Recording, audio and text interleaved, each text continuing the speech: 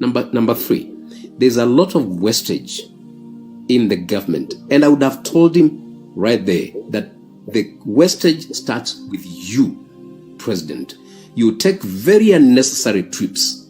You are so exorbitant. You're spending more than you even need to spend. You are always in and out. Whatever you go to get there, you never bring it to us because we never see it. We never see the change. You never effect that change in our country, in our economy, in our businesses, on our roads. Since this government came into power, there is not a single project that we can pinpoint and say, he has done this. And as I finish number 4, I would say this. Even if, it's just an assumption, even if the government was even to establish a pay bill, let's say it's just a wild thought, and say, okay, Kenyans, tumelemewa na deni, tuko hapa. So, let us guys do M-Pesa, 1 shilling, 5 shillings, 10 shillings, 100 shillings. There's going to be a thorough accountability for that money. Let's see how much we can pay off that debt. Would even our own resources be able to sustain us? These people have played us for a fool because all the revenue that is collected, we never see where it goes. We never see anything that is being done. And the discount point is this. Ruto must go.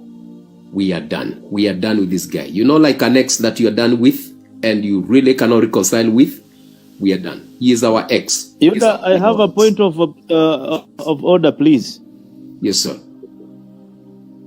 How do you expect me kulipa hiyo unasema nilipe madeni ya mtu anakwenda kwa contribute 20 million ambaye ameniibia? How do I go and start paying against somebody who stole from me? Honestly, I didn't say that we should. Yeah. Honestly, I didn't say that we should. Yoda, Yes, Yoda, let me say something. I think our country, you have not gotten Yoda rightly. I think, in fact, I wanted even to loud him very loud. You see what Yoda is saying? If at all tumekuwa held captivity because tunadanganywa, then Yoda is giving one of the solution. And actually, I've been also having the same solution because you see what Yoda is saying? If at all we have genuineness and our president can really come to us with open heart and tell Kenyans this, and we want that transparency and accountability. You know, he's giving us a positive way. Akuja atuambia, okay, fine. Juu sahi tutashinda tukisema, oh, zilikubwa, zikaibwa. And si hata Ruto peke yake ameiba. Imekubwa na hawa jamaa wengine wote wakikula hizi pesa.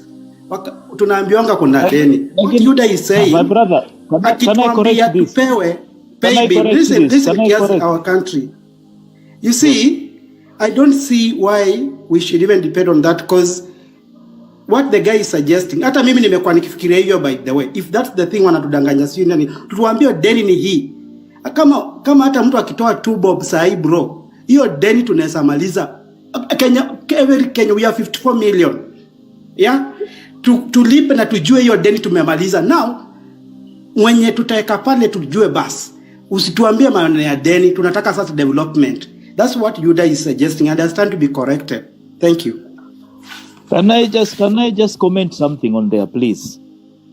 Okay. Unajua, not in a wrong way. Mimi, I supported the demo juu kuna kitu ambaye ni ya maana imeleta ya kwamba Kenyans have to have their right and their freedom. Kenyans have to enjoy their country. Kenya needs to be respected. Kenyans need to be served. Unajua hii issue ambaye unajua there is no other reason ati kwamba hati tuna deni we can even contribute towards it. I'm giving you this example, and if you think I'm saying it the wrong way, go and Google it and look at it. Moi alituacha na madeni Kenya, where tulikuwa tunakatwa each 100 bob tunakatwa I think maybe 27 to 32 shillings per 100. Kibaki amekuja, unaona, amekuja hakuchukua deni, aka-improve economy, aka-improve tax without rising the taxes. Tukawa tunakatwa only 18 bob per 100. Hajaongeza tax. na ameweza kuongeza pesa ya Kenya in a very, very big margin, tax collection in a very big margin. You know what we are lacking is an economist president. If we have an economist president and is not a thief, hatutakuwa hapa palituko. Kitu tuko nayo saa hii, and if we are going to have this conversation by stating ati tuko tayari kulipa, we are encouraging other thieves wakuje waingie wataiba. Unajua, anybody who is in the power can do anything stupid, and then tunakuja kujua baadaye. Sisi tunataka huyu mtu aende, hatuna reason nyingine. Yes. He cannot lead us. You need to be positive. Allow me to clarify our country. We know all this that you're saying. But you see, even the fact right now, tukijua kesho hata saa hii tuajiwa our God for this revolution, and we say Yuda is our president, the fact remains that atapata hiyo deni. We are finding solution. We are not saying we keep Ruto there, then the solution nimekuambia, we have to get an economist, somebody like Kibaki, who understand to generate money. Allow me respond. Let me finish. I'll allow you, please. Yuda, let me just small one. Nikuachie Mike. Unajua the biggest mistake that we have, lazima tuweke credit paliko. We have a very big problem, and we are not solving it by actually accepting huyu mtu ametuweka pahali ambapo sio hivyo. Kuna kiongozi amekuja Kenya, for the first time we have seen the change. That is why even kina Uhuru wakianza kufanya ile mambo yao, walikuja kupata pesa iko nyingi. Unaelewa? Yeye na Uhuru walikuwa hapo na wakaiba. That is why we are in this situation right now. So what we are looking for, we don't want to play with thieves. Hatutaki kuwapa nafasi. We need an economist who can actually bring jobs, factories, and ainue economy bila kuaffect mwananchi wa Kenya. That is the people we need. We don't need leaders wale wanakuja na PR na wao ndio waizi. We don't need those people. Umeelewa? That is why I'm insisting. Yes. Our country before Yuda picks there. Even Kibaki that you are saying, that's why I'm telling you, you are talking to the well-informed people. During even his time, people spoke. Benso, so kindly let Yuda. I want to address somebody here. I want to address somebody. Yes. Then I'll mute my mic. Anajita Peter Okoth. It's not that we are jobless. It's not that hatuna kazi. That's why we're in this forum. And if you feel umekuja mahali watu hawana kazi and they're complaining about Ruto, you can kindly take your rich ass somewhere else. Kindly. Ako wapi? Huyu Peter Okoth amesikia hatuna kazi. Some of us can even hire you. Shame on you. Huyu ni mshenzi. Kwani nadhani tukiwa hapa kwa platform hatuna kazi. Hiyo ng'ombe iko wapi? In fact, some of us are HR, bro. Matako wewe. Okoth. Stupid. Nicholas. Acha niambie Okoth, Benson here who is speaking is a paramedic. A full paramedic and registered by anybody, these bodies that is in Kenya. So, please. And tunapata mshahara kubwa hata than what you are being paid. Sorry, we cannot even disclose it here. Yuda, I second you and still stand with 100%. Okay, I just wanted wind to up. I just wanted to in fact, Benson, this person should be blocked. Yeah. Okay, kiasi Nicholas, Yuda, Madiza. Yes, thank you. I just wanted to respond to the comment that I made. One of the things that I didn't say that we should pay the debt, okay? I said, take even for an assumption that if that is what we were to do, but also much more extended, take it this way, that if that is what it would cost us to liberate ourselves to be free from colonial chains of IMF, World Bank, etc., anybody that is taking our money, lying to us from one generation to another generation. I mean, when I was young and growing up, I was born long time. I'm not a young boy. So when I was young and growing up, my father went through the same thing. He paid debts that were borrowed by the government of the day at that time. He didn't know where it came from. Now I am here paying. My children will pay. My children's children will pay. Your children's will pay as well. So the point that I'm saying is this: even if it were to take us to that extent, whereby we have to take it upon ourselves to pay that debt, to be free, yes, we would be willing to do so. However, I really agree with our country when it says that we cannot tolerate these people because they are corrupt. That one I totally agree. I only said we could only do that if there were mechanisms that were laid for transparency of the accountants of the money that we are contributing to that, just to be free, to buy our own freedom. Lastly, we don't even know how much is our debt. We don't know. Right now, even if they come and they tell us our debt is 10 trillion, how can we verify that information?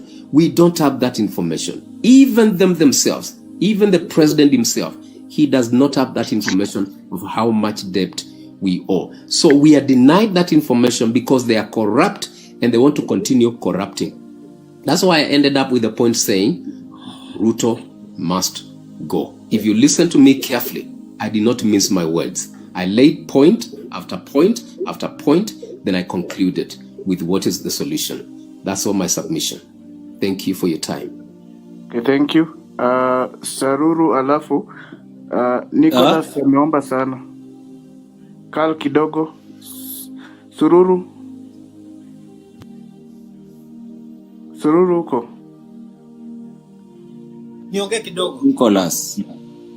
Yes, I'm here. Yeah. Chance ni yako, alafu Kal educators, alafu Nicholas. So, tena ni Okay, wacha kwanza. Yeah? Hata mimi usiniseme nilikuwa ni point of order. Sauru hajaongea.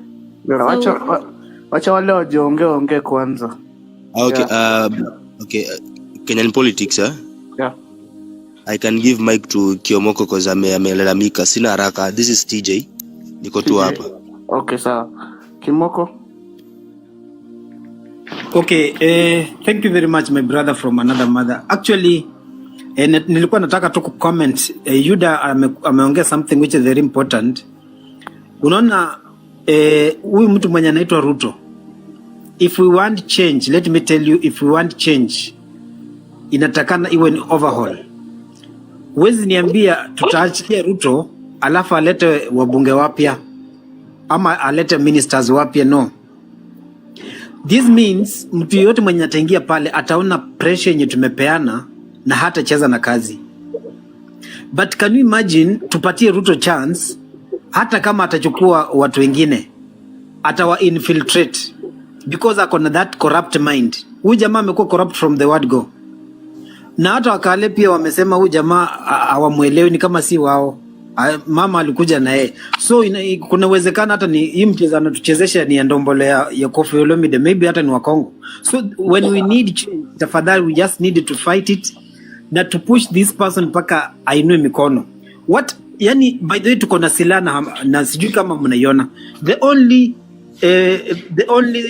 silaha yenye tuko nayo yenye inaweza fanya kazi vizuri, serikali, kwa sababu wanasema hawana pesa na wanategemea tax.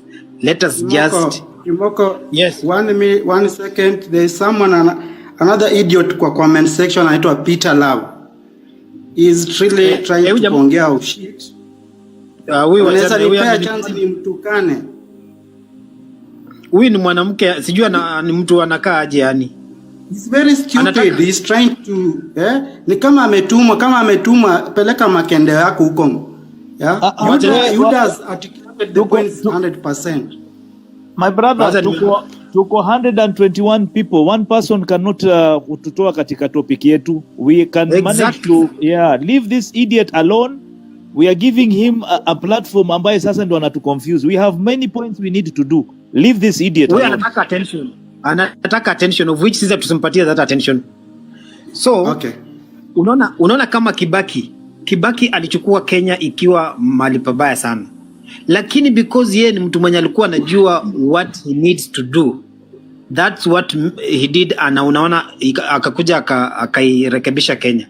So huyu jamaa asikuje kutudanganya kwamba walipata empty coffers. Empty coffers, na pesa zenye wanatumia ni gani? 200 million kuhaya jet.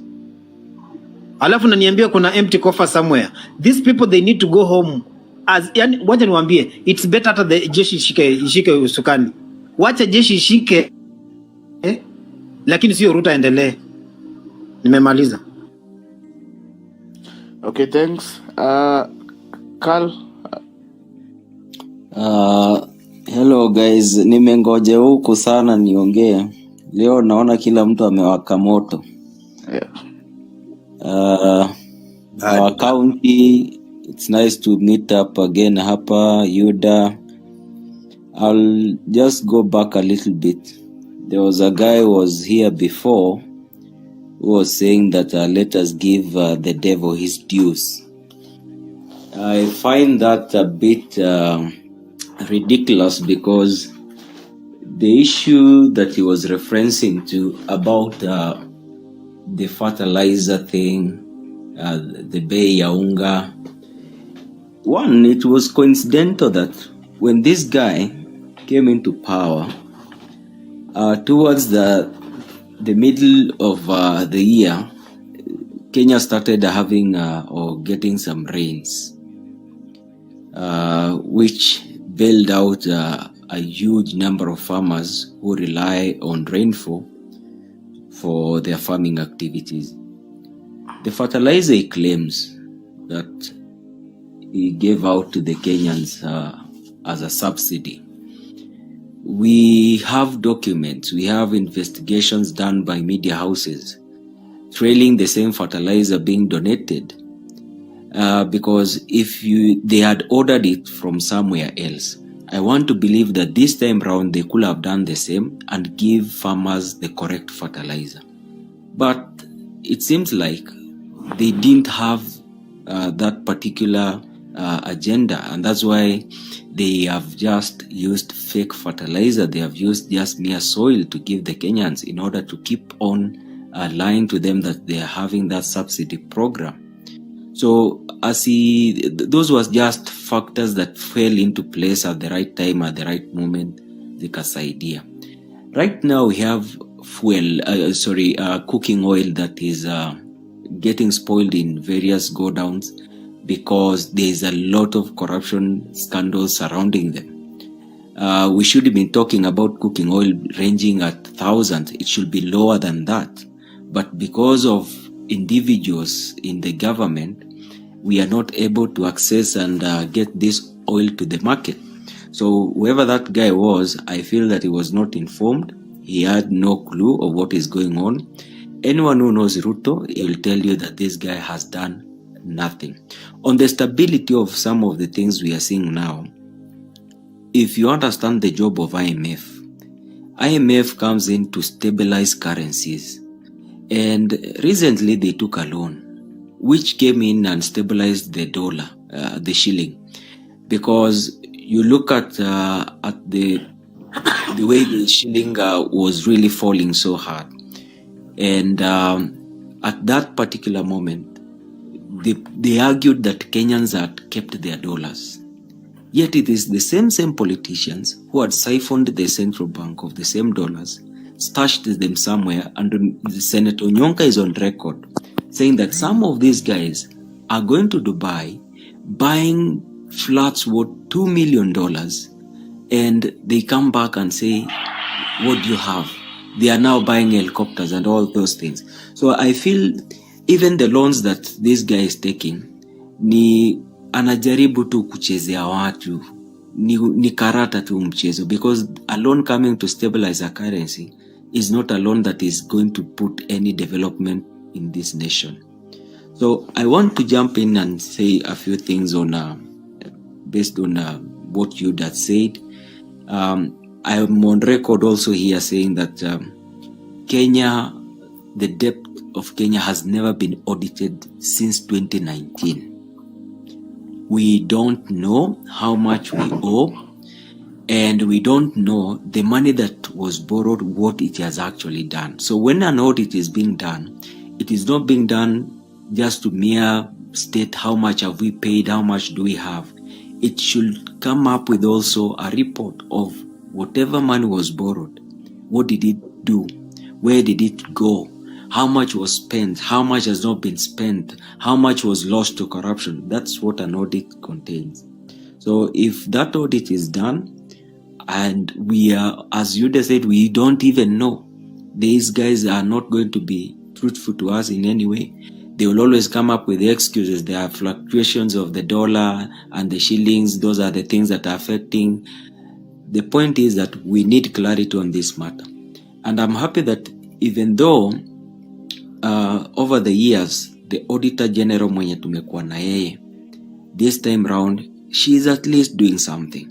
She is, and I believe that if she was not relentless in giving the public this information, some of the things we couldn't have known. How these guys are squandering money, how these guys are allocating themselves a lot of money for no useless things. So I believe there is goodwill from the Auditor General. She should be supported. Tuliona alikatiwa kwa budget yake, walimnyorosha. It's just trying to frustrate her. Waliondoa the amount that she's being allocated. But all in all, if we look at the problem of Kenya, someone was asking here, what should we do? Where should we start from? The whole system is fucked up. It started being fucked up from right after us obtaining independence. It has only taken Ruto's regime for people to stand up and say, hey, we are now seeing the things we are doing, they're really frustrating us and we are heading towards the wrong direction. There are also good things that have come out of this whole thing. As Yuda said, it is a win. I promise you, whoever will be the president next will not find it easy. He won't find it easy. Lazima deliver to Kenyans. They have to deliver. The space that the youth have occupied right now, it is not going to be taken away anytime soon. They will seek for accountability. They will demand for accountability. They are going to be relentless in their effort.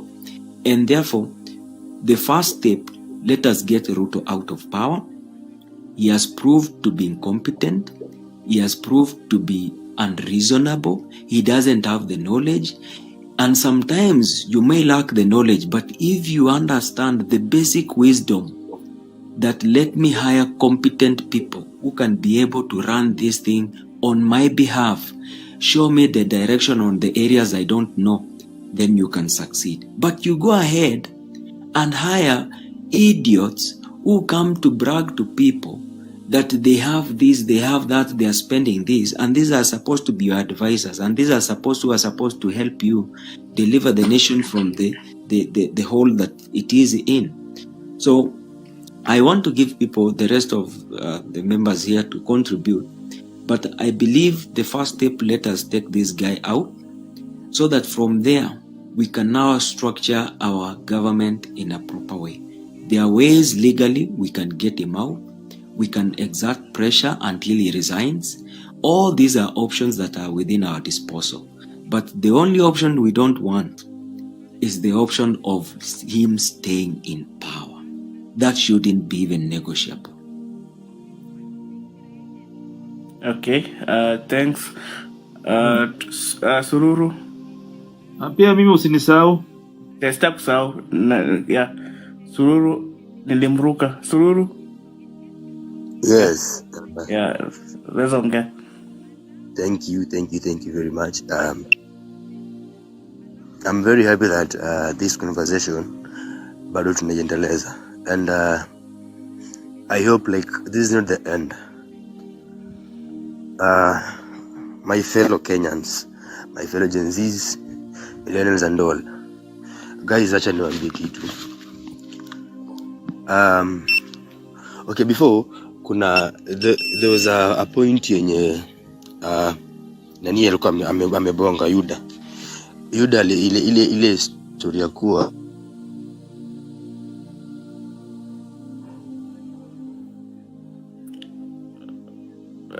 Sururu, umepotea tukuski. Yeah. Uko? I can't hear him neither. Tukupati Sururu. Mambo na like tupewe inaitwa aje playbill.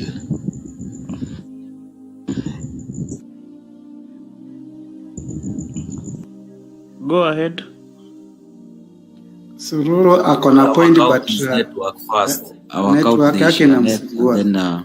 and then I come back. Unaweza Mimi pea mic on my mwingine. side. Sawa. Okay. Our country. Thank you very much. Thank you very much. I think pia mi hiyo idea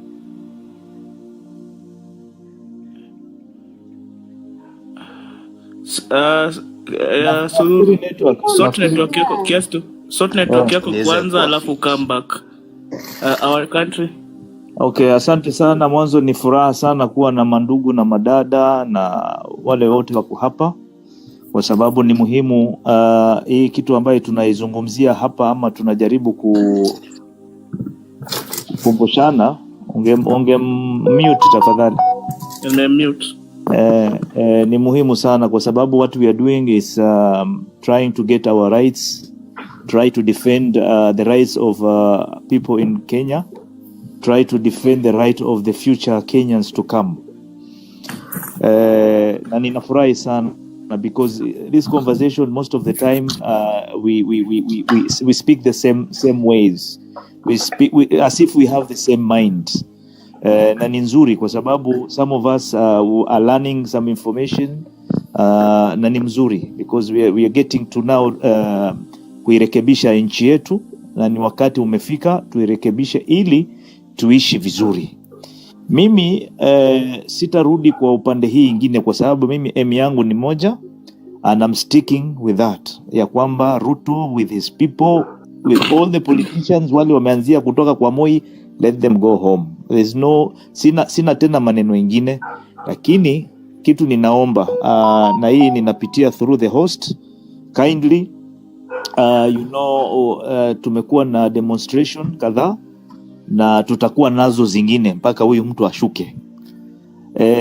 We need to request tuangalie wale watu ambao wanajua ma lawyers, sababu nikisema hivi tunataka to gather big lawyers ambayo wataweza tusaidia kama movement hii ya Gen Z, ku raise up a case in Kenya and in ICC watu ile ya dunia, ya koti ya dunia.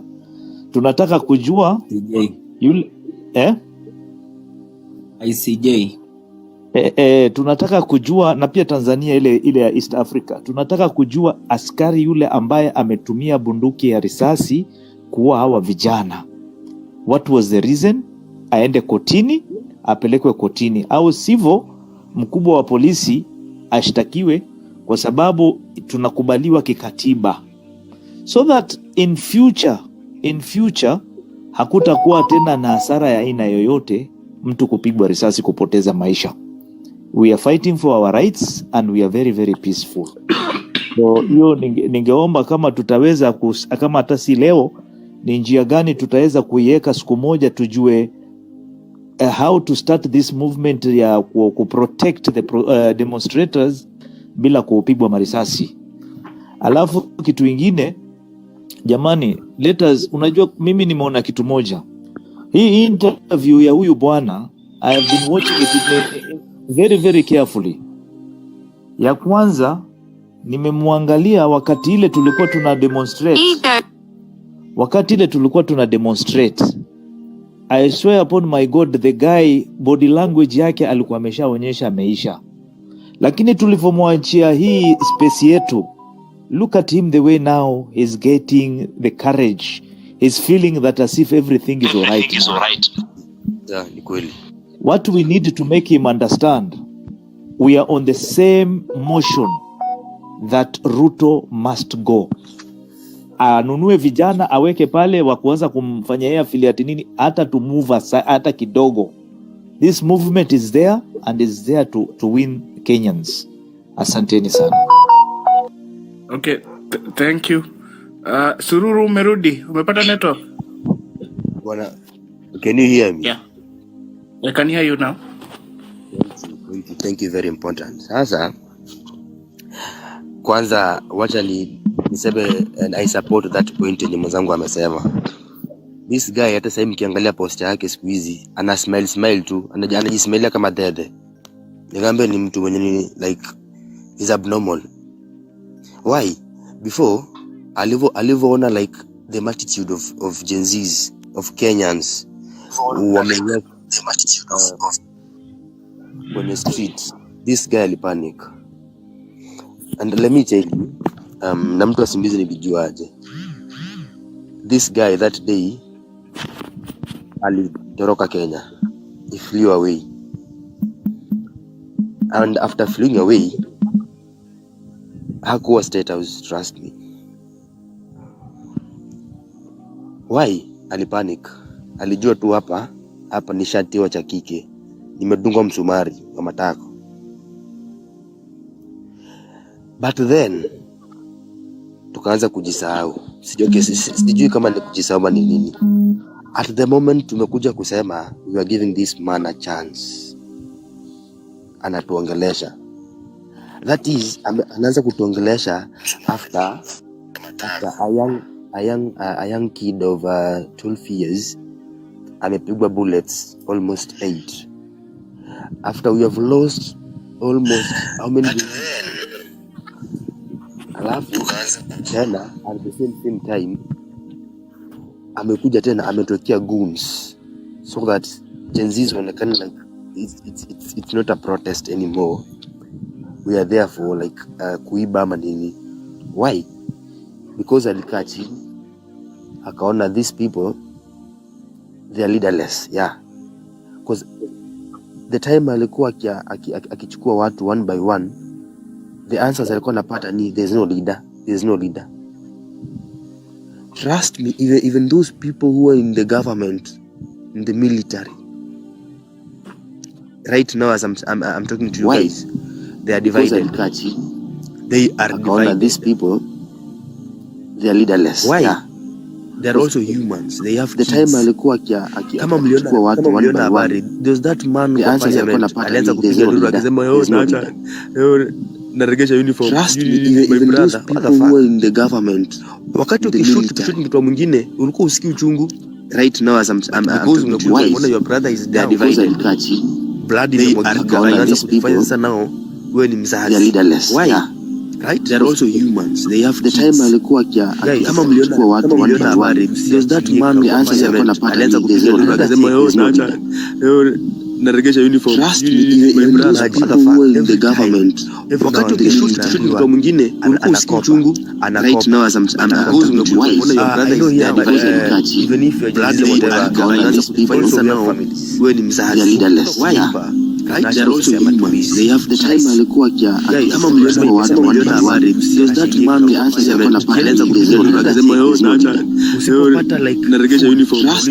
My brother, kwani mlitumia mkifanya nini? No, you want to know ile pesa niliacha kulienda aje? No, that is us. Jamaa anakopa, we are not seeing anything.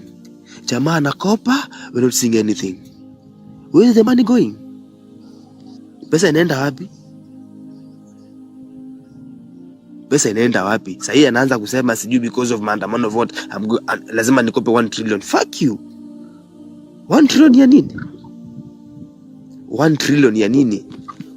Pesa iko hapa. Huyu jamaa wa nini huyu blood fucking huyu Linturi. Hiyo pesa yote yenye kula hiyo, chukua hiyo pesa.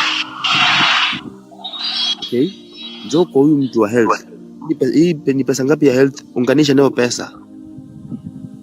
Aya, kuja kwa CS, juni CS wa nini huyu anaitwa nani? Huyu jamaa mwenye alishikwa huko ni nini anaitwa nani? Ni Murkomen. Hii ng'ombe inashikwa kwa nchi ya wenyewe na a lot of money, bro. A lot of money, and then Ruto akopa anapiga simu anatetea. It's so shameful. It's so shameful. My brothers and my sisters, my fellow Gen Zs. I wish Ruto angekuwa na ile like huyu jamaa alikuja na ile mdomo tamu ya kuwa inaitwa aje, alianza kusema bottoms up. but then akaja akasema mlikuwa muelewi what I meant by saying bottoms up. This guy was very smart. Akatutandika as Kenyans. What I expect from us Kenyans, my fellow Gen Z, is it's high time sahi tufungue macho. Bwana, sisi tumesoma bwana. Sisi si wazazi wetu, sisi si wale bwana, tumesoma. We know these things. Atuiza cha damu, jasho, time, all those Gen Zs wenye walitokezea that day, all those tumekuwa with the peaceful. Nilitamani sana ningelikuwa at that place. Na mimi pia I do how my fellow Gen Zs are doing. Yeah. First, I want to drop host, but before I drop, just not to interact Sululu what he's saying. I really appreciate what he's saying, but just before I drop, there's someone who talked about electing an economist. On that point, I want to respond before I drop and say the advisor to the president is David D, right? Is that correct? Yeah. He is an economist. Is he not? He is. Yes, he is. So he is the one who has put us in this shit, the trouble that we are in. So my point would be very simple here. It's not just electing an economist, it's electing a character, okay? So when we talk about, oh, we need an economist, yes, we can have an economist, but does he have a character? Because Kibaki had a character. He was an economist who had a personal character and principles that guided him from when he was young to the time that he left the office and even when he left us. So let's not be diverted by just saying, oh, an economist will fix our situation, but an economist without a character is just another mess, just like Ruto. And the other thing is this, guys, let me tell you, there's something about persistency. Sululu, I understand you. I don't want to say it, but I understand you are a man that is serving. So the thing is this: when we persist in war, even when the soldiers advance in war and they persist. Trust me, there is that energy and there is that fear that they cause to their enemy. So we need to be persistent. The last protest that happened, was it on Thursday? On Thursday, that was not a protest by Gen Z. Personally, I witnessed, with my own eyes, I witnessed people robbing other people life. I saw a young man carrying a half goat on his shoulder with a mask. I saw people taking you know these containers that are put outside the butcheries and the hotels to wash hands with a steel stand. I saw someone taking that away from someone. I saw them beating up people and robbing them and taking anything and everything that was outside the shop. That was not us. That was not the Gen Z. That was not the people that want change. Lastly, I am not a Gen Z personally. I am not. I'm a father of Gen Z. Okay, I'm a father of Gen Z. But I will tell you, even us that are older than the Gen Z, we are with you because we are tired. We have experienced the lies of politicians and the governments over the years, from the time of Moi to the time of Kibaki to the time of Uhuru. I was there for all the 24 years of Moi. I was there for all the 10 years of Kibaki. I was there for all the 10 years of Uhuru. Now I'm here. Even though I wasn't in the country for a very long time, this is what I will say.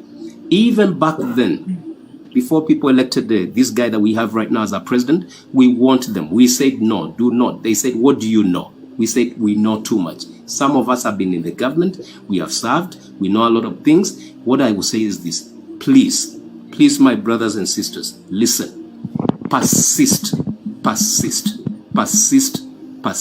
and resist. Do not give up. That is my submission before I drop. Okay, thanks. Let me give KJ and then Lava Girls. Sururu, ulikuwa umemaliza? Nilikuwa sijamaliza. Okay, malizia. Okay. So, So there's this like mnasema like what we're supposed to do, right? According to me,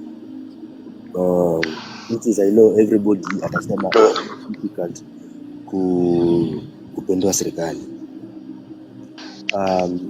I've had also people saying like we gather signatures. Guys, actually niambeni kitu. Ruto si Kibaki. Ruto si Uhuru. Okay? Ruto is another person. Ruto atakuchekea sahi, baadaye amekumaliza. Okay? Ruto si mtu kumpea chance eti unakaa naye kwa meza na negotiate deal. Trust me, he will fuck you. Ni juzi tu hapa akiruka akisema about the kid. Saliruka. Yeah. Alafu you want to tell me na but mnataka discuss. No. Another thing. Okay, me according to me, what I think Gen Z's we supposed to do. Country haiwezi run bila pesa. The tax. At the moment country imesimama still. Hakuna gari like hakuna nini ambayo inapita kuingia wala kutoka. Huyu jamaa anaanguka. Direct bila kudizana. But for us to be in that place, lazima tuamue. Tumechoka. Tumekuwa slaves on our countries. Guys, tumekuwa slaves on our countries. Tena imagine mtu mwenye anafanya siko slaves is our own. I have a friend right now. He's not happy. Where is he? Ako Haiti. And why? See eti alitaka. No. Chain of command, bro. You have no option. He doesn't care. What he cares is his own pocket. Atawadanganya hapa, oh, I took that jet because I was going to seal a deal, a very big deal for us Kenyans. You'll see. What the fuck? Which deal? Which deal? We are not seeing anything. If this person kweli alikuwa anatujali na alikuwa anakutusikia, all those corrupt CS, all those corrupt MPs, MPs behind bars wote bila kusema huyu ni brother yako, huyu ni sister yako, huyu ni nani, fuck them. Tunaanza na hapo. Trust me, upatikane wawili watatu CS wamedungwa behind bars, wananyooka, they'll come straight.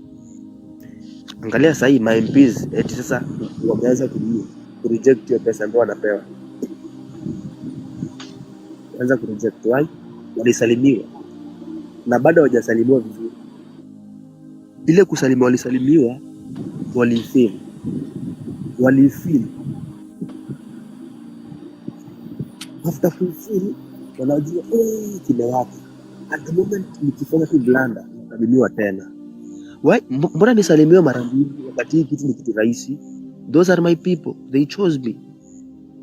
The same MPs wakakuja tena wakasema they were given 2 million. What is 2 million? Gen Z's, Kenyans, tufunguke macho. Let's wake up bana. It's high time right now. Si lazima kiongozi akuwe mzee bana. Si lazima. Let's take votes bana.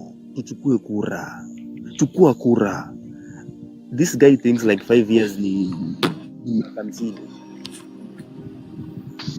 Ndio, he thinks ni kamsini. It's okay. Like niko na mambo mengi naweza tapika lakini Kenyan politics. Yeah. Allow me to end up. Okay, thank you. Yeah, thanks for the class. Yeah.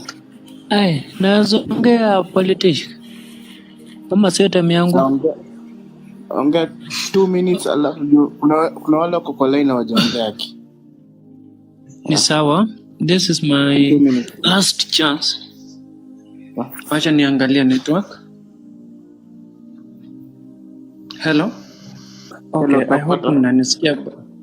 Okay, then before, I just want to comment on, I've been following and I've been keen on some issues that have been brought up. Kuna msichana mwingine alikuwa anasema, how can we go outside there without this government sending his goons to disturb us? So on that note, nitasema nitajibu huyo msichana. I don't know kama ako hapa juu asha drop. Nitasema in a public because know that when we have a government spokesman that we will march outside there in the street in a conjunction, then tutafunga mabarabara zote, tutakaa chini. Kama kukaa chini itakuwa inatushinda, then we will have to look something that we can do. Hata kama kucheza, just give me time. Hata kama kucheza hapo kwa barabara, but as long as we want to paralyze this government, hata singize hata shilingi moja. But we will not do it for one day, then we relax. We want to do it even 2-3 consecutive days or 4 consecutive days. That is the first one. Second to that, we are talking about, I've seen that some people are asking that, this is Mtumanyata after Ruta ameenda. My friends, our aim, tunataka Ruta aende. Now the theme has changed. So reject the finance bill. Right now, Ruto must go home with his puppet, with his corrupt leaders. We don't need all those, all that system. Ikuwe opposition, ikuwe nani. We don't trust them. Nyane ni ile, mti ndiye imebadilishwa. Hata hao opposition wangekuwa pale kwa majority, wangetufanya hivi. Sasa ni nyani ni wale, mti ndiye imebadilishwa. My friend, let us sometimes try to think big. Another thing, I've seen that some people asking down there that kesho kuna sabasaba. Yeah, kesho kuna sabasaba. Watu wa Nairobi, I think naona watakutana huko Nairobi Uhuru Garden, then watu wa Mombasa tutapale pembele za ndovu, we will march forward. And tomorrow we shall light the candles to remember those our heroes wenye wametuacha on a peaceful demonstration. Last but not least, we will not give this Ruto chance until the end. After tomorrow, I wish we should print our notice from Monday to Thursday so that we paralyze all things. What now we should do, that any press yenye Ruto anatoka tu hivi, hata akienda kuongea kwa Citizen, akitoka tu hivi tunamkazia, akitoka tu hivi. So jana amekuwa hapo, wacha tumwekea hiyo maandamano from Monday to Thursday, Friday, Saturday, Sunday we gain. Then last, churches ndio wanatuuza sana. Churches. Then today I was on some live kwa ya Muislamu. Huyo jamaa alikuwa anasema, guys, you go on, don't retrieve, don't come back. You go on, we are supporting you. Even some of our parents are supporting us. Let us, those who betray us, wacha watu betray. Hakuna, ukianza mbio sio watu wote wataimaliza. But this democracy, ni sisi ndio tunafaa kuileta. Some of us will lose their life as kama kina risk. Kama those people have been shot, they're very innocent. Kenyans, let's wake up. Wacha uende mbele. But my wish, and also we want to demand to this government that as we give them note from Monday to Thursday demonstration, our siblings and our kids and our brothers and sisters back there in school, they have to be given a holiday, a must, because this government will send his goons to rape them, to beat them, to destroy things in school, so that they say they are us. But we are demonstrating peacefully. I will end there. Okay, thank you. Kenya politics.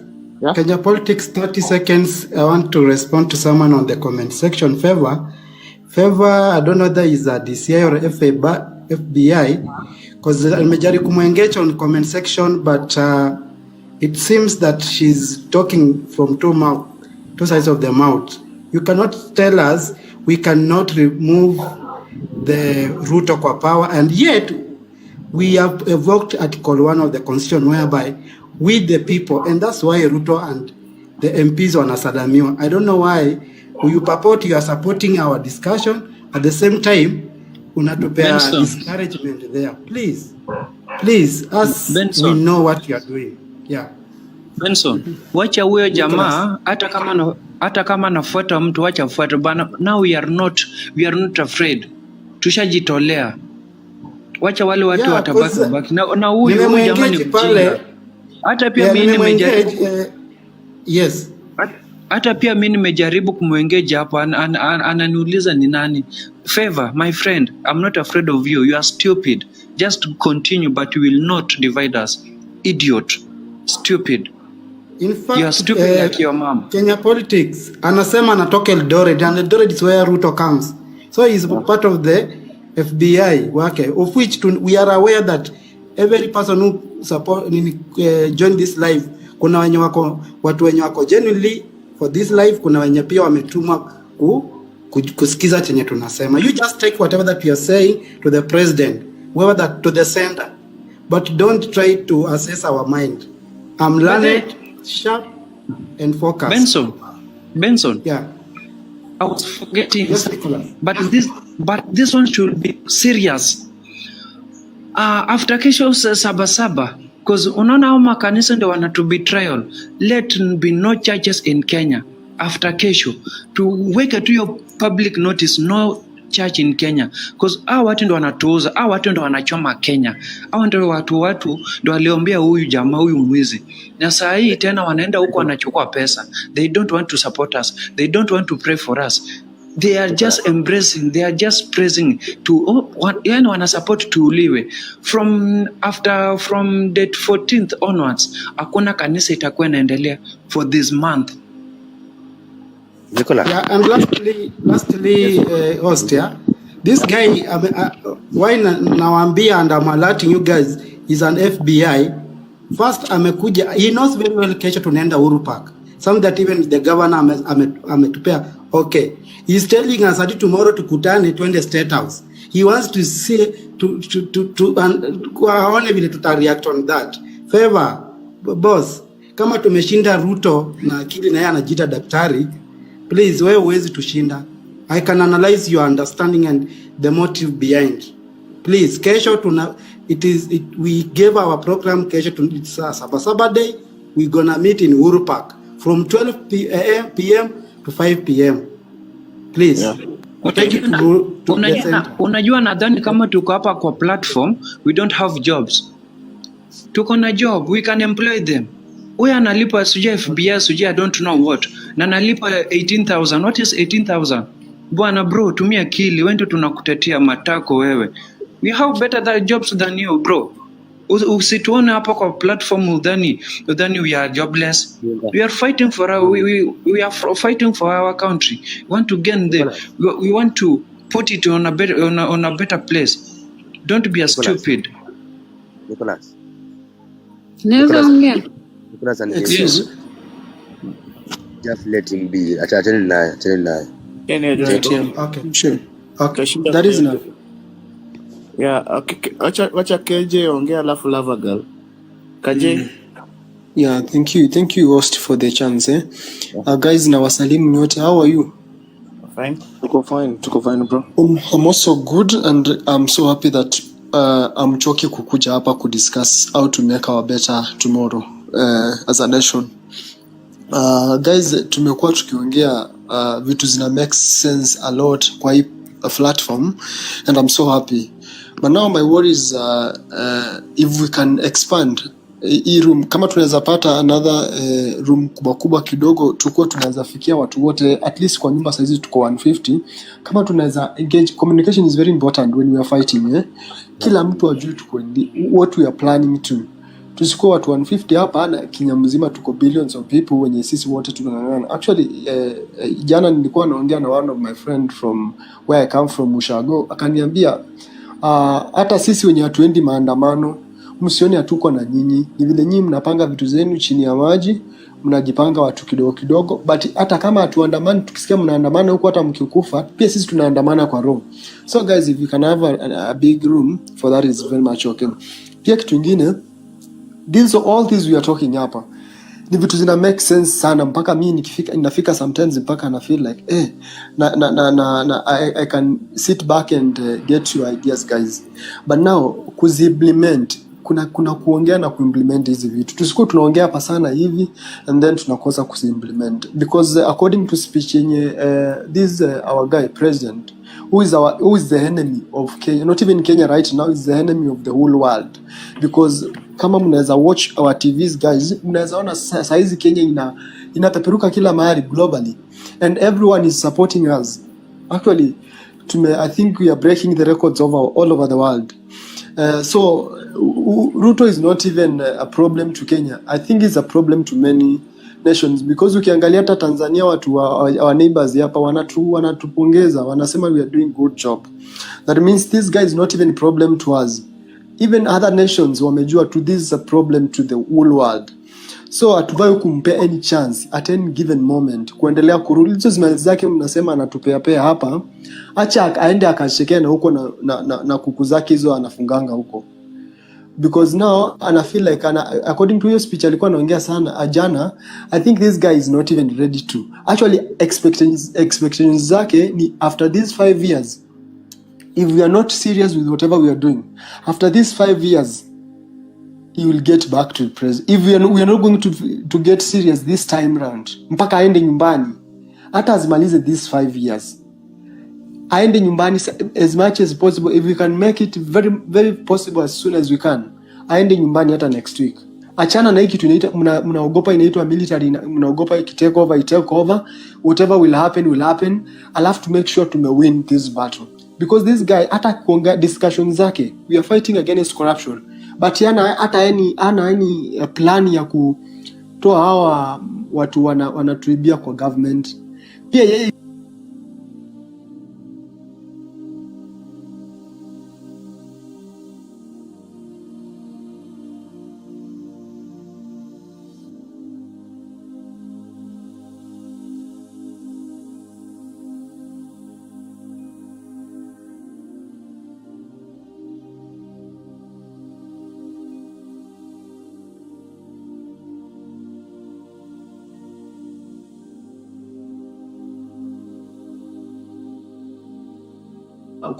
kwa leadership kwa government since times in memorial time ya hata before even Kibaki alikuwa in government, anavaa kujua kila kitu. Hakuna kusema eti alipata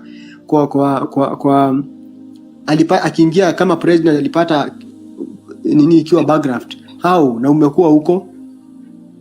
So guys, tusikuwe tunaongea hapa alafu tukisema kitu kama ni kesho guys, tomorrow tupataneni.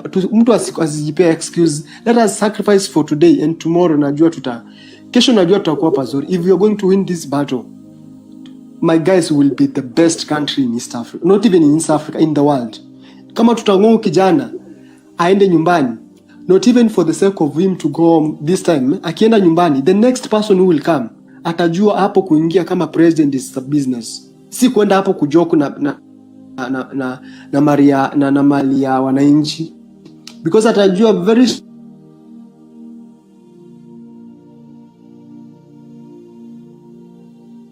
soon if misbehave na whatever we are contributing atutampeleka nyumbani pia. Someone talked about story na ingia system to do with KRA. Tafuteni hao jamaa watawapea information. Hakuna time since hata government gani, hakuna time watu saizi wameanza kuchukua almost 100% taxes because saizi ameleta hizo systems za like eatings za collect every shillings, hakuna kuiba anything kwa system, kila kitu kwa system. That means ana collect a lot of tax. Hakuna ana reason ya kucomplain kusema sijui ati finances they are not enough, na saizi ana collection ya taxes hata imepanda juu. Taxes enough imetosha kulipa hizo madeni kama hakutakuwa na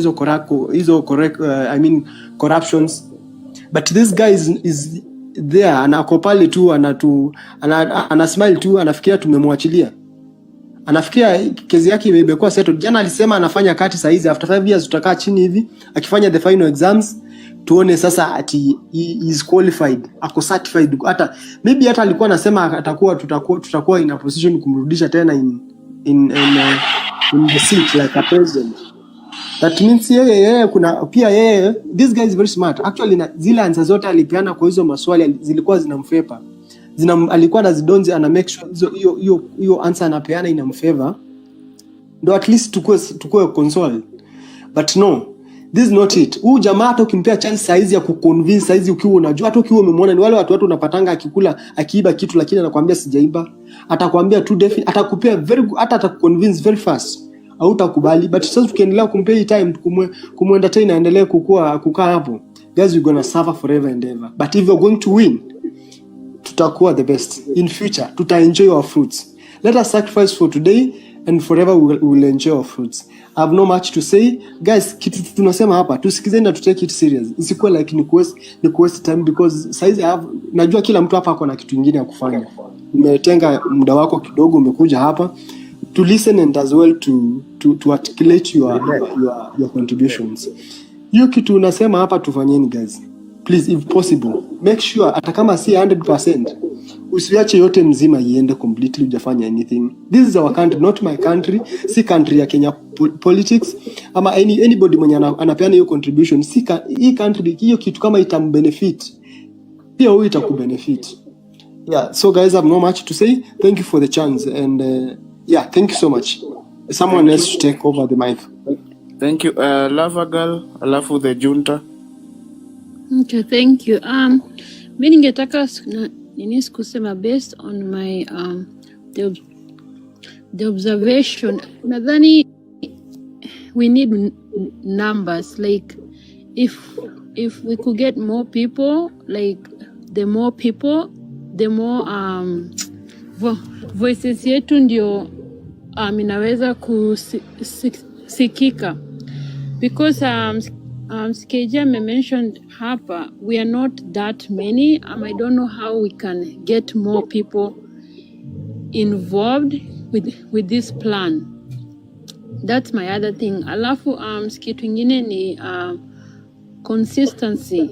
Yani nadhani usifanye leo Monday tumetoka alafu we take a break like 2 days hivi. Like if we wanna go for it, tuende mpaka mwisho mpaka sikieleweke. But otherwise,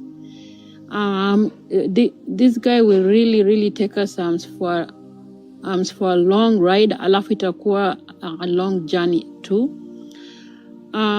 Kitu ingine ningetaka kusema, mimi nasikumbuka venye ile wajenzi walienda paka waliingia parliament, there were so many people. Yani maandamano, it was like one of the best. If we could get that many people, and then we can win this battle. Like my thing is, me, I don't have much to say. Watu wamesema vitu mingi sana. Ruto must go.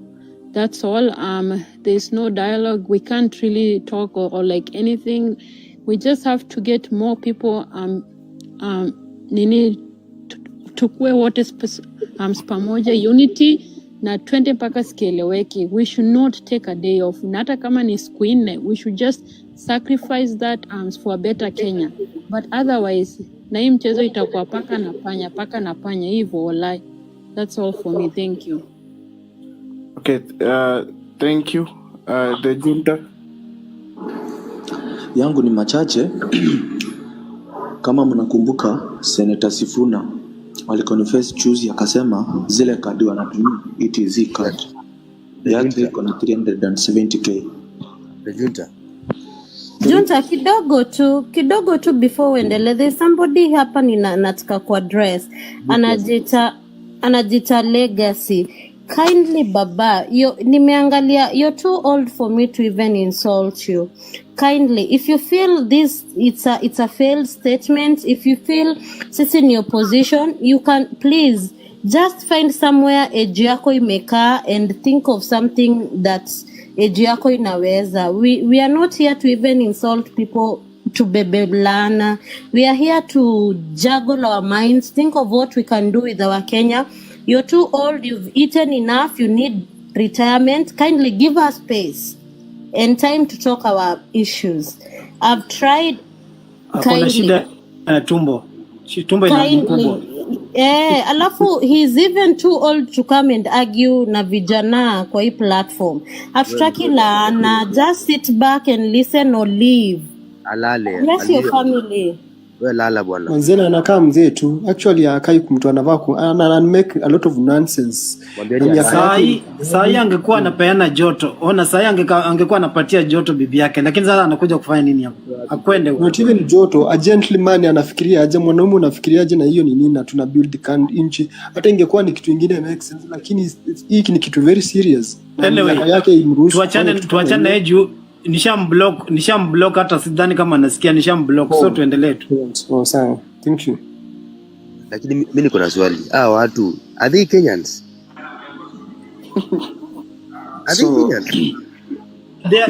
They are stupid Kenyans. Wenda wazimu. So my point was, kitu ya kwanza Sifuna aliconfess kadi zao zila za kulipa ETZ. Walisema siko na pesa mingi sana, hatujui kazi yao ni nini. Na hiyo kutumia super highway ama kulipa hizo tolls ni kitu wanaweza chilipia. Hiyo ni pesa iko mingi pale, iko wasted. Ingesaidia kulipa madaktari, walimu na watu wengine. Nikupe pande ingine, ama askari wetu tunawapigania pia. Tukienda street inafaa pia watumie akili, tunawatetea. Mtu analipwa 30,000 and below, na kuna mbunge pale achaenda shule maybe analipwa pesa mingi kumuliko, na yeye kazi yake ni kuchunga mtu kama huyo. Unaona Sudi yako na arrogance sana, bado hajaona kama tunataka changes. We need changes. Alafu kitu ingine niliona juzi, kuna watu wengi sana wameingilia hii mambo ya maandamano, especially watu wa Manduthi. Kuna group ya watu fulani walikuwa wanaibia watu pale live kutoka hiyo Fare Road. Weupe tu wanakunyanganya live. Kitu naweza urge mandugu zetu, tukienda street hatuendi kuibia watu.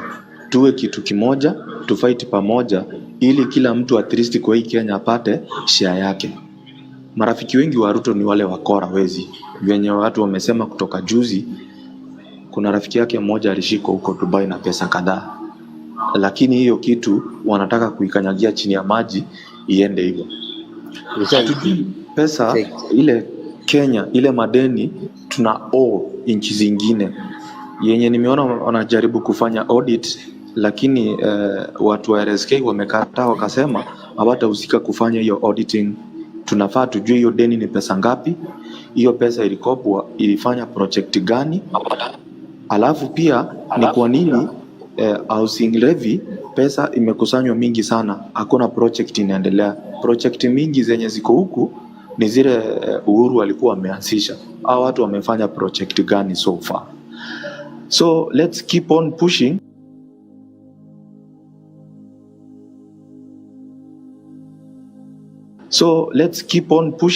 Na watu tumempisi hata kidogo. Hiyo nayo kabisa, wasilete siasa kwa kanisa, na hizi kanisa pia tunafaa tuendelee kuwa push on ili wakuwe pande yetu, watu support mpaka tukomboe Kenya yetu sisi wote. At least hata watoto wetu wenye watakuja hapo mbeleni watakuja kufurahia. Watengeneze industry huko Kenya, watu wafanye kazi 24 hours. Watu hataenda nje, na kuna Ruto anashinda kisema eti ametafutia watu kazi nchi za nje. Hakuna watu wametafutia kazi huko nje. Mtu akienda huko nje anachiripia commission ya pesa mingi sana ndio apate hiyo nafasi ya kuenda nje. Yeye hajui, anaona tu watu wa Kenya wako kila mahali, lakini hajui walifikaje huko. Alafu kitu ya mwisho, Ruto ni mkora sana. Ni kwa nini? Maana juzi akiulizwa tu swali ajibu, hayuko straightforward. Anataka alete question yake na ajibu. So ni mtu anaepa sana. Akipatiwa time zaidi, hakuna kitu atatufanyia hata kidogo. I promise you guys, hakuna kitu atafanya. So lazima tu press on. Kama kesho tunaamka, watu waamuke, tuende street tuandamane peacefully. Kwanza hiyo masaa mmesema, at least tuendelee kupush on. Okay. Thank you guys. Thank you. Okay. Na sisi wote tuweke hiyo profile picture ya junta. Yeah, tukiamua kuweka hiyo profile picture ya junta. Kabisa umebonga. That is nibadilishe pia yangu ama yangu niache hivyo. Yako wache. Yani afadhali yani isambaze tu Kenya mzima. Wache iwe kitu something yenye ita trend whereby iwe ni information tunapitisha kwa wanajeshi. Yeah. Unajua wachukue kuliko Ruto. Niliwekea hii picha sababu jamaa ni 35 years lakini unaona ile kazi anafanya huko kwao saa hizi. Amekomboa nchi yao. Yeah. Junta. I like this guy. Junta. Yes sir. This guy has done so much. Amefanya kazi mpaka anajiuliza ni kwa nini nilinyimwa hii kazi ya kuwa mwanajeshi kitambo. My friend, let me tell you, my friend. This nigga like I wish angekuwa Kenya. Trust me. Ingekuwa sasa hivi tena ateseki. Alafu pia has done things ambazo hata hakuna president angefanya. Hajakopa chochote. You can imagine huyu jamaa alisema wale watu wote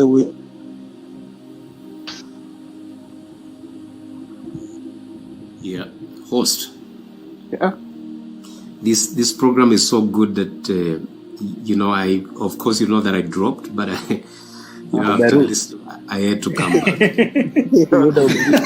I was like no. By the way, Yuda tunapenda ideas zako. Sana. Yes, thank you. I was like, I have to be among my people. So there's someone that I wanted to respond to, and I think my sister, the Black Forest, responded. However, I want to respond it on. I believe some of us here, or if not all of us, majority, as per the names, we subscribe to Christianity. Okay, so we know we have been to church, we have read the Bible. So I wanted to say, on a spiritual or biblical perspective, that person is very ignorant. Because we will have people among us that will come to us and will tell us what we cannot do. We will have a lot of them that will come and tell us what we cannot do. Every time someone comes to you and tell you what you cannot do, just know you can do it. Okay? The only reason why they are telling you that you cannot do it is because they don't want you to do it. But deep down, they know the power of unity. So, there's a story of the 4 lepers, 4 men that were sent outside the camp, outside the city. Everybody rejected them. They were not good for nothing, not good for anybody. And back at that time, if you had leprosy, you were actually an outcast. So, what happened? The entire nation and the judges of that country and the kings and the leaders of that country, they put them outside the gates of the city. Then there was famine in the entire city. Nobody had food. We all know the story, what happened. The 4 lepers said, and the Gen Z, and our generation are the 4 lepers. So they said, if we sit here and do nothing, we will die. And if we move into that country where there is food, who knows? Peradventure, we might as well leave. So they said, let us go to that city. Do you know what happened? This is a motivation. This is the motivation that I want us to get. They said, we will not sit down and do nothing. They said, we are going to move forward. So they moved forward. And do you know what happened when they moved forward? It is written that when they moved forward, that the Almighty, because you people have always been saying the voice of the people is the voice of God. Okay, if you believe in that statement, then you're going to move forward. Because when the 4 lepers moved forward, what happened is this. God multiplied the sound of their steps. So every time they stepped like this, it sounded like a great army. And the moment the military of that country heard those sounds, what happened? they all ran and they hid. Think about 4 lepers conquering an entire nation with no weapons, no legs, and no nothing. All we have is a voice, is a placard, and nothing else, and songs of freedom. That's all we have. And we will march forward with those voice of freedom, songs of freedom. We will march forward with the placards, and we will conquer even the strongest city. Just to remind you, before I go, just to remind you that the walls of Jericho were not conquered through grenades.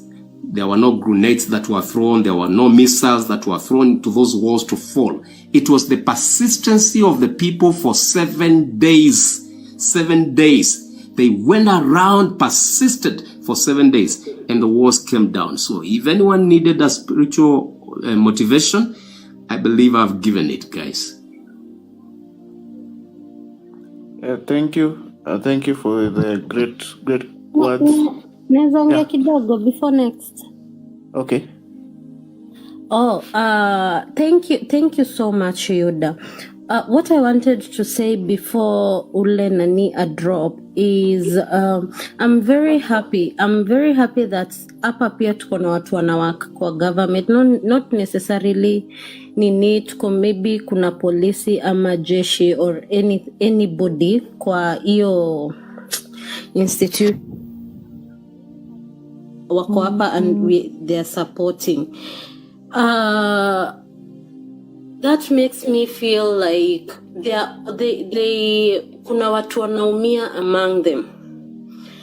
For example, ni ule polisi mwenye last time ali blow up mikono zake. I was following up on his case, and it's so sad that even after he went to the hospital, the same government didn't even fight for him. He had to wait for insurance na koso mingi za kulipa bill and all that. And I was wondering, what is he thinking right now? He lost mikono, and probably kwa familia yake they'll still find a way kuchanga maybe tupesa tudogo kwa hii bill ya hospitali, and probably anakaa chini anajiuliza, what did I do? Because regrets always comes after. So I am very happy that tuna interact tuna nyinyi among ourselves, and tuna share ideas, na kuna mtu anakuja amejam because anafeel ni sawa nafanya hii kazi, nimefinyilika in one way or the other, siwezi ongea. You can't talk because you don't want to lose the job, because finding a job right now it's very hard. But at the same time ukikaa chini ukiangalia payslip unashindwa, what am I working for every day? And I am forced to work with this gun. I'm given commands on what to do, and sometimes the commands are not right. So my point is, as we are talking, as we are moving forward, it's always good to even have ideas. Like venye tu nilisema, we can't all fit in the government. We are doing this because we want a change with our country, and the change, na ile change tutapata, hopefully it will even help the askaris, the jeshis. Do you know, I was surprised when my mom told me that Kenya is the only country that attacks jeshi.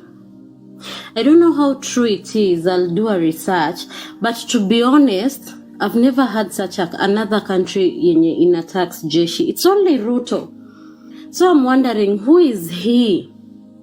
Who is he? And another thing, apart from Ruto, even our watu wenye wako nyuma yake, you see he has a very greedy CSs. Wenye wanataka by the time 5 years ziishe hii government ya Ruto ndakuwa nimetoka na kitu. Hawa ni watu waliyekuwa hapo from very poor background, na wakaingia ile ya ni lazima tukule. That's why hatuoni anything imefanywa. He borrowed $1 trillion in 20 months, and you can't even tell ati kuna barabara mahali hata kuweko tu layer ya juu tufungue macho, because everybody akipewa anarusha tu on his side. So as we are also saying Ruto, mi nataka Ruto atoke tu na everything, yani kila kitu yake, from CS from mwenye from anything that relates with Ruto, atoke tu nayo, so that we can have a fresh government. I'm not even saying ati Ruto akitoka tubaki na opposition, no. Because even the opposition leaders wenye wana support Gen Z. Black Forest, just to interject one second, a point of correction. If our defense forces are being taxed, currently I don't see any problem in that, because everybody should pay taxes. I can support everyone to be taxed. You remember at one given point, MPs were not paying taxes until we fought for that, because itakuwa unfair KDF not to pay taxes na wewe unalipa yule mtu hustler who gets 20,000 per month. Endelea, proceed. Oh, thank you. So where was I?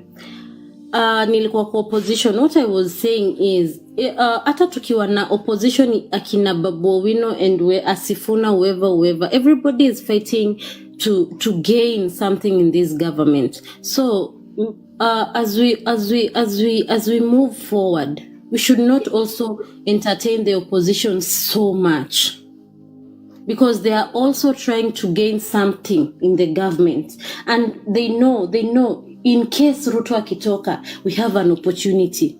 That is what I feel that it's not supposed to be happening. Somebody else. Okay. I have a question. Yes. I have a question. Before Yuda, just 1 minute. No, I just have a let question. Let me just address this person for 1 second. No, we have if another you let me DCI ask the and question, Africa. maybe perhaps you can address the question as well. I was addressing the guy. There's another DCI on the comment section. No, let me ask the question so you can address them both. So I don't need to come back. Okay. Yeah. Okay. So my question is this. Right now, we are at war with only one enemy. Okay? Our enemy is the system and the leadership. Okay. So my question is this. We have us, we have the Gen Z, we have the rest of us, and then we have also the opposition that is perhaps remotely protesting alongside with us. So my question is this. Do you think it's a good thing that they are protesting along with us, because we all have the same enemy? So should we accommodate them protesting along us all the way, and then later on, once we have won the war against the single enemy that we have, then we can address the other issue? Or should we just tell them, no, you're not part of us, you cannot protest along with us? I thought unity is power. As long as we move together alongside each other, we are all protesting against the same enemy, then that gives us a lot of power. I don't know. I'm just asking. Quickly, let me respond to you. Yoda, since you asked. All along, as Gen Z and the millennials, we've said that we don't want to be associated with any kind of political alienation, because at the time now we'll start allowing him in our failures. Why? The pro-government will start saying, of which they have been saying it, this thing, it's not about Kenya, it is someone else's agenda. That's why, for us to achieve what we want, we don't want to associate them. Why? Remember when Uhuru was there, he took opposition akaweka side yake. Hawa mafala wenye sahi wako kwa government, they are the opposition at that time, and they were speaking the Kenyans language to confuse, and the other guys were speaking another language that does not favor us. Opposition were also in the same side in Uhuru. Then when now this side convinced us to kawachakua, right now opposition wakuku now they keep on changing the goalpost. They are now speaking our language. And that's why tumesema, tumewazoea and tumechoka. It's now us to have our own course, not to tolerate them. I think I've answered you. That's very correct. Yeah, and then you have partly. Okay, you have something else before I address this FBI? Listen, the part that you're not addressing is this, okay? What choice do we have? how do we put them Yuda, away? kindly kidogo tu, there is somebody hapa nasikia kinikasirisha. Okay. Anaitwa African Shield. Nothing like leader. Let's read the constitution. That is what I wanted to address, Black, but I gave Yuda to give us the nini. The same person I wanted to address. Just chill Yuda to finish. Address African Shield. Yes. We've read constitution. Some of us were in school reading the constitution. Ikipitisho tulikuwa tunasoma. And if you don't know anything, you kindly don't just open that book of yours. Go and tell them we are not backing down. Sawa. And we know how to run a government. Usifikirie tunaongea tu because we want to talk. Shame on you. Okay, Yuda, finish up because I was to answer the two questions with what Yuda was asking. Yeah, thank you. Let's not catch feelings. Let's try to be sober on whatever topic that is comes here. And by the way, a great strategy to respond to the people that hurt us or do not agree with our ideas or ridicule us or whatever, or despise us, the greatest strategy is to ignore them. Okay, so I'll finish my question. So the issue is, how do we, since okay, we don't want to be associated with the politicians, we don't want to be associated with, to be affiliated with them. So how do we put the boundary that we are not associated with them? Because the recent, the last protest was, we had people that are not the Gen Z, it was not genuine and so forth. So how do we distinguish, or how do we isolate ourselves from that kind of menace and tell the politicians or the opposition that we don't want to be associated with you? How do we come up with that kind? Because that is becoming a challenge right now. So how do we do that? I agree with you, Yoda, and as the way you will come to pay wisdom, hakuna struggle inanga some challenges and obstacles. So it would now determine, it would depend with us how we are going to absorb and manage those challenges that will come along. Those are some of the challenges that we know they are ahead of us, and we, from the word go, clearly and categorically, we told them as we don't want to entertain them. Even if you've been listening to us, someone said yes, education, that this is not about opposition or the government. We will not entertain them, and we've been telling them it is a challenge, but we will try to see how we will be now speaking out to them. Some of us, so nikikutana na someone when in opposition, nitamwambia, listen, we have a cause for this country. Please, do them more, because when you speak to them with intelligence and tell them, look, listen, you might be having a good idea like us, but because for the sake of this cause and for the cause of this unity, ukikuashishete na sisi watasema ni nyinyi mnatuharibia. And then you just tell him the fact.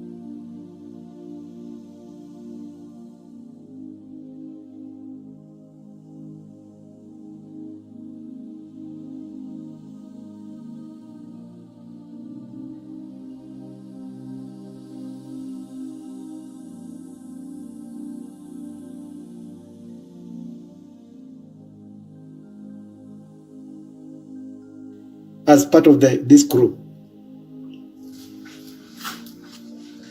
You'd think I've answered you, and I was to address you and then address this guy, Africa Shield, quickly, of which Black Forest I'm addressed partly. Surely, Africa Shield, najua, this is the time ma-DCI sasa mmeamuka. I know where you are coming from. You are from the government. And remember, I told you we are learned people. Hata kama ni bomb tunaweza make bomb na ilipue Kenya yote with our brains. But because we love our brothers, we cannot. Don't joke with these young guys. Yeah, they know a lot. So kindly, you just listen and take it to the sender mwenye amekutuma ufanye hii kazi. And congratulations for you doing your job very well. Thank you. Okay, thank you. Ray Robert. Ray Robert. Yeah. You can hear me? I can hear you. Oh, thank you for the opportunity. Also, let us not be sidestepped when we see people commenting negative things, because that's always a tactic, to keep you deviated from your course. As long as you are focused, you will always win. Now, let us acknowledge first that we have a problem in this nation, for the fact that even the person who is the president, that's a big problem. How did he become president? He already had a very bad record. It's surprising how in Kenya we have all these bad politicians. So it has to begin with us also. We need to come out of this corrupt mentality. Like yesterday we had this X space going on, hosted by Osama. Osama is somebody who has for some time been championing this movement, and then all of a sudden he turns and becomes a traitor and a betrayer to the movement. Well, I can blame this on a corruption mindset. We need to come out of corruption as Kenyans in our heads. There's no shortcut. We need to come out of this ideology whereby things can just get right by us taking shortcuts. And that's why the current person who is the president is the president.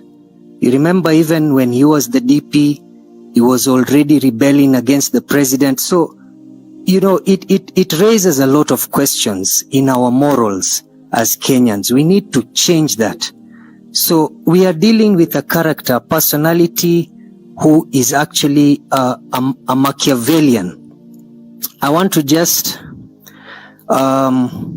explain to you what a Machiavellian personality is all about. A Machiavellian is a cunning person. They have this tendency and ability to be manipulative and drive to use whatever means necessary to gain power. And so now we understand who is in power. This is somebody who is a Machiavellian, who is a narcissist. So we have to be careful also. And you can see how many young people have lost their lives, how many of the Gen Zs have lost their lives. And it's so shameful that on the part of the government, nobody wants to acknowledge that there were a lot of innocent lives that were lost because of brutal force by the police. And you see, these are the things that make Kenyans all over enraged with the current administration and regime. I think also today people have heard how one CS and I think it's Sudi who was talking today and saying that people burnt his club. It was all an agenda to overthrow the government. And then we have people like the CS saying that there has to be an audit report for people. So you see, yesterday's X space has allowed these people to breathe and start thinking that things are the same, that they can just go on abusing Kenyans, taking them for granted, thinking that we are fools. Why? Because we have this corruption mindset that makes it easy for them to thrive. That as long as they can pinpoint 1, 2, 3 of us who seem to be the most vocal, and they are called aside and given, some remuneration of sorts, then they are there to betray the cause. So guys, we need to change this corruption mindset. We need to stop loving money to the extent whereby we are selling the cause. We are betraying the cause. The whole agenda for this is that Kenya may stand up and be counted amongst the nations of the world as being a very progressive and, not a country that is susceptible to corruption, which has been embedded and ingrained in us from the day we became a republic. So we need to turn this around. We need to stop this corruption. We need to come out of this mentality and I know it's not easy, it's a struggle, because we are dealing with forces that do not want to be removed. These are people who are living soft lives because of the fact that we have not been speaking up, we have not been vocal, we have just been accepting the status quo. But now at least people are waking up to the realization that there is something critically wrong. You know, there is this saying that any country where politicians are richer than businessmen is on the verge of a collapse. And that is very true. And I want to applaud LSK for the fact that the legal petition by the LSK is seeking to address the opaque nature of the current debt. And I think many of you are coming to understand that we have a problem whereby the debt is odious.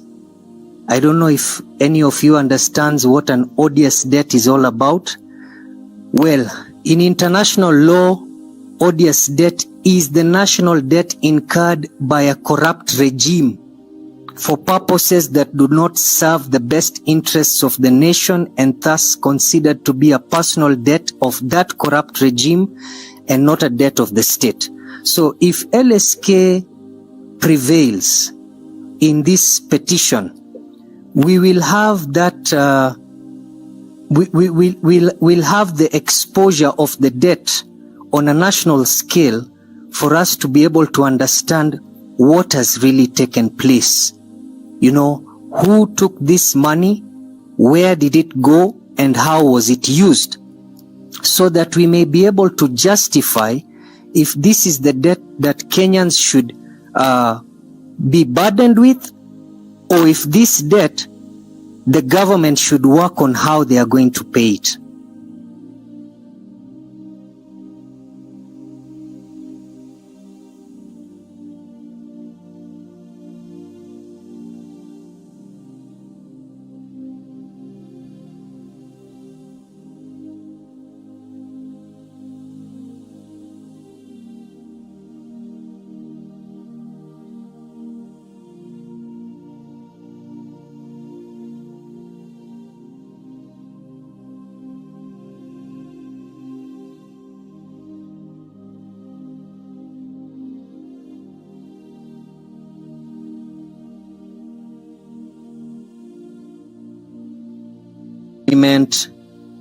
Promises of curbing corruption, promises of engaging with the Gen Z more, and then government accountability and reforms. But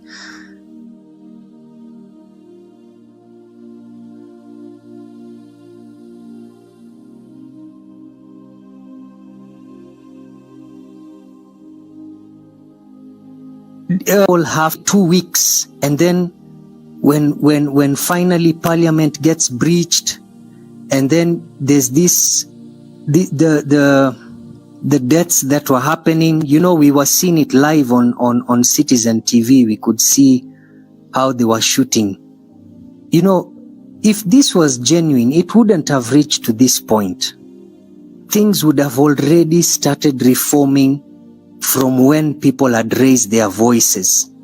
So it really pecks me in the wrong way that we are dealing with somebody who is not really ready to submit, is not really ready to listen to us, but rather is playing with us. You know of that metaphor, carrot and stick. That is what is happening right now. This is a combination of reward and punishment to induce a desired behavior. We are dealing with somebody who is dangling a carrot before us in the context that there are promises of change, but at the same time, we have this threat of brutal police force and the military all over the place. So, Kenyans, we have to really stand up and be counted. And if we really want change, we have to pursue it. We have to persist. And remember, this constitution that we have might not be perfect, but in Article 145 and 146, we can remove this figurehead constitutionally with the initiation of an impeachment motion that should come from the National Assembly. I know we have a problem with our MPs, but I don't know how we are going to rally them to bring forth an impeachment motion, because that would be the most sensible way of sending this regime home. We don't also want a situation whereby anarchy has taken over, like what happened on Tuesday, where now rogues have joined in this movement and have started stealing from fellow Kenyans, businesses of our friends, families, maybe even our own.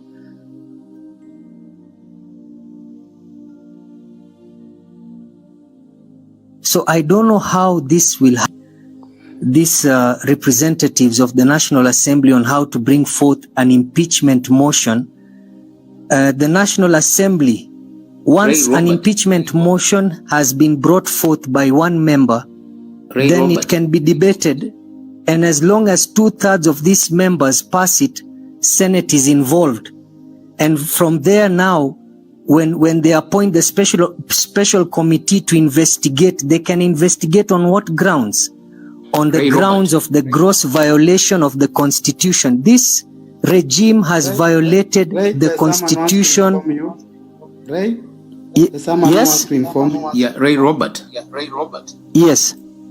You see, the Constitution and the members of Parliament, they have what they call the regulations that protect them when it comes to the impeachment. That one we understand. However, I will say, the strategy to destabilize these people can only happen from the grassroots. Okay, when we make it so hard for them to lead and to govern from the grassroots, that is what we need to do. That's all I needed to say. But as far as the Constitution goes, impeaching them, they have laws and rules that protect them. But destabilizing them on the background, on the community level, that is possible. Yes. So, Yuda, I'm thinking that can work hand in hand, because at the end of the day, we need these MPs to bring forth the impeachment. And you see, by you saying that if on the ground we are making it for them as difficult as possible, pressuring them to the realization that if they do not act on our behalf, then it is as good as for them to move out of that constitution, that constituency. If we can pressure them to the extent that they know, hapa mimi siwezi kanyaga tena kama sijafanya kenye hao watu wanataka, I think that can work hand in hand, so that they can also be empowered and know that the people are behind them. Uoga itoke ndani mwao, because many of them are let's be honest, many of them are just cowards.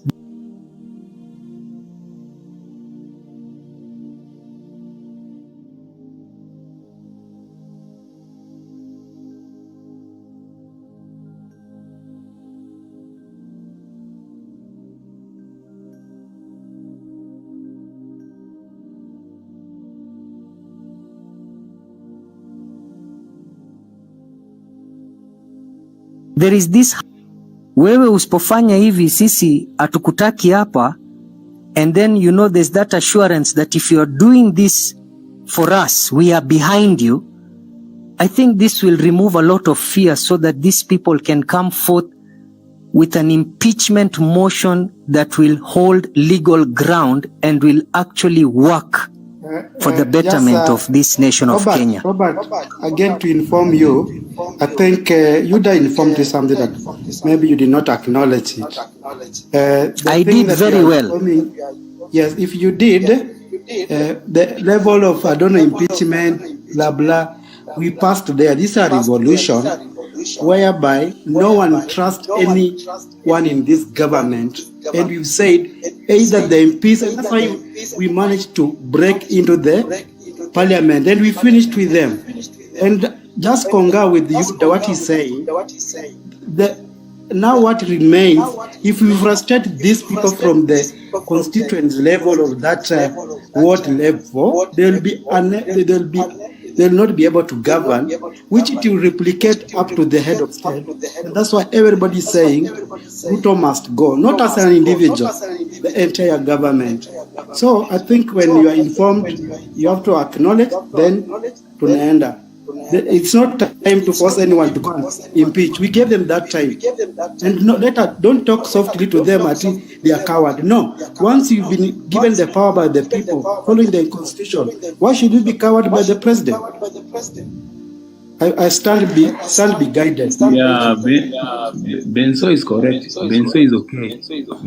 Whatever he's saying, because what matters here is the mandate that we have already been given by the majority among the Kenyans. You don't need to be a coward to be in such a situation. Once you have been given those powers, everybody. Aguas, you're forgetting that these politicians were voted on different parties. Mute the guy. Just mute so that the guy can make his point. Then you rebuttal, please. Yeah, I'm trying to say something here that obedience is something which is almost Aquas, we can't hear you, and you are muting yourself. Unmuting. We can't hear you. Unmute and finish up your point. Aguas. Okay, maybe yes, a problem, network problem. Robert, you can just wind up. And then Kenya politics will continue. Okay.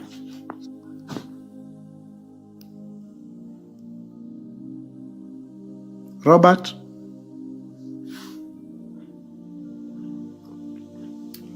On the issues of impeachment, let's remember, even as we continue discussing, let's remember there were issues that were brought before the House of Senate or even the Parliament of impeachment, beginning with the people likes of Waiguru, that we know what she did, and other people, we know Waitito, he was impeached.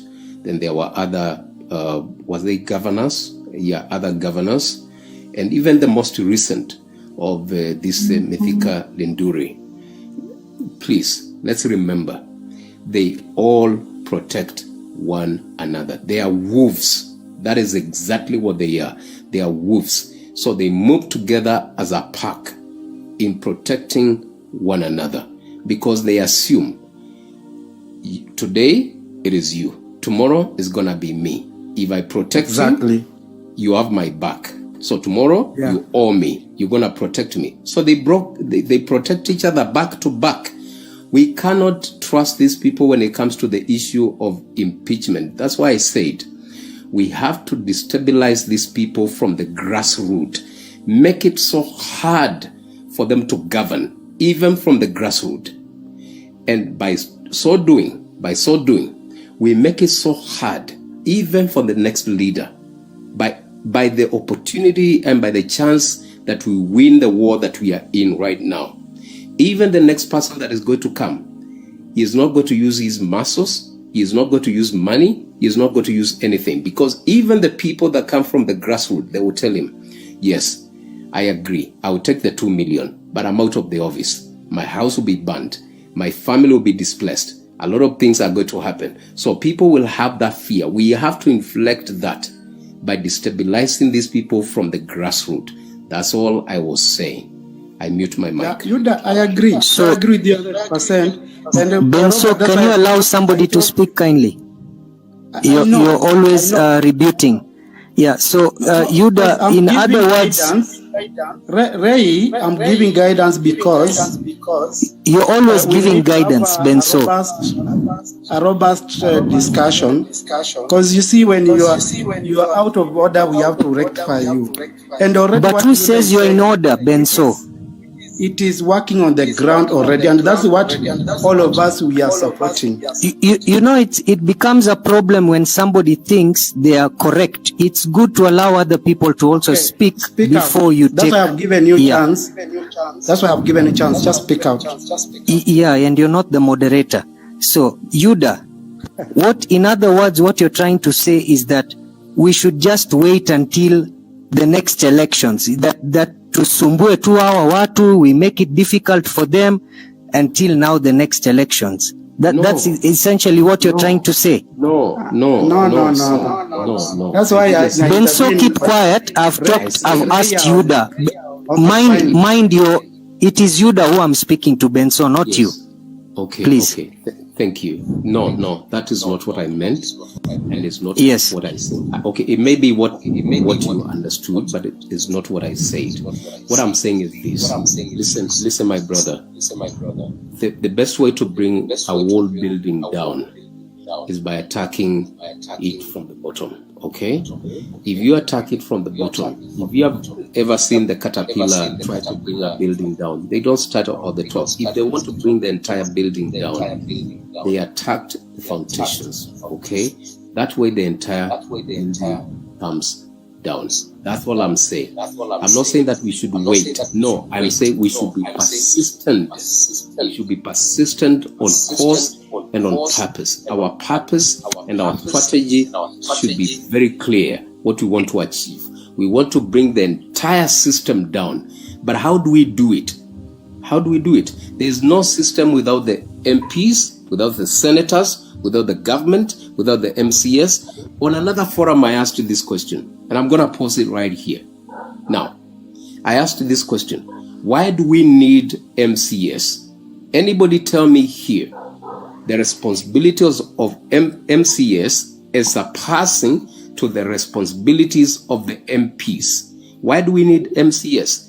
And even much more so, why do we need the offices of, what are they called? Women rep. Why do we need that? We don't need MCS. We don't need a women rep. But do we need an MP? Yes. Do we need a governor? Yes. Do we need a senator? No. Do we need a president?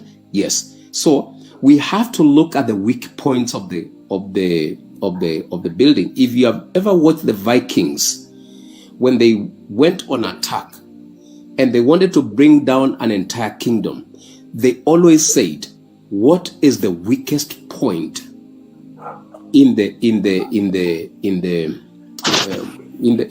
wall of that city? So you have to look at the weak point, and the weak point is these members that we have locally. Those are the people that we have to look at.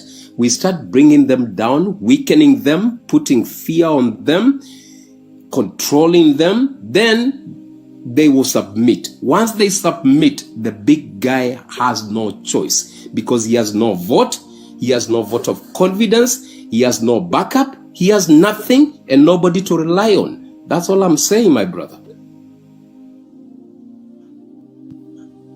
Understood what you meant. That is why I had to clarify, and I can see Benso is really commenting a lot of things like being rude and those things. Because you are sounding rude, my brother. I'm one of the moderator. If you don't know that, because okay, if you are corrected, well and good, just accept and acknowledge. Don't speak rude. It is not being rude, Benso. I am also have a right to speak. You've been informed, but still you are taking us back. Guys, we are one. We are all together in one. Let us not have that. Let's do this.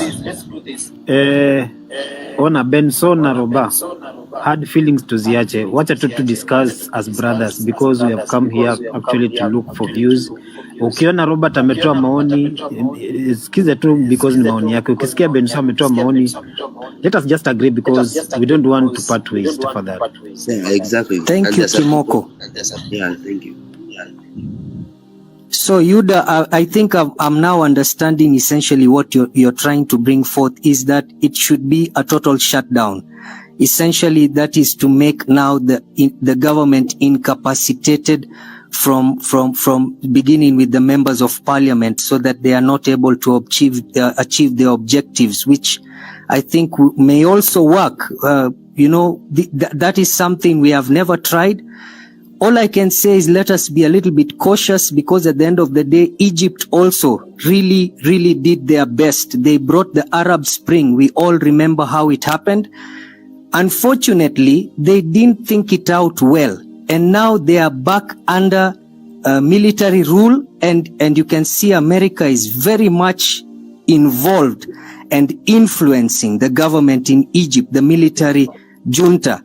So we have to, at times, that is why I was speaking, and I know Benso might not concur with what I'm saying, and maybe other people might not concur, but at the end of the day, when we share our views, because everybody wants a change in this country for sure. We are tired of corrupt politicians. We are tired of the corrupt regime, but let us think it out through and find a solution that will really help us, that we may not find ourselves in an anarchy state whereby countries like America will use it as an advantage to take over, and we find ourselves again kwa shamba la wanyama tena. Thank you so much. Other than what has, the people that tried and they failed, okay, other than that, do you have other examples that you can give us in this life? Because we are 87 or 100 of us. Do you have other Excuse me, Yuda. Excuse me. Other examples that you can give guys, us of people that succeeded? Yuda, excuse me. Okay, kindly, let us just have an order, because we are so many in the house. Let us have a discussion whereby we have an order in conversing. So I can see Black Forest is down there, up there. She has stayed, mom. Nimeona Sura Kopale. So let us just converse, all of us, not just the middle class when you're hapa, because naona middle class ndio mnanili sana. So let us just rotate kindly. Thank you. I will mute my mic. It's just that I just wanted to know from Robert. He's giving us the example of Sururu. Just hold on. Robert is giving us an example of Egypt that attempted something and then it failed. But we also have examples of people who tried something and they succeeded. This is what I started by saying from the beginning. I said people will come that will sell us fear. They will sell us how impossible the idea is to achieve. And then I gave an example of the fourth lepers. I don't want to go back into that. This is what I'm saying. It is very impossible to initiate a motion of impeachment on the members of parliament. They hold a lot of power. They have rules and laws and regulations that protect them. Remember, even if we were to initiate that motion of impeachment, who is going to vote on it? It is them, not us as people. It is them. So if they're the ones voting against themselves, your guess is as good as mine. All I'm saying is this: destabilize the system from the grassroots, and it works for all of us. That's all I'm saying. I mute my mic. Okay, thank you. Ali Kolu, alafu Black Forest, tutaenda kwa Kimoko, Benso, KJ, alafu Sururu. Ali Kolu huko. Ali, unmute. Okay. Black Forest. Okay, so go ahead. Okay. Najua sahi ngoja nipe mtu mwingine kwa sababu sahi inasikiza nyinyi kwa sababu sahi ndio nimeingia. Okay, Black Forest. Wacha nipe Sururu. Kuna kitu nilikuwa ninasoma hapa kuhusu reforms, alafu nitaongea. Let Sururu talk first. Okay, Suru. Okay. Thank you.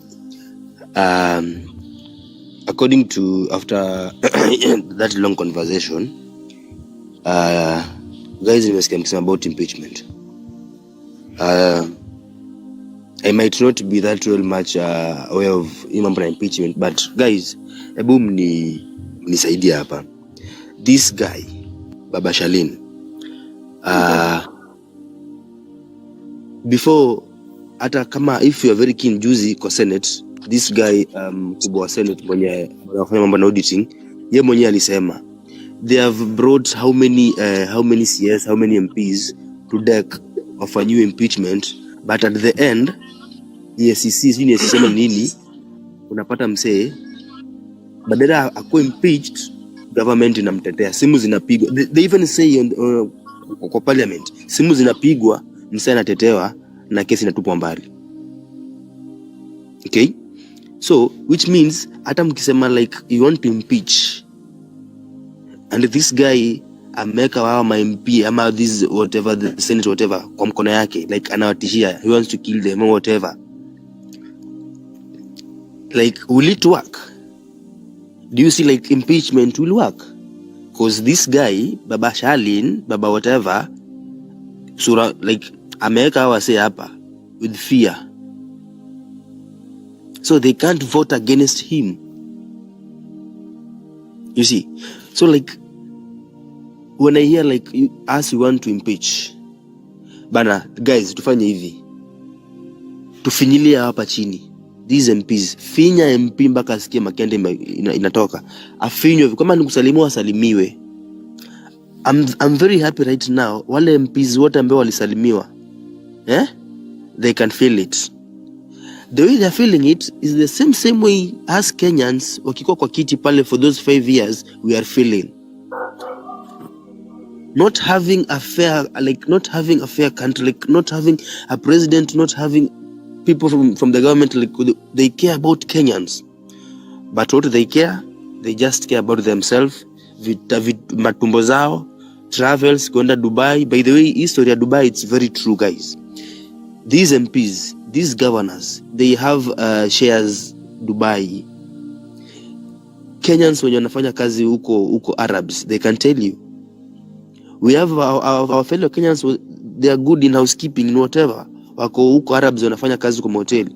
Wanakuambia kuna MP hapa kuna rooms karibia sijui ngapi, sijui floors whatever. Unashangaa how is it possible? They take money, they go there, they invest because they know nikitoka kule hakuna venye hao jamaa watanifanyia chochote. I think ni jana ni juzi, huyu jamaa ameshikwa huko na pesa, ameshikwa na pesa, cash money, millions. Baba Shalin amepiga simu, story imerukwa, jamaa amerudi huku ako nyumbani Kenya, anaanza kuongea bullshit, man, bullshit. He doesn't even care. Is he saying bwana, we are tired of stories. What we want to see is like, if you say you want to work, just work. Let us see whatever you have done.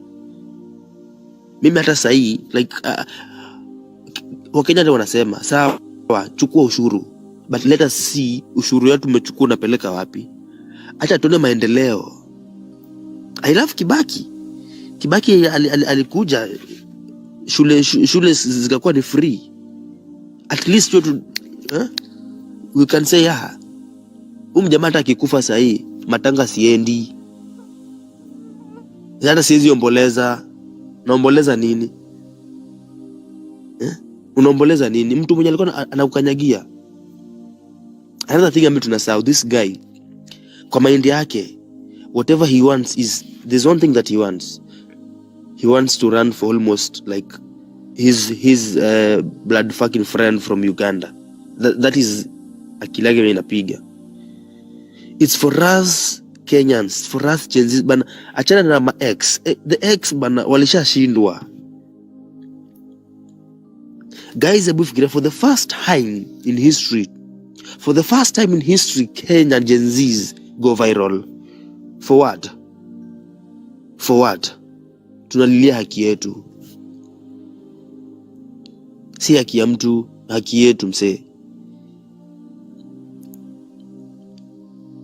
And if these MPs, if these MPs they want, if they don't want to be greeted, because greetings nowadays is what they are facing, ni salamu tu, hakuna mambo mengi, salamu.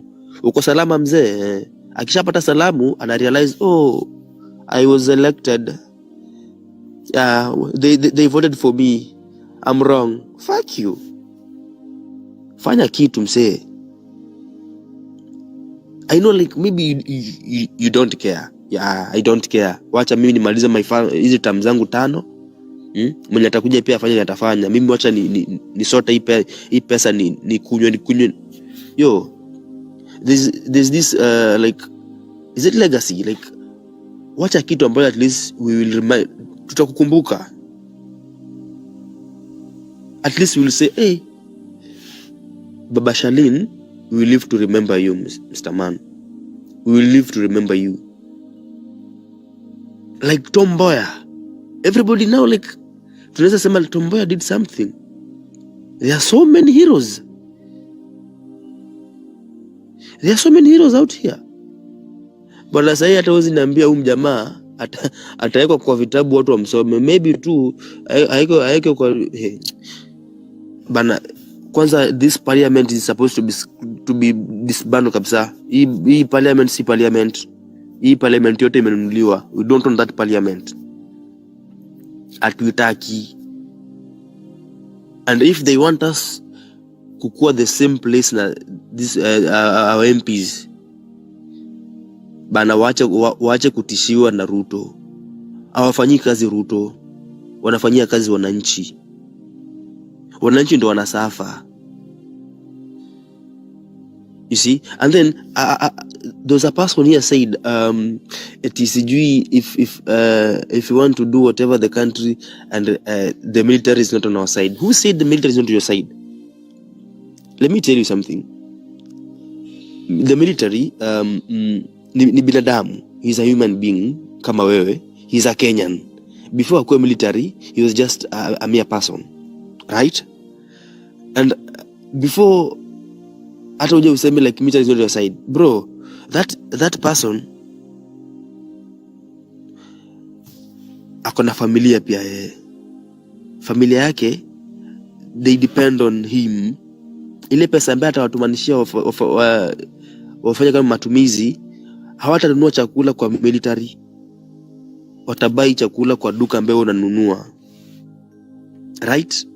Ile tax ambayo unakuwa taxed is the same tax yenye bibi yake mtoto wake atakuwa taxed. Mtoto akimwambia dadi pesa ulinitumanishia itoshi, akisikia pesa imesha kwa mfuko, atajua kimemramba. Another thing, guys,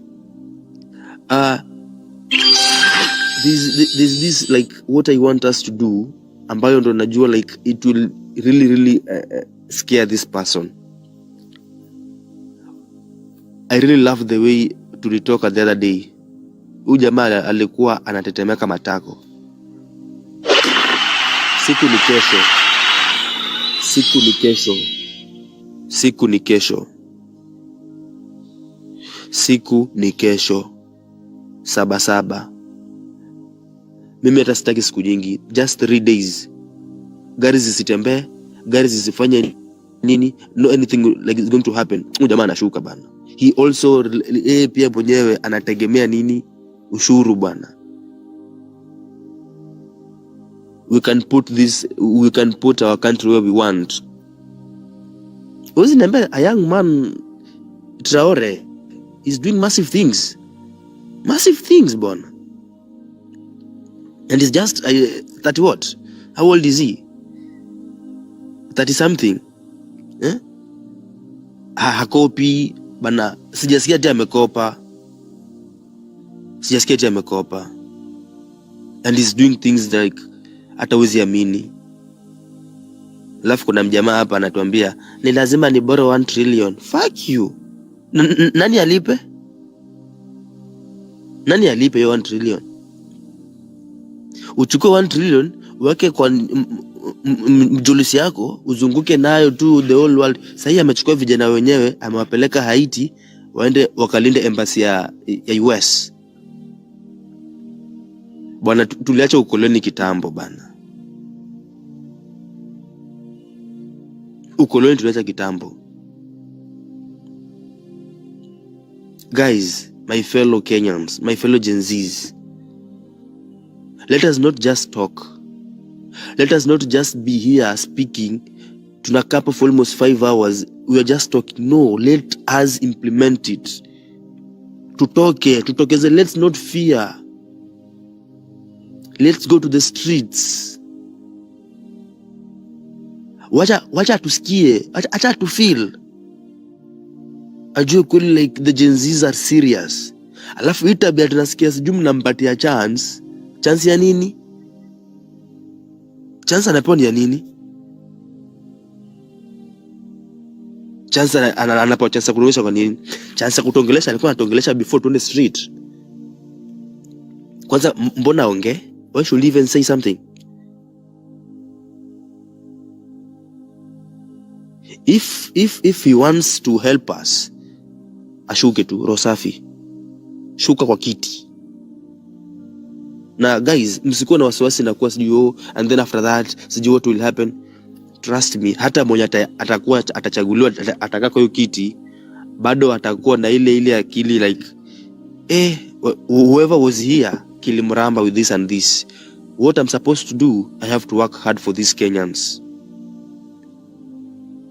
Viva Gen Zs, kesho saba kieleweke. Fika mtaa yako.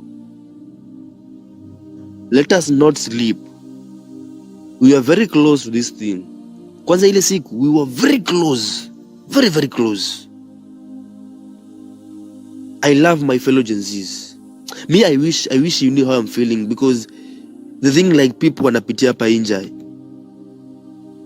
it's a lot maze. Unadungwa place ambayo hutaki kuenda na kubidi. But ni God maze, ni God. Ni God. Hata God mwenyewe anaona vile tunateswa. Alafu msee, by the way, hiyo salary, hiyo increment salary ya nini? Ndio unajua jamaa yuko serious, hata hatusikii. Tumetoka kuprotest juzi, kesho yake tayari amekuja. Badala afanye jambo la maana, anaongezea mshahara. For what purpose? What does it show? Hata kama ni wewe umefanya makosa, umemchapa, kesho yake anataka ndio wabunge wote wakuwe side yake, wamsupport, endelee kumsupport kama mwili. Why? Yes, I imagine, which means I think that was a very strategic move that was meant to, show that, okay, fine, we increase your salary. So all the members decline the salary just to show that they are sympathizing with us. So let's learn what is called, psychological games. So Ruto is playing that psychological games with us. He played that brother. Card. Yes, he played that card and he lost. Yes. Let me ask you, do you feel like these guys were rejected? Tafadhali, minimize time. Sum up, please. Okay, sawa. Just a question. Guys, do you think like hawa wase wanasema wanakatai mshahara? Do you think like wanakataa kikweli kweli? But how much money was even added to them? I think the maximum was 14,000. If you look at the lifestyle of these people, what would 14,000 do to them? I mean, 14,000 is lunch, maybe perhaps half dinner or something. So this, you see, there's something that I'm trying to say here, and every smart person will capture it. I'm saying that this was a strategy. Okay, so guys, why would the committee in the midst of protest, guys, we have the brains, we are smarter than this, we know what is happening. So everybody was in that camp they were instructed, when this comes, you have to reject it. So winning us, that I care about you, Okay, I care Yuda. about people. Yuda, Yes, sir. I think you have hijacked my time. It's time for me to Yeah, let defend us have myself. order. Yeah, You because have it was supposed to. hijacked my time. It's my time. Huh? Okay, thank you for your views actually. Mimi niko na mambo machache. Okay, one thing nilikuwa nataka kusema hivi. As we fight for this thing, let us not forget about referendum, because by bringing referendum tutaleta hizi sheria zote. Kwa mfano, I suggest that tuwe na president, MP, governors na MCA venye mwingine amesuggest. Mtu kama women rep na senators, they need to be abolished. Then governors, we need to minimize them. Tutoe kwa 47 tukuje kwa 8. Those are my views. So wakati tuna fight for this government yenye takuja, lazima ikuje ipate, because unajua watajitetea na constitution, watasema ya kwamba the constitution says ABCD. So we also need to put in mind that we need that referendum so that tunaweka sheria zenye tunataka. Another thing, nilikuwa na request Kenyan politics, because I believe we have other platforms kama hii. Because you have a huge following, Kenyan politics, it's my plea that you look for those other platforms whereby tunaweza kuja tupatane kwa platform moja, all of us tukuta ya kwamba instead of being watu kama 200 venye tumekuwa hapa nyuma, we are now talking about kitu kama 5 point something, so that even that one it will be messy the way Wetangula says, alafu hata Ruto mwenye akiangalia naona what these people are actually planning, actually it's hectic. So it's my request ya kwamba because you are the one that is bringing us together here, look for other platforms whereby unaweza talk to the host kama wewe, then mna agree kwamba live moja wanakuja kwako, the other live na wewe ukienda kule kwingine, definitely tutakufuata because we have put notification on. So those are just my views. Now I stand to be corrected. I mute my mic. Yeah, hapo haina shida hapo. What I'll do, I second you. Tatafuta pia creators wengine wako na following kubwa, and sijui TikTok zikawa na allow kuco-host. The challenge na TikTok ni moja, seme kama na host live, mimi peke yangu niko in control ya nani anaingia, nani anatoka, unless sasa tuseme ni kitu kama match, unaweza kuwa co-host wawili, but that challenge yo tena sitaweza ku-add speakers. That's another problem, unless sasa iwe platform kama X unaweza kuwa na host wawili. Yeah, ngoja kidogo. There is a place, kuna TikTok zingine naona unakuta watu ni kama 16, not 9 venye tuko. What normally happens? Instead ya guest kuwa 9 they are 16. Ni grade. I think pia uki host, ni multi guest, you need to also choose the grade you want. So I think maybe I'll select grade ya 9, but inakuanga in grades. So naweza enda niongeze. Unaweza ongeza more than 9 grades. Sawa. So unaona, in case ukiongeza, okay, actually issue hata si mambo ya kuhost Kenyan politics. Tuseme for example now, you have agreed, tuseme kwa mfano mtu kama Black Forest ni akona another huge following, mtu kama Yuda akona another huge following. So ukiwaleta hapa, definitely Yuda atakuja na wake, because si wameweka notification on, they will definitely come here wakijua kwamba amefungua live. Black Forest the same, alafu wewe pia the same. Now because wewe ndio the host, you will now moderate the entire house. Alafu mkiagree next time mwende kwa Black Forest, now Black Forest will be the host, lakini wewe make sure utakuwa pale kwa guest. Alafu tena Yuda pia atakuwa pale kwa guest. So hao watu wengine wa chini ndio tutakuwa tunabadilisha. Tuseme maybe Kimoka anaweza ongea for some few minutes, alafu anashuka anapatia mwingine, so that tuwe na a huge number of people wenye wana view that live. Yeah, by the way. Kwa sawa kabisa. Yeah, na by the way naona idea yako pia ni poa, na pia ningependa pia kuona Kimoko pia unaweza host pia. ninaweza, lakini niko na following wangu ni wachache, wangu wako 15. Yeah. So what we can do, ajua pia ni vizuri to grow each other. Unaona? Yeah. I think pia unajua uzuri wa live, as long as pia unaona kama tuseme umeingia live na mimi niingie live yako. Followers wangu wataona niko on your side. Yes. So pia instead me peke yangu naingia at time naweza decide kama wewe utaingia mchana na nikue kwa live yako. My followers pia wataona niko live pande yako na watakufuata. So following yako ita grow, unaona? Yeah. Okay. Yes. Yeah, I think I think I'll also try to host maybe. Yeah. Hata pia Benso Black Forest pia mnaweza try kuhost na pia si tuingie hapo. So followers wangu wataona pia kupende hii na acha watusikize na utakuta wataanza pia kumfollow. Umeelewa? That's how your cycle inaendanga. Yeah, kabisa. Yeah, na pia kitu kingine nitafanya, I think nita create account huko TikTok, yani Twitter, X. Alafu ni grow tuwe na X space kumoja pia. Okay. Yeah, because could depend na platform moja at times. Tunaona vile watu walingana kupitisha finance bill. So they can even decide hata kufunga TikTok as these people are mindset yao. So we have to have alternatives here. Yeah. Umeniketa hapo?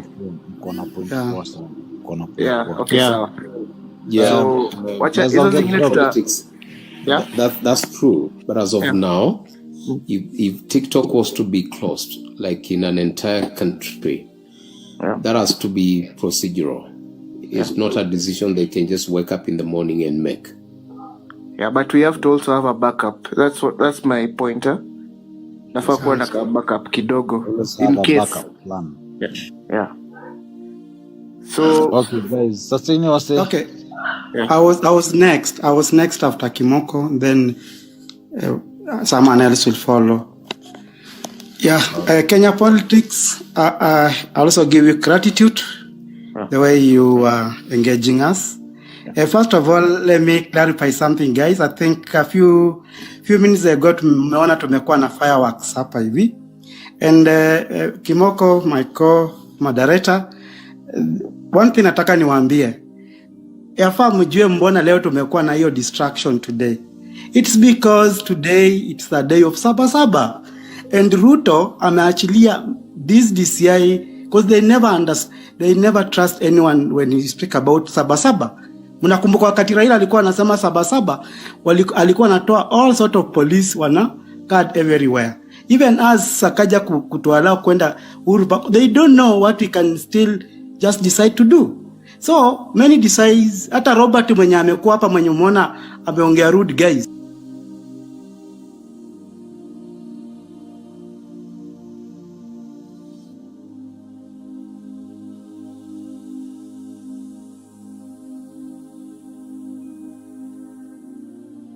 Me by Buddha, what I have having corrected him, but still you find this guy Akanzarena, and we gave him time, by the way. Here we don't discriminate. We gave him time to give us his view, but when you are unapotoka, when you go against our mission and our goals, we need to rectify and put in the right way. And I thank our other live connectors on your live kwa hii nini. They were on my side. I'm reading everything that's there. So you guys may realize later tumekuwa na distraction mingi sana, because today it's a Sabasaba day, and expect that, and you have to be very keen. Mtu asikuja kuwapima hapa akili kama Robert. Mimi sitashayo kuambia ukweli. Robert alikuwa na wa DCI from you guys, and that's why I was very categorical to hammer him head on. I think, guys, so let us be careful. Yes, let us engage them. Tuone ujinga wao wakidhania they are smart. We are smart. Robert, mnasikia anatuambia maneno ya impeachment. Sasa kama juzi wakati tumekuwa tukiimba reject not amend, reject, MPs walifanya nini?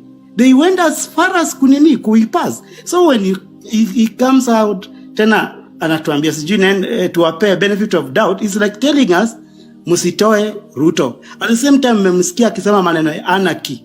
Which side is he? So you have to be very careful. I don't know even why. Just a very direct answer. Yuda amempea, and Yuda is an elder in the house. He has wisdom. I don't just support someone because I'm on his side, and I support someone who has the ideas for this country. So please understand, mukiona a lot of disruption here. Understand in which day are we. Today is a critical day. Yeah. So guys, maoni yangu ni tafadhali, mukiona saa zingine mimi niko hapa, as much as I'm in the box, I'm also checking and very keen understanding the kind of DCI ama FBI wametumwa to assess, and we have to be calling them out. Like Robert is very rude. Tumempea chance, anaanza kuongea vile anataka. Don't tolerate such kind of person. By the way, this is not a time to sugarcoat anyone. If kama mtu anaona hii platform haimfai, aenda afungue yake ama aenda join other place. Let us not tolerate anyone, because you might think that you are with someone and you are not. And guys, you have to know that anybody on my journey live, see what water they are supporting our cause. There are some people here who are metuma na serikali. Please. Spies. Yeah. Spies. That is my point. Let me give other guys to talk. Okay. Ona, before peana nafasi. Tafadhali guys, kuna kitu nimenotice. Unaona tukipewa time tunatumia time mwingi sana. Hata mimi nakumbuka ninaweza kuwa niko na point kama 2, lakini wakati mtu anachukua time mingi, point yangu inapotea 1 ama 2, inakuwa na point 1. So let us just minimize time so that mtu asipoteze points zenye yako nazo na mwingine pia apate time ya kuongea kindly. Okay, so from now on 3 minutes maximum, and I'll be timing. So yeah. Mi nataka kusema kuna point Sururu alisema about Dubai na government to invest. I'll say a short story. You see, in Dubai kuna buildings zingine, when you want to rent them, hawezi rent as an African, and to be precise as a Kenyan. And ukifuatilia unaambiwa ni watu wako government kwenye walisema tusirent watu wa Kenya because they know Kenyans. So unaambiwa na another nationality wenye wameko kama caretakers, which is very true. And one thing for sure ni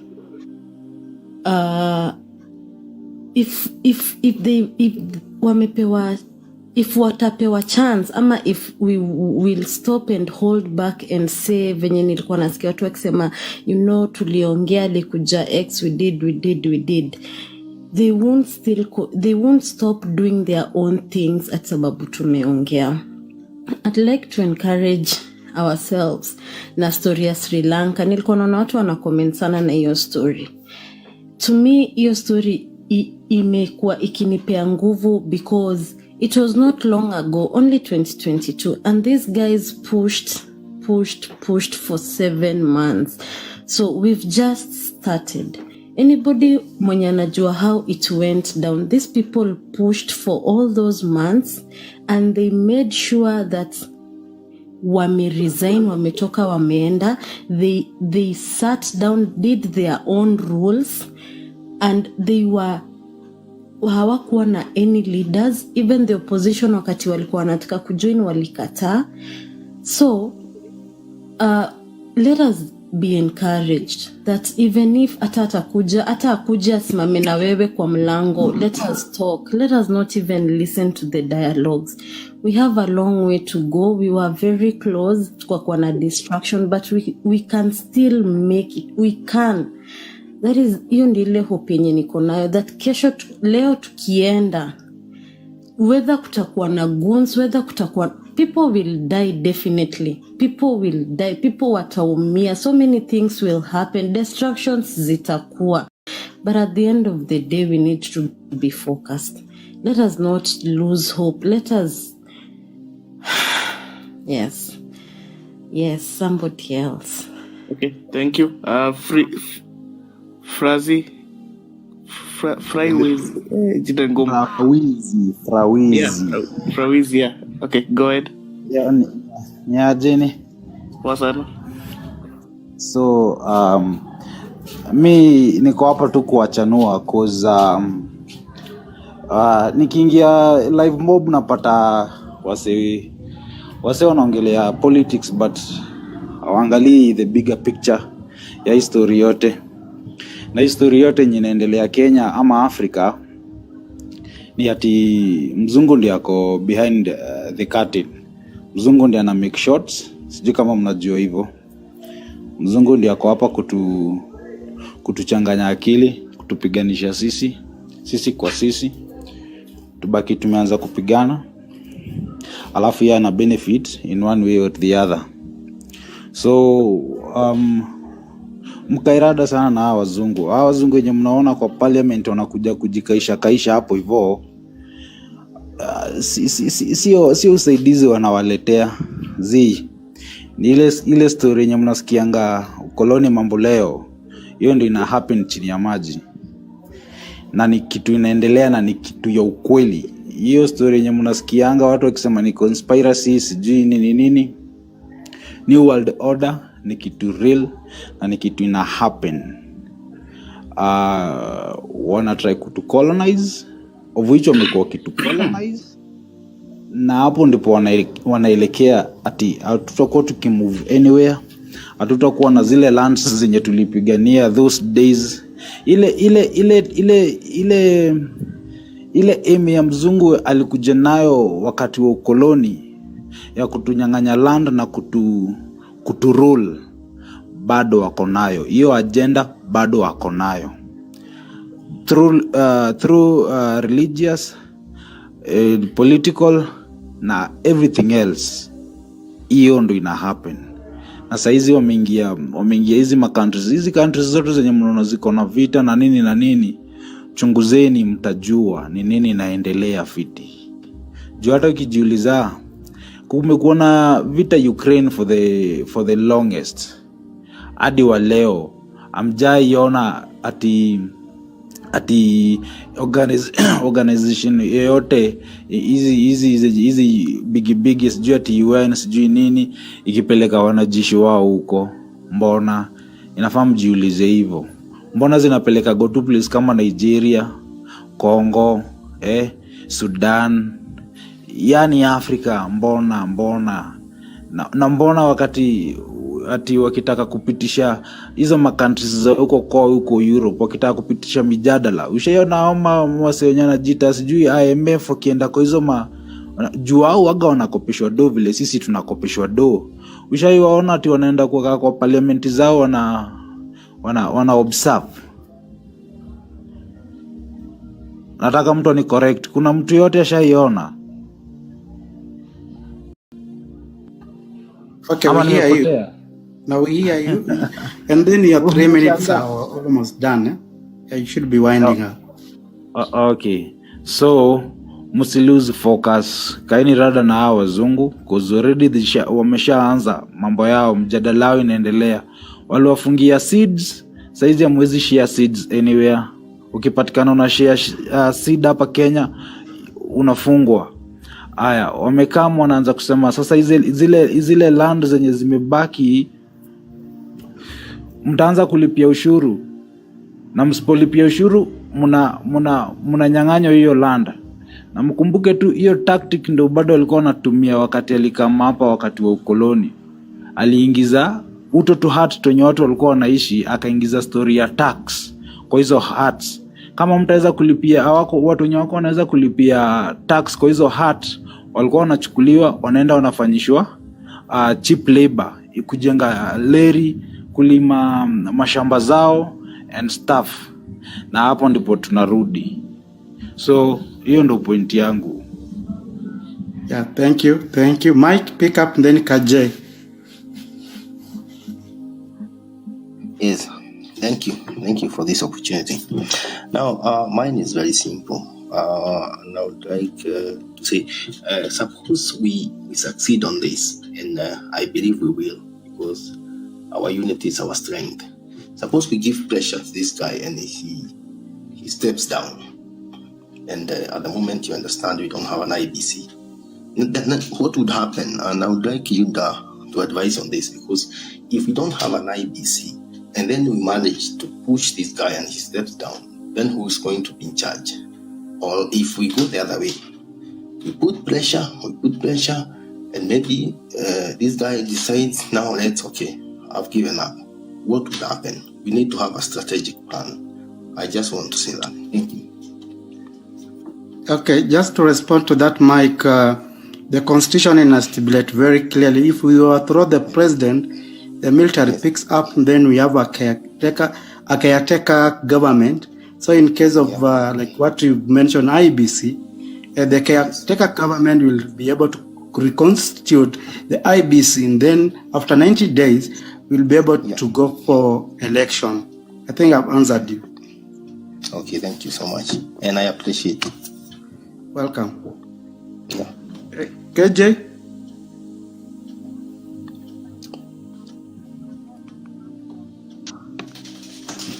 KJ, please unmute. Okay. Leonard, had you spoken? No. Pick up. Okay, thank you guys. I think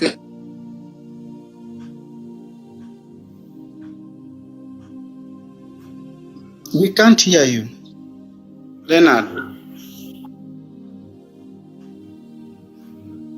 Leonard, are you there? Okay, as you fix your mic, your internet issue, Yoda, you can say something before Chakazulu aingia. Yeah, I've been to many live. Before I came here, I was in a platform where we were sharing with the Dr. Miguna and Professor Manyora, Professor Manyora. Then when that live ended, I was like, okay, I'm not yet done with hearing what is going on in my country. So, whatever. The fate brought me here. And so I want to thank the Kenyan politics for allowing me to be part of you and part of the conversation. I really appreciate that. So I followed you, host. So just if you have any opportunity for following one more person, so I expect you to follow me back. Yeah, so the other thing is Black Forest. You've been gifting the whole night.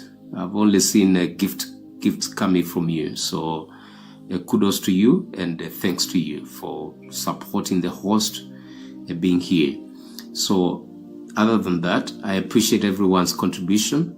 Sululu, Benson, Kimoko, and every other person that has contributed to this. I really appreciate all of you guys. Mine is very simple, okay? Mine is very simple. One of the things that we need to do is to continue resisting. And we have to be persistent in our resistance. Nothing comes easy. I said, I am not a Gen Z. I am not a millennium. I'm X, to be precise. But trust me, I am fighting this war with you in the front line as though I'm a Gen Z. Because my concern and my greatest worry is, what do I leave behind for my children? What kind of a country? My father left behind nothing uninheritable. He left behind me a system that is broken. So am I going to pass the same to my children? That has to be the thought in the mind of all of you. What are you going to leave behind? We cannot all die. They cannot kill all of us. They cannot bribe all of us. They cannot abduct all of us. They cannot take all of us in cell, in prison. They cannot contain all of us. I was very, you remember the Tuesday that people broke up into the parliament. I was very excited. Host, if I exceeded 3 minutes, just forgive me, but I'm about to conclude. Yeah, it should be one minute more. Just, okay, so the Tuesday that they broke into the parliament, man, that was beyond words. I was in the house, I was watching for whatever reasons, and I remember sharing the live on the screen of what is happening. Now, this is my submission. Other than just resisting the government, we need to resist the church, the so-called the church, because that is the center of manipulation and lies. That is a platform where the politicians go to manipulate our mothers, our fathers, our aunties, our uncles, our cousins, and everybody else. We need to resist that. Secondly, we need to resist the NGOs. We need to start resisting every foundation, such as the NGO that is bringing the funds to support the goons, to support the government and the agenda of those people. Thirdly, we need to resist the government, which is in the mind of everyone. And lastly, anyone and every institution that condones or supports the government, whether it is the American embassy or anyone. My sister was doing a graduation in Maryland State, and none of the members of our family was given a visa. Trust me, even after paying the money for the application of everything. This is very important. Just allow me to say it, even if I go past the time. It is very important for us to know when we have the family members, our family members beyond the borders, and they need us for their graduation, for their wedding ceremony or whatever, we cannot be given visa to go there. So none, not even one, was granted a visa to go there. Yet all of us, we paid the fee. We paid the fee. This is what I will say. They don't like us. They don't love us. Let us resist them, because someone said the white are behind it. Let's resist even the white and everything, every institution, every company, everything that comes with it. Resist. That's my subjection. Viva, viva. Thank you. Chakazulu, pick up then Zeneru, in that order. Okay. Only 3 minutes. Okay, thank you guys. I've been listening this platform for so long. Mimi nachangia hasa huyu jamaa mwenye alikuwa amesema whatever the push or we are getting from the government is just because our leaders have been playing the issue of being puppets to the West for so long. And as we know, huyu mzungu alipokuja Africa, he was the one who drew the boundaries. Kwa sababu ukikaa na wazee wenye wako kule mashambani, kule mashinani, watakwambia wakati walikuwa wakiwinda mandovu, wakiwinda manyati nini, they could go even in Tanzania, even in Uganda. So kulikuwa hakuna hizo maborders wala nini, lakini mzungu nakakuja akagawanyisha, and he did it because they wanted to rule. Kwa hivyo as we talk of this, I am saying it is more better kama tutafanya ile call ya PLO, Patrick Lumumba, yanasema Africa should be one, as pia ule jamaa wa South Africa yanasema Africa should be borderless. As we are talking, nafikiri pia Zambia they are doing the same, kwamba Africa should be borderless. Tekana iwe tu unaweza move across, we become one, we have one currency, so that we be able to control our resources. Hizi shida zote tunapata kwa sababu gani? Tumegawanyika, tunajiita sisi ni wa Kenya, wale ni wa Nigeria, wale ni wa Tanzania. Sasa mzungu anapata nguvu ya kutumiliki, lakini tukiwa kitu kimoja, we will be able to manage our resources na iwe tunaweza tukaingia in a good trade chenye tuko nacho na chenye tunataka kutoka nje. So I really support hii issue. Tujaribu kuisukuma jamani, tusikufe moyo, tuisikume paka by the end of it all we become one Africa. What we need is we be able to invest on our own. Kwa sababu we have so many resources, we are rich, Africa is rich.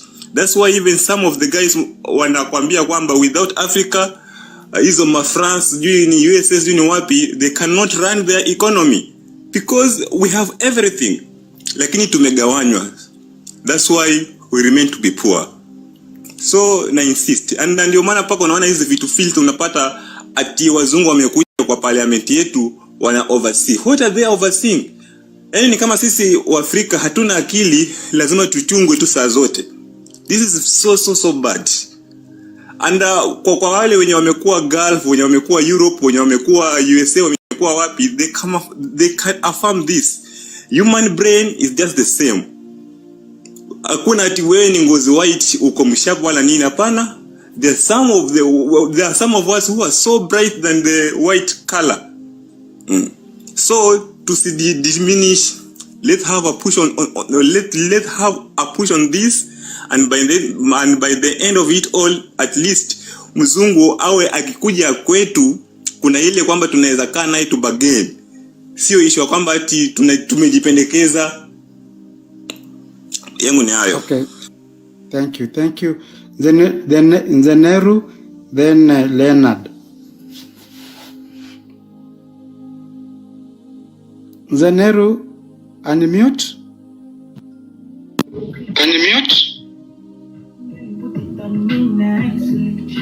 Captain, mute your mic, please. Nzeneru, go on. Yes, habari zenu. Nzuri. Hello, unanipata? Hello, tunakusikia.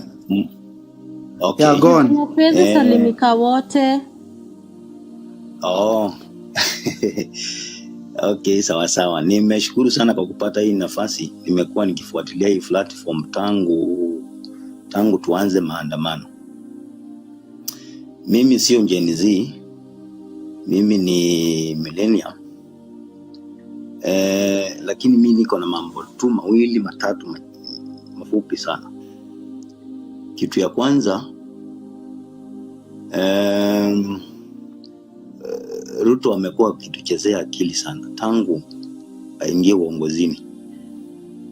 Amekopa pesa mara mingi na hizo pesa sijawahi ona kazi zenye zimefanya. Number 2, amechangua watu wa kuchunguza ati tuko na ndeni ya pesa ngapi, na amesema amekuwa akikata kodi alipe ndeni. Alikuwa analipa pesa yenye ajui ni ngapi. So huyu jamaa mimi naona tusukume huyu jamaa atoke. Number 3, tusipofanya hivyo, kumbuka kuna watoto waliuawa. Wazazi wao watoto sijui wataishi wapi kama bado watakuwa under rule of that man. Sioni kwa nini waliamrisha maaskari wapige mtu mwenye ana kitu kwa mikono risasi. So mkirudi nyuma jameni, mtatuangusha sana kama wazazi. At the same time tunawasupport fully. Asante. Thank you for being within the time. Let's have Leonard and then Kiprono. Yeah, thank you. I think all of you are okay. Mine is just to add something small. A lot have been said, and I just want to add something. You know, guys, this is just like a call, and we have seen what is going on here in Kenya. We cannot go on seeing our own motherland country is going into a mess, and we just keep quiet.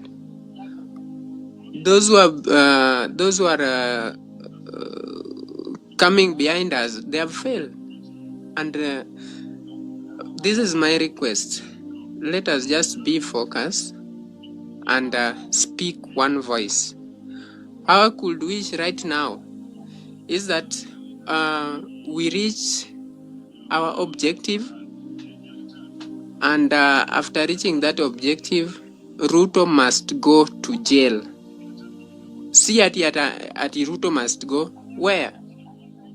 Aendi tu, Ruto must go to jail. Hatuwezi ona mtu anahaya polisi kutoka Uganda na kuja kuua wa Kenya na tumenyamaza. Hatuwezi ona huyu amechukua almost wenye wanafaa kuretire. Siwezi kama mtu kama Mdavadi, Junguna, huyu Junguna, watu wengi wako hapo. Above 68, above 60 years wako kwa government, wanafanya nini? All they can do is just to take off our money, the tax that we are paying, and they keep for their children at home. So what we need to do, we need to speak one voice. Na tukisucceed, Ruto must go to jail, and this is going to be the first country in Africa, the first country in Africa wenye watakuwa wameshika president na wamefikia hiyo haki yao. We have all the right. Na mtu asikudanganye atatuua, lakini atatuua wote. Wacha niseme na nguvu. Ruto lazima jue jinsi si mchezo. Tunaangalia hata sisi tunaweza taka au manini watu tunaweza anza kuabduct watu sisi pia. Juu tuko na hiyo nguvu. Tunaweza anza kuabduct au CS na au watu wengine. But because for the love of our country bado tumenyamaza. Sasa asitubebe ufala ati anaanza kuua watoto wetu, wenzetu, maparo wetu, na tunaangalia tu. Kama ni mbaya itakuwa mbaya. And I'm repeating this. Akue rada pali yako, akue rada. Sisi pia kama yeah, I'm concluding. Akianza vibaya sasa, like atazidi kuleta hao mapolisi wa Uganda juu tunajua Ruto na Museveni ni kama kii na kifuli. Hiyo tunajua, everyone knows. Saizi anajaribu kuweka huyu mtoto wake asije apewe rank gani kwa military. We don't care. We'll start doing our own things, na sisi pia tutaanza kutumia hizo vitu. Otherwise, thank you. Thank you. Thank you. Kiprono pick up, and then Mahigi in that order.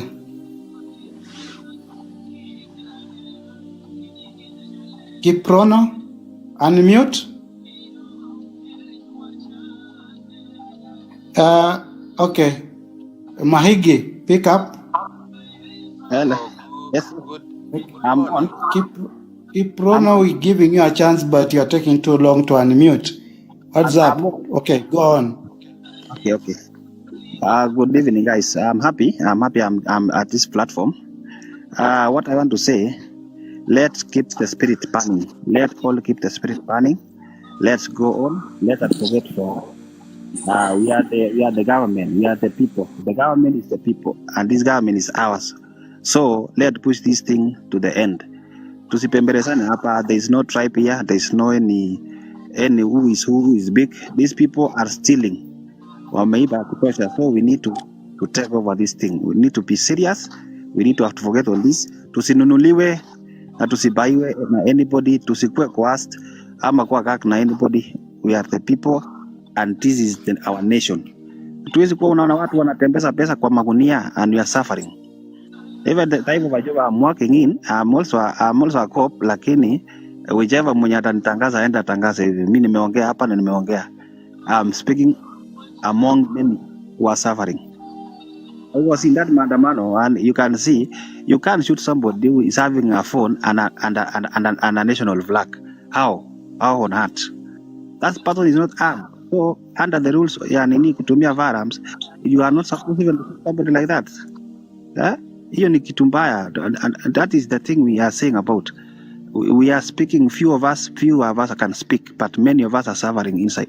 So msituchukie sisi wote mseme ati askari ni wabaya. Hapana, even us mnatuchukia mseme askari ni wabaya. No, not all. There are some rock police and there are some police who are good. So mkianza kuchukia wengine mseme no. Hata sasa saa ingine hata sisi tunajisuia kwa sababu it is, unajua order ni order tu, lakini sasa unajisuia. Utapigaje mtu mwenye wako na simu na bendera? How?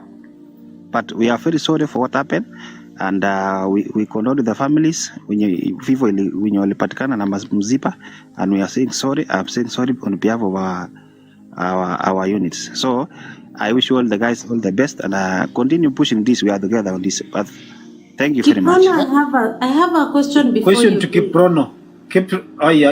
Okay. Yeah. Sawa, uliza kwanza. Black, ask your question, then Kimoko. I'm very happy, Kiprono, you're in this platform. This is what I would want to ask. When you're given, let's say in a scenario where kuna maandamano and unakuja unapewa orders, utaamka utaenda Uhuru Park and utakuwa una guard hapo unaangalia. Are you guys given an order to shoot? No. How does it work? Ndio ifike to a point where mi niko na maji na chupa na wewe umetoka na orders na tear gas na bullets na rubber bullets and all that. Inafika wapi unapewa order ya kushoot, or what really happens there? Because I would want to know, inafika ngapi to that point where una shoot knowingly that this person is not doing anything? Or is it frustrations? Is it orders? Are you given numbers, or how does it go? The only thing that is what we are at the last line of the game. We can't hear you. I'm saying, Mm-hmm. Are you hearing me now? Yeah. Okay, I'm saying you can't shoot a person unless you are at the last line of defense. You can shoot. You cannot be allowed, and you cannot be given an order if you know you are right. Until you pull a trigger for somebody who is not armed. The person who you shoot is a person who is armed and can endanger your life. That is, and that is, remember, that is the last line of defense. You can use tear gas, you can use baton, you can use everything. You can arrest that person, you can use that, but you cannot shoot unless that person is armed with the teeth, which can endanger your life. So that is what you can shoot. But you are not be given order. Even somebody can give you order. But if you know you are right, know how to use that reason very well, you cannot do that unless you are a rock or unless you have your own issue. The thing I'm So kwa hii field, these policemen, these APs, they normally know what they are doing. So when I don't want to get angry. Oh God. Okay, Black Forest. Let me just correct something. That question that you're asking, Kiprono. Okay, things to do with security matters, we don't discuss it openly. There are things like that question you asked Kiprono. Actually, Kiprono, what you could have just done, you could have lauded for him being honest and feeling for the heroes who were just shot without any mistakes. Because when it comes on the security matters, you're also putting Kiprono in danger. Because as much as the Constitution says that you should protect the protesters, and they should be unarmed. They know what to be done. But you see, that question that you're asking, that shoot to kill, those orders are given, but please, actually, don't direct it to Kiprono, because hata kama Kiprono anajua iko ama iko, he can't just tell you that, because it's a security sensitive matters that you'll be jeopardizing even his life. He has just come clearly on behalf of his colleagues who does that. And remember, even in police force, these are our brothers. See, ati ukiona few wanafanya makosa, see, at 100% they are bad. And that's why while we are discussing these matters, we have to be very sober. Let us not just be emotional and then to categorize everyone. There are few who, akipewata hiyo orders, shoot to kill. They'll always do the right thing. So I think I'm clear on that. Do not be agitated for that. And may I thank Kiprono for what he has just said. I think that is clear. Kidogo tu, Kiprono, I would advise you create a pseudo account. So if kama utataka out such matters, itakushield out wasiku. I know how the police can be. Yeah. Command they can be ruthless at times, especially the inspector general ambaye ako. Yeah. There's a guy and he can be malicious, so try kuingia na pseudo. Exactly. Thanks. Okay, thank you. Kimoko also wanted to ask something. Maybe you can also give your view. Okay. No, because you have elaborated about the security matters, let me just hold it there. Thank you. Thank you, Kiprono. Igwe, I salute you. We have such good, we have such kind of good friend like this. There's another FBI in the house, and now I rebuke him in the name of Jesus. Anaitwa Bob. I think Black Forest, you can handle it. No? Yes. Let me just say goodbye kwa kila mtu before upe mtu mic. Okay. Kenyan politics na the guest wenye wako hapa, alafu those people that are totaling to 63 wenye wako pale chini kwa comment section, you are very important to this live. So allow me just to take a rest kwa sababu unajua kesho bado ni job. But tomorrow, Kenyan politics, tafadhali let us be knowing unafungua lini, because sometimes tunakuwa tunakungoja na tukuoni. So kindly let us just know, come on daily, come on after 2 days. What I'll be doing, I think kuna sana nilikuwa na create an event. Huwa mnapatanga notification you create event. Mimi hata ukiingia live sipati notification, and nimeweka notification on. Why? Hata mimi sikuona leo, and sijui it's because of this. Unajua hii design ni tofauti na ile WhatsApp ingine. I mean not WhatsApp, ile TikTok ingine. Why? I think unaona hii ingine najua italazimisha watu wafungue kamera, which no maana niliweka voice chat. Hapana, si lazima mtu afungue kamera. Mtu akikuja hapa asifungue kamera. So maybe nitafunga hiyo ingine, but sijui watu wafunge kamera. Yeah, because unaona kama hii hata ukiweka mtu moderator, it is very hard kumute, kufanya hata kupandisha mtu, it is very hard. Wewe tu peke yako utakuwa unafanya hiyo kazi, but kama ni ile ingine it's possible. Kwani kuna nini ngapi?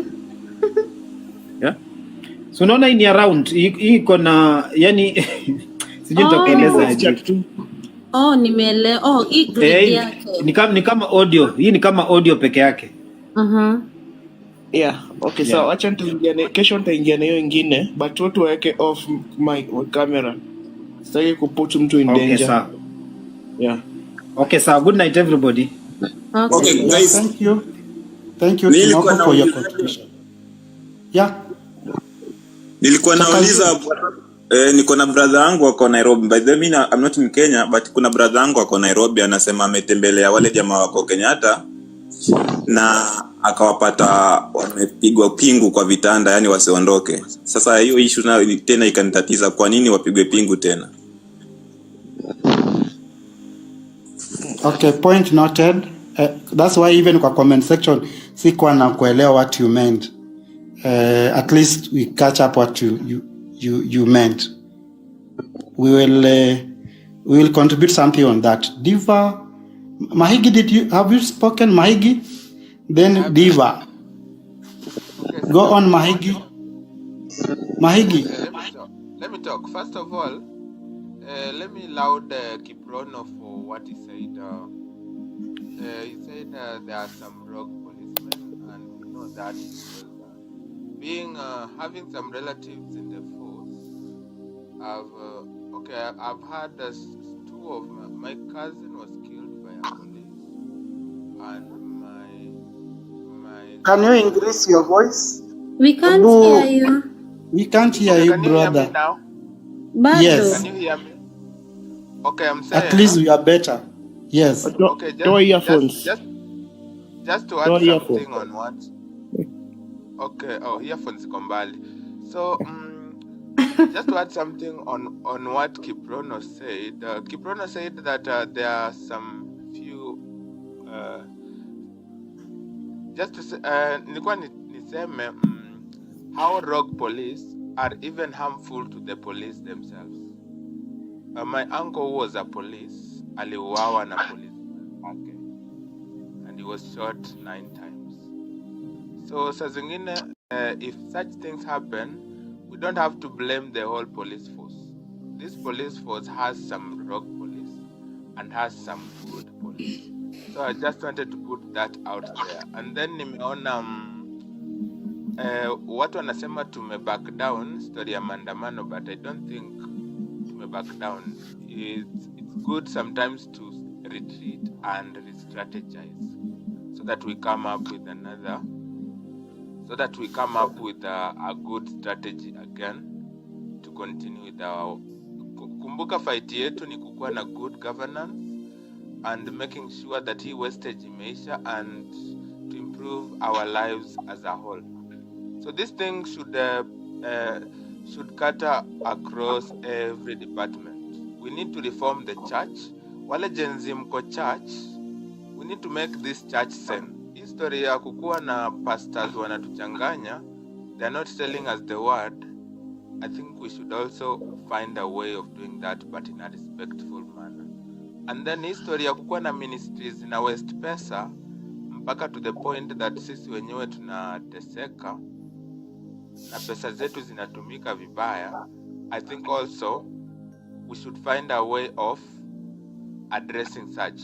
And tumerealize kitu moja, the language that serikali inaelewa ni maandamano. So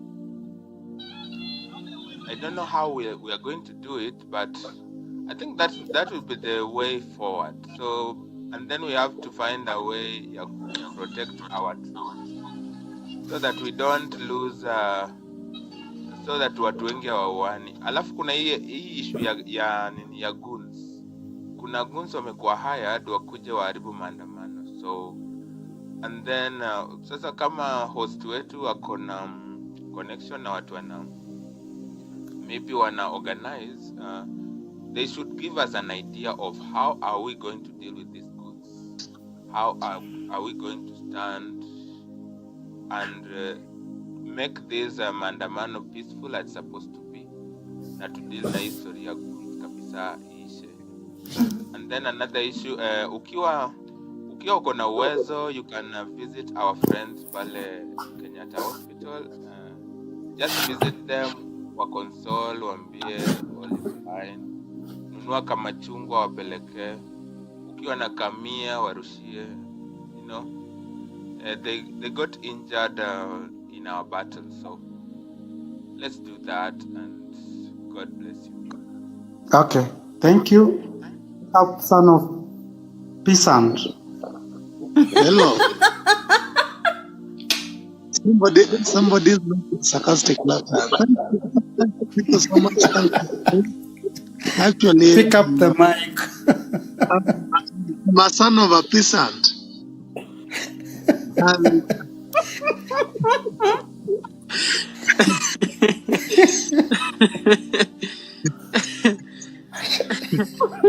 I am gone. You have 3 minutes, please.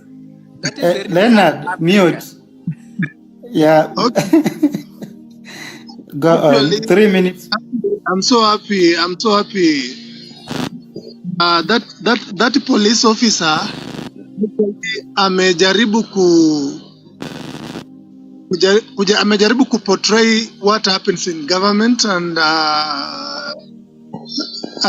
police officers, I think they are our brothers, others are our sisters, na sie tu wanapitia life mzuri. Hata ukiangalia payslip unaweza toroka. Hata wao wanakipitia, si eti hawakipiti, but I think they work on authority. Alafu pia baadaye unamulikwa naisha na bado anarudi kuteseka kama sisi. So whatever we are doing, we are fighting for everybody. Hakuna mtu ambaye anaachwa nje. And actually, I like this generation, the Gen Z generation. It is a kind of a generation that doesn't have a tribe, haina kabila. Na mostly we look at our country, kitu ambayo inatumaliza. We Mimi naitwa Mheshimiwa Shiboko au sio? Habari zenu. Sio kwa winter. Habari zenu tena. Hi guys. This is your girl Aisha the Gazelle. This is Ricky Melodies from Kemigete the King's Band kwa 254. Naitwa Noli Wilson Rai Gospel Singer. Sisi tutazama Kapnyota TV. Na unatazama Kapnyota TV. Na sasa Kapnyota TV. Stop viewers. Subscribe to Kapnyota TV. Anaambia watu pia waweze subscribe. Endelea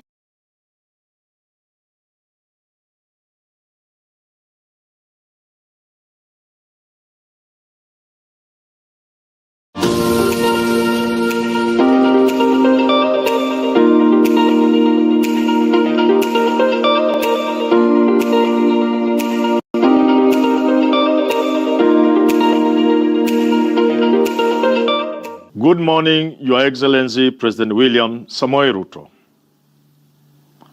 This is an open letter to you. I do an open letter first because of the situation in the country. But even without this, I've always wanted to meet you from the day you were sworn in. It's been difficult. I don't blame you. I don't blame anybody. I've tried hard. Yesterday, I joined in the space forum, X or Twitter space, so that I could perhaps voice something for your attention. Unfortunately, as in the nature of these things, my attention did not bear fruit. As early as this morning, I've tried to reach you through your aides again. It's been difficult. And I don't blame them. I don't blame anybody. You are the president, and I'm a mere subject. Your president, I address you because of the grave situation the country is in. I know you've heard from many people, but from one citizen who I know you know loves this country. One more voice is not too much. I know you're a busy person. I ask you, Your Excellency, to listen to me. Things are not good in the country. In fact, Your Excellency, this Gen Z thing, if you may call it so, is actually a revolution. It is beckoning us, inviting us to know that times have changed and that we should begin doing things in a different way. There is a problem, Your Excellency. I've listened to you when you have interacted with the nation, the latest, of course, being the address to the nation just before you joined the X spaces. I've listened to you when you addressed the nation on Sunday and on Tuesday. I have followed through your promises and the measures you intend to take, from rejection of the finance bill to a raft of measures you have given up to and including yesterday. Your Excellency, there is a problem. Your Excellency, you followed keenly the interactions on X in the spaces you attended or you are to host or you are a participant, you would have realized, if you hadn't known so, there is a problem. Your Excellency, if you want to know where the problem is, I invite you to revisit your interaction in the round table with Linus Kaikai of Citizen, Joe Agay of Nation, and Eric Latif of KTN. These three gentlemen interacted with you, but something kept coming out. Something that was a common denominator in the entire interaction and which the nation watched keenly. That is what is ailing the country. And that, Your Excellency, is what is the problem with the government and with you. If it hadn't been for your busy schedule, Your Excellency, I would have asked you to replay that interview with those three gentlemen, and I'm sure you would have invited them for breakfast to thank them. From that interview or round table, Your Excellency, and from the Spaces interaction yesterday, something is clear. The country doesn't believe you. It can't get that bad. Your Excellency, your rating is terribly low. Your citizens have no confidence in you. It's never good for any country for the people to get to that level. Your Excellency, you are dealing with issues of legitimacy. No president can govern. No government can function when legitimacy issues are hanging over them. Never. Your Excellency, Kenyans no longer believe you. Let me demonstrate this, Your Excellency, with your permission. If you found a hungry Kenyan, Your Excellency, Mr. President, and you promise them you are going to give them food because you feel them, you can see they are hungry, they will not believe you. Let's make it even better, Your Excellency, Mr. President. If you took this same Kenyan and sat him down and told him you are being served food, that hungry Kenyan, Mr. President, will not believe you. Let's make it a little more interesting, much better. If you said, here is food, be patient, it's going to be cooked, that hungry Kenyan, Mr. President, will not believe you. Remember, he's a dying man, dying from hunger. You've gotten him from the road, taken to some shelter, some house, given him a seat. He's still not believing you. You've sent food from the near kiosk or supermarket. He can see the food. It's being taken to the kitchen. That Kenyan will not believe you. Your Excellency, Mr. President, sir. Even that food, when that food comes from the kitchen to the table, that Kenyan will still not believe you. They will think somehow that food will disappear.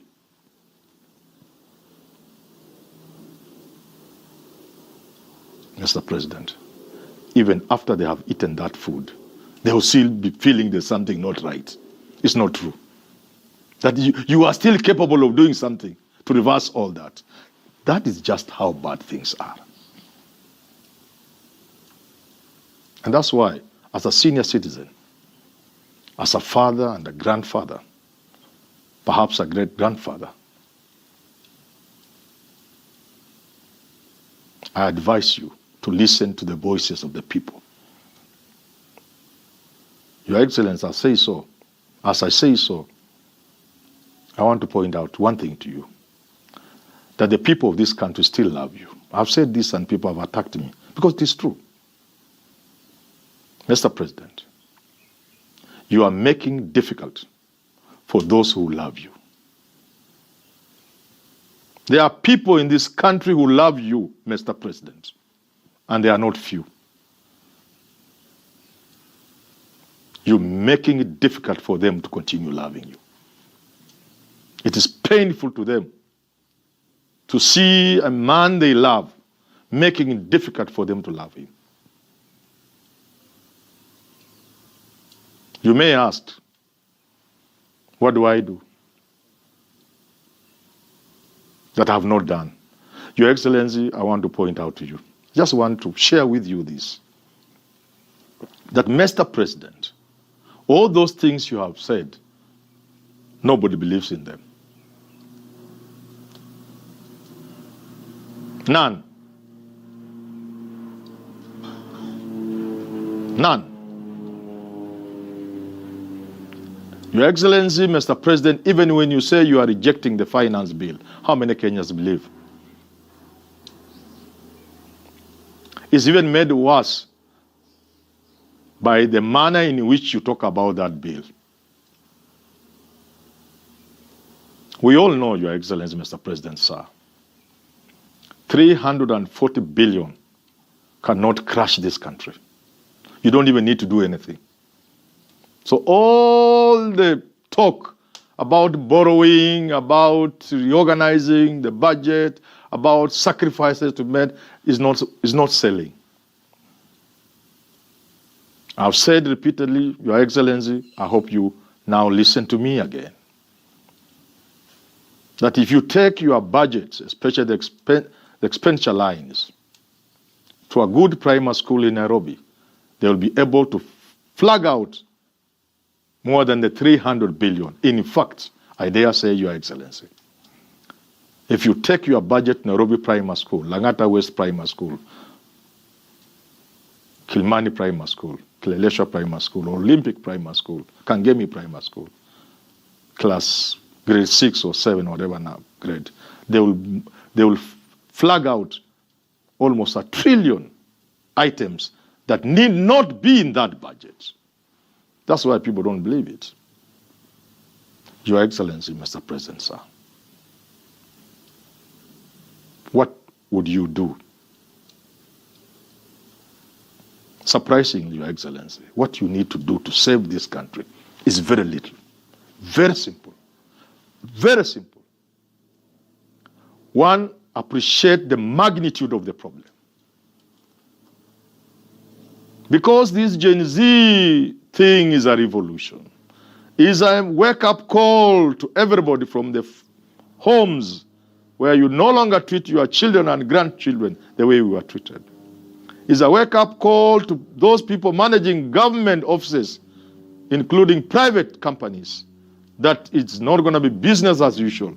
You'll have to re-engineer, calibrate how you run institutions, because the people will not allow you. It's about churches and even mosques, that the people of this country, especially the young children, would not allow you to continue using the churches to sanitize the thieves who have stolen from the public. It's a new Kenya that is being buzzed by Gen Z.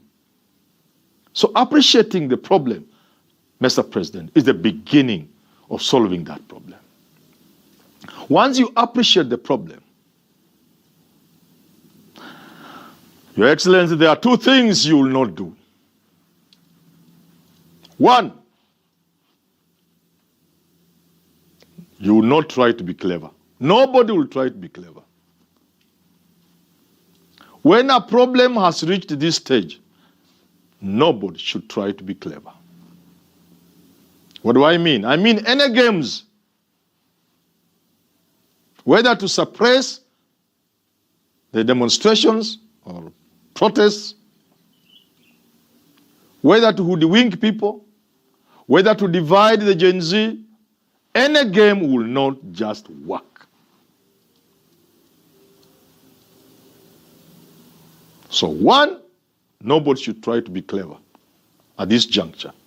We'll lose our country. 2, working together with one, there should be no games.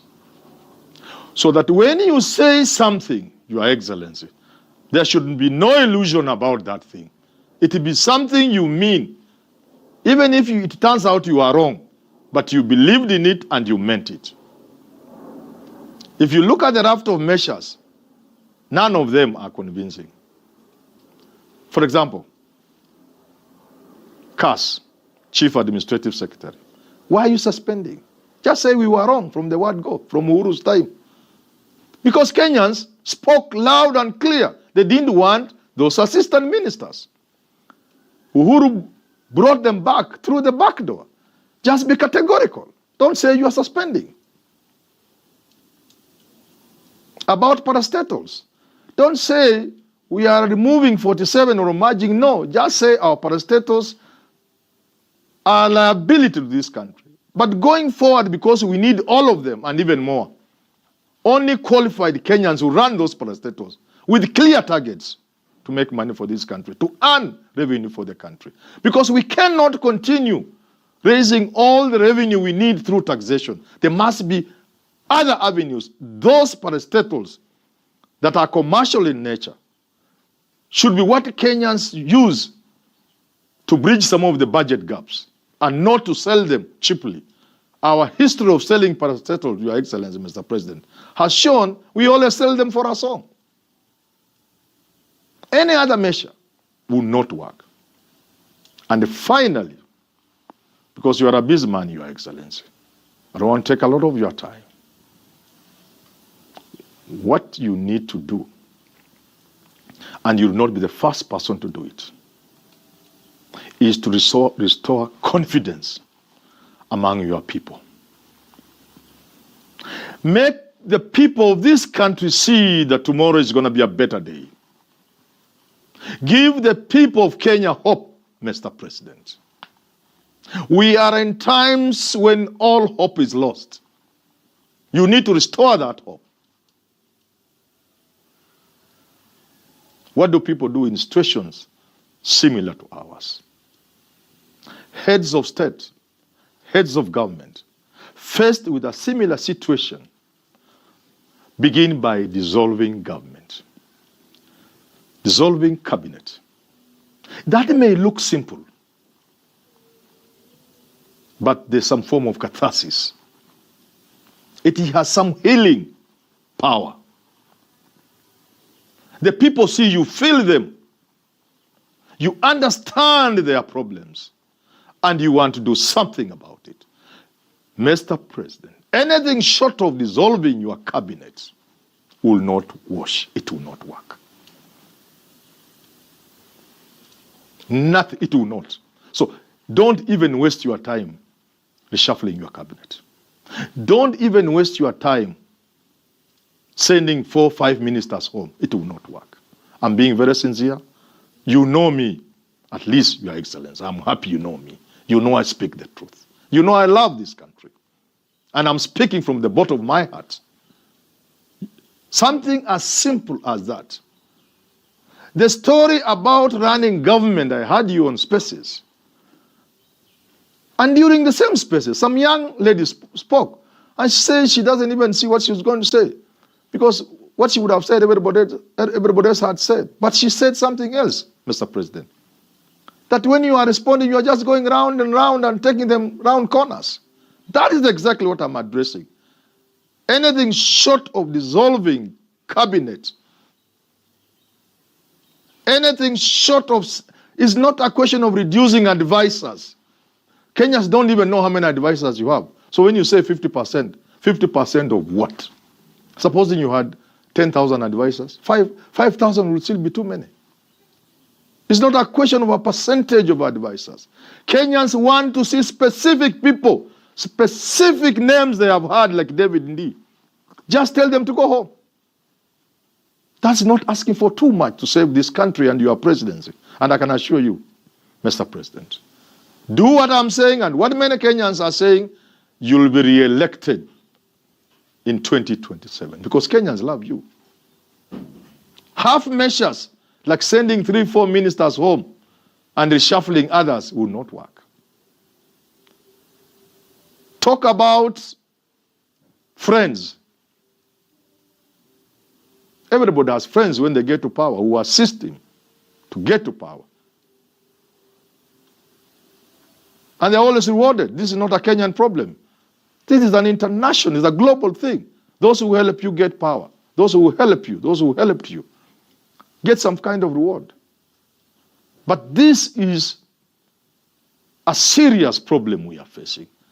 If they can't understand why you are asking them to go home, then they're not even friends. Moreover, there's so much you can do for friends outside government.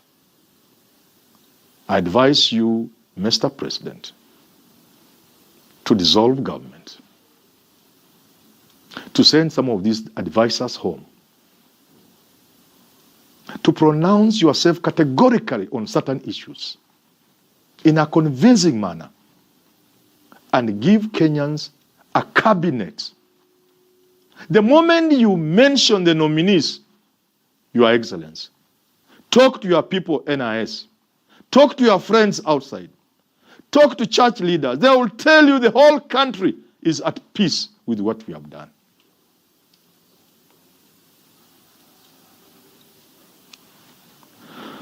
Dissolving cabinet to save country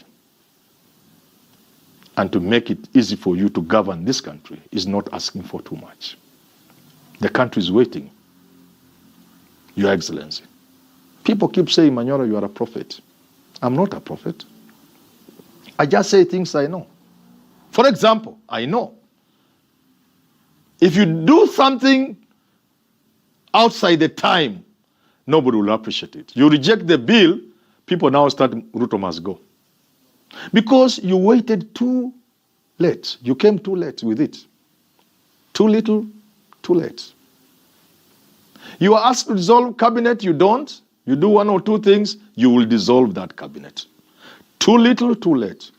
But the worst bit, and history is full of those examples, the best coming from the French Revolution, is that when you begin giving in incrementally, it's not only too little, too late, but you come out as weak, as vulnerable. If you didn't get that message from spaces, then let me tell you, some of the things that were being uttered in that forum could not have been uttered 2 months ago. It means when you delay doing some of the things you should do, when you do them, people don't appreciate them as much as they should. But more critically, you come out as if you are doing them because you are on your knees. And that is not good for any leader. A leader must always be seen to be in control and firm, and only doing things because they are good for country. And even if those demands are coming from the people, it must come out clearly that you have made rational, serious assessment of those demands and you are acting accordingly. Anything else will not wash. I believe strongly that you love this country enough for you to do the right thing for this country now. Thank you.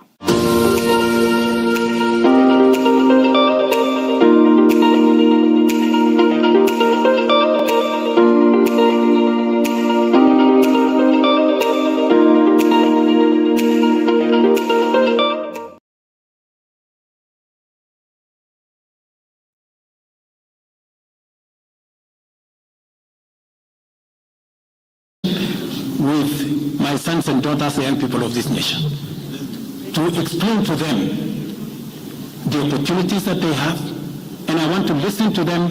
What additionally do they want me to do? What can we do better? And how can we move the country forward together? Thank you very much. Thank you, Excellency. That marks the end of the question session. Thank you very much, Your Excellency.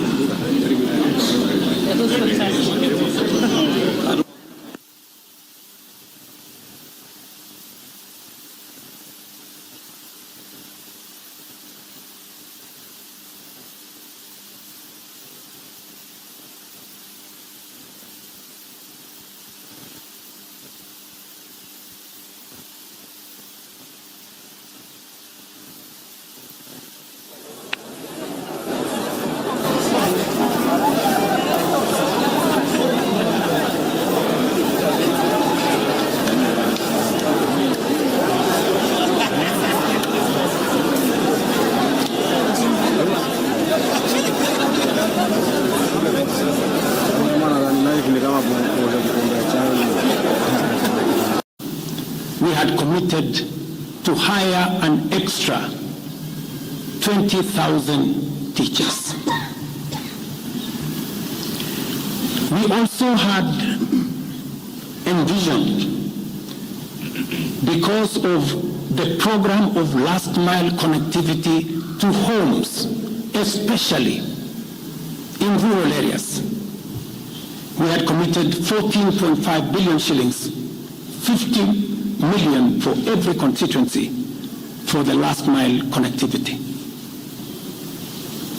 Because we realize that there are many people who today cannot go to hospital because they cannot afford, because they have no health insurance. We had committed 6 billion shillings to operationalize our universal health coverage plan that would make it possible for every citizen to have a health insurance, those who cannot afford to be paid for by the government of Kenya, and to also operationalize the chronic illness fund that would make it possible for those who suffer from cancer, diabetes, hypertension, to be able to go to hospital, be treated, and go home without being asked for any money. We also had planned to put in money for our coffee farmers to retire the heavy debts that are bedeviling our coffee farmers. We also had allocated money for our sugarcane farmers to make sure that our sugarcane farmers get out of the debts that they're in. We had also committed to our milk farmers 2 billion shillings to make sure that every farmer is paid a minimum of 50 shillings per litre to make sure that these farmers, very hard-working citizens of our nation, get a fair return for their hard work and for feeding our nation. And that is why I commend these members of parliament for agreeing with us that all the priority areas I have mentioned were the right priorities to be funded. And by so doing, they supported the proposal to incorporate also the views of the people. These members of parliament. Be your own man with new Vassman Extreme Ice. Parliament came back to us after they went to listen to the people of Kenya. And they came back and reduced the budget on their own by 146 billion shillings. Notwithstanding all these concessions, it has become evident that members of the public still insist on the need for us to make more concessions. And because I run a government, but I also lead people, and the people have spoken, I am grateful to all the members of the National Assembly who voted yesterday affirmatively for the Finance Bill 2024 as amended on the floor of the House to incorporate the views generated through public participation. And following the passage of the bill, the country witnessed widespread expression of dissatisfaction with the bill as passed, regrettably resulting in the loss of life, destruction of property, and dissemination of constitutional institutions. On my own behalf, and on behalf of these members and many other Kenyans, I send my condolences to the families of those who lost their loved ones in this very unfortunate manner. Consequently, having reflected on the continuing conversation around the content of the Finance Bill 2024, and listening keenly to the people of Kenya, who to have said loudly that they want nothing to do with this Finance Bill 2024, I concede, and therefore I will not sign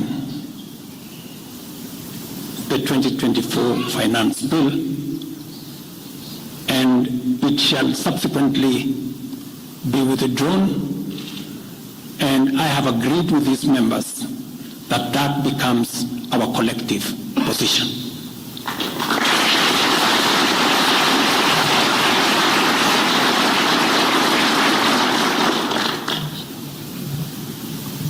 Accordingly, there is need for us as a nation to pick up from here and go into the future.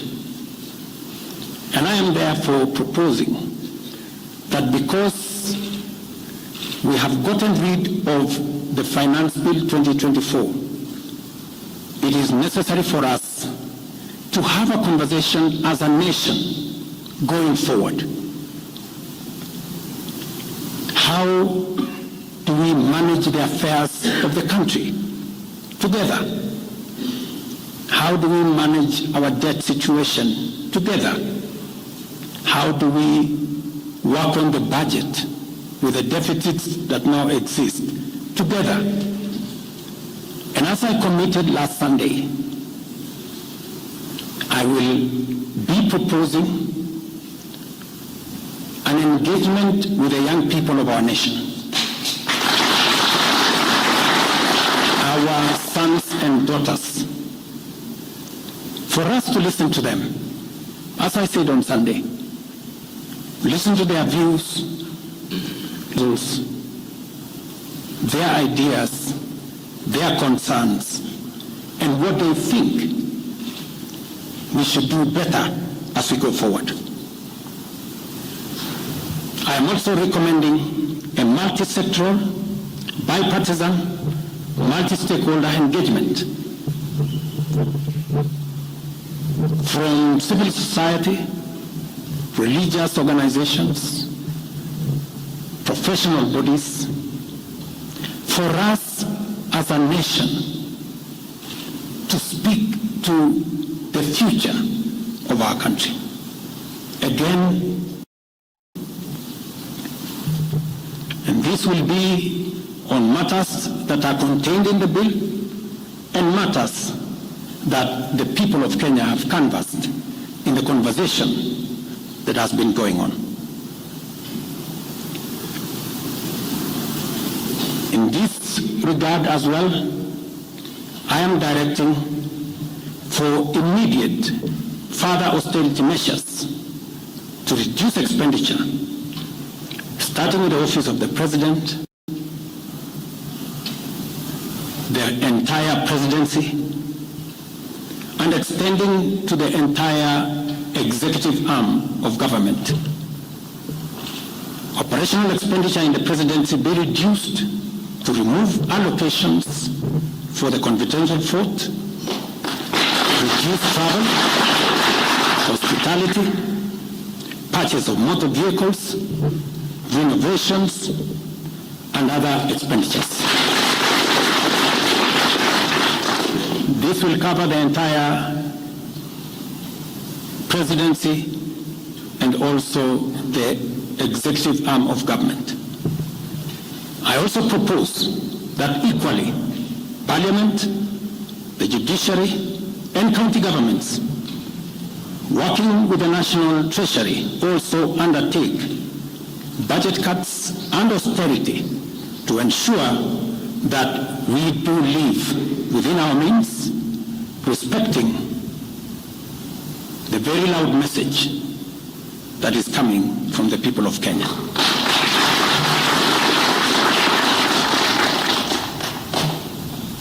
And let me confirm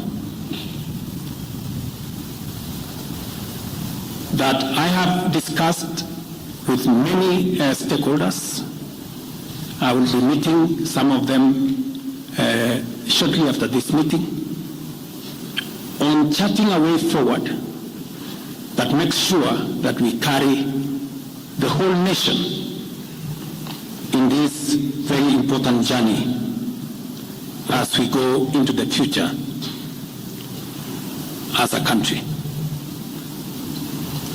Let me also confirm that as we deal with austerity, the loud message on dealing firmly, decisively, and expeditiously with corruption is a matter that we have discussed and we have agreed that it will take the front banner as we go into the future.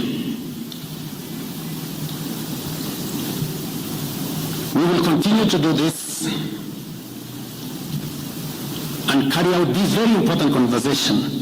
And I want to remind us that we should proceed within the foundational principles upon which our nation is founded, namely constitutionalism, adherence to the rule of law, and respect for constitutional institutions. We must continue to operate within the parameters of the law. I thank you.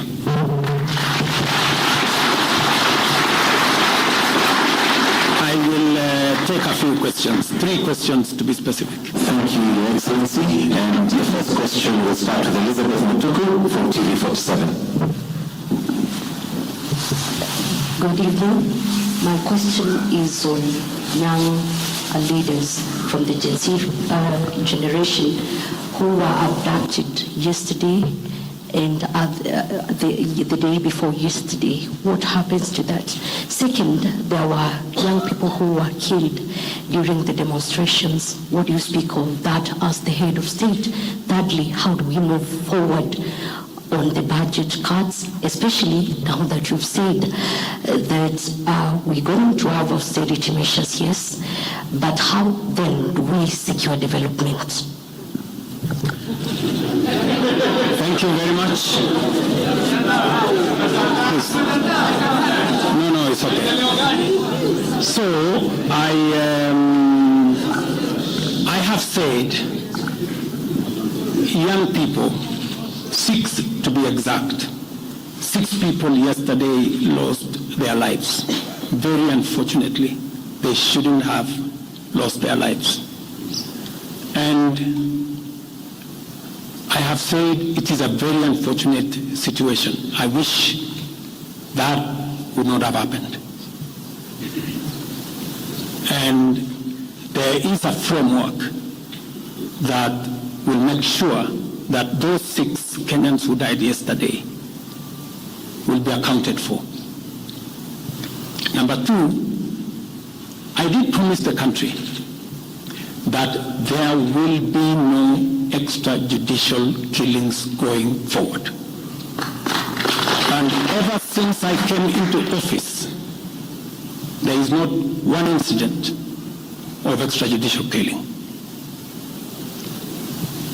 What you said about abduction are statements that were attributed to some of our civil society groups, but all the people they mentioned have since been found in police custody, and those that were already processed were already released. On the matter of development that you have said, minus the finance bill, it means that some of the development programs amounting to 200 billion shillings, we will have to cut down, to delay them. They will have to wait, some of them, for next year. We will try it again. We will try next year to find some money. Some of them we will have to cancel because that's the nature of things. And it is because the people of Kenya have spoken loudly that they want a leaner budget for us as a country. Question number 2. We'll take the next question from Busara, K24. Naam, swali langu la kwanza ni wazi kwamba matumaini ya vijana Gen Z na baadhi ya Wakenya kwa wabunge yamepungua kabisa ama hata yamepotea.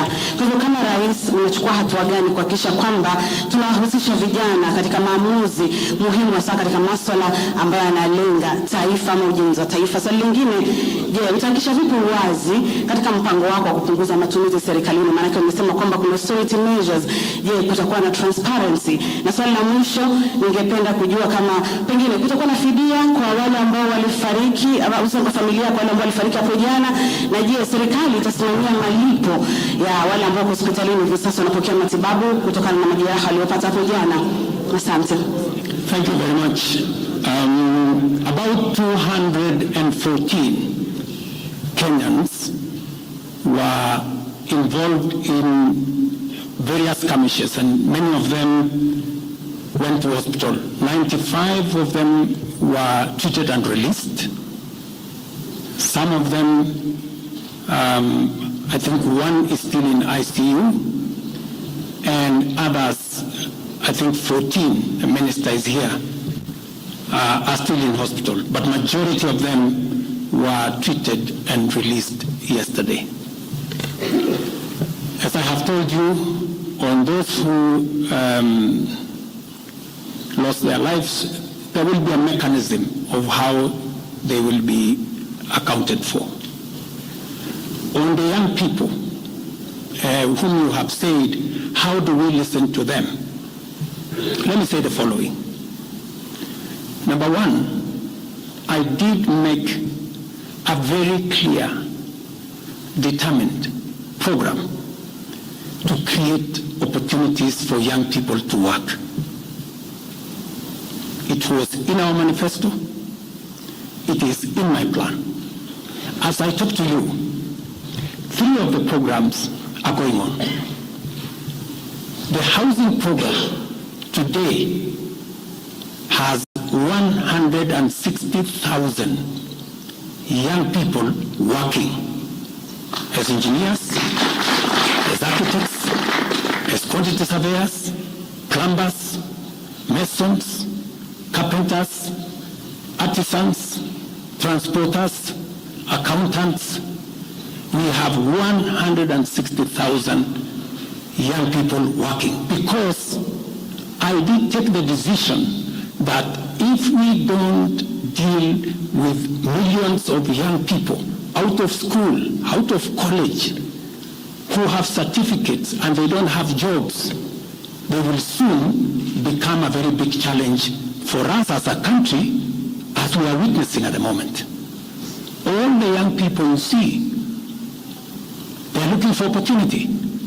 They are looking for jobs. And that is why our housing program, once it is fully rolled out, we will have a minimum of 500,000 young people working in our housing program. Number 2, I have been very clear in making sure that additional to our housing program is our digital infrastructure, the digital superhighway, the digital hubs, and the whole ecosystem of what we are doing in creating digital jobs. I was in Rio with Wonderful Kingara, who's right there, not more than a month and a half ago, launching a hub that will hire 4,500 young people under CCI. In this budget, we had added 10 billion shillings to CDF for them to be able to construct ICT hubs in each ward in the Republic of Kenya. That would give opportunities for 200 to 300 young people in every ward to access internet, to be trained, to have a hub, and to monetize their digital skills. We will still find another way of implementing this plan, even if we have to cut back on CDF, if that is what is going to happen. Again, because we believe that young people deserve opportunity. As I talk to you, we just concluded 3 bilateral agreements, one of them with Germany, on export of labor. Because we have negotiated with many countries who are interested in the high skills of Kenyan labor. And we have an ecosystem, we now have a plan on how we are going to make sure that the young people in Kenya get opportunities to work either in Kenya or outside Kenya. In fact, just last week, I saw on the headlines of one of the dailies, there was a gentleman from my village. He was put on the headline. And he said he operated from where I used to operate selling chicken. That's why they put him in the headline. And his complaint was, you see, the president has not done well because in this village, many people are going to look for jobs outside Kenya. That gentleman did not know that those people in our village that have gone to Saudi Arabia or UAE, I am the one who supported the program for them to go as part of the export of labor. So he thought that those people were going away because there were no jobs in Kenya. But it is part of this plan I have kept on talking about, because I think it was called Misoy or somebody. If you go and check the headline, I think of last week, Thursday or Friday, he was there. He didn't know, the good young man, that I think we have almost 500 or 400 and something people around that village that have actually gotten jobs outside Kenya.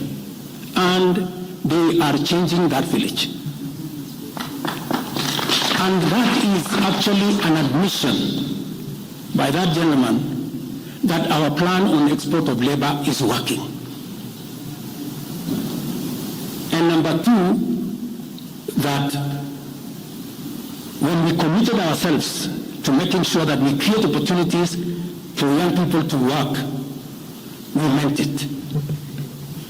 So we have a program on housing, we have a program on digital jobs, we have a program on export of labor, we have a program on the whole manufacturing sector.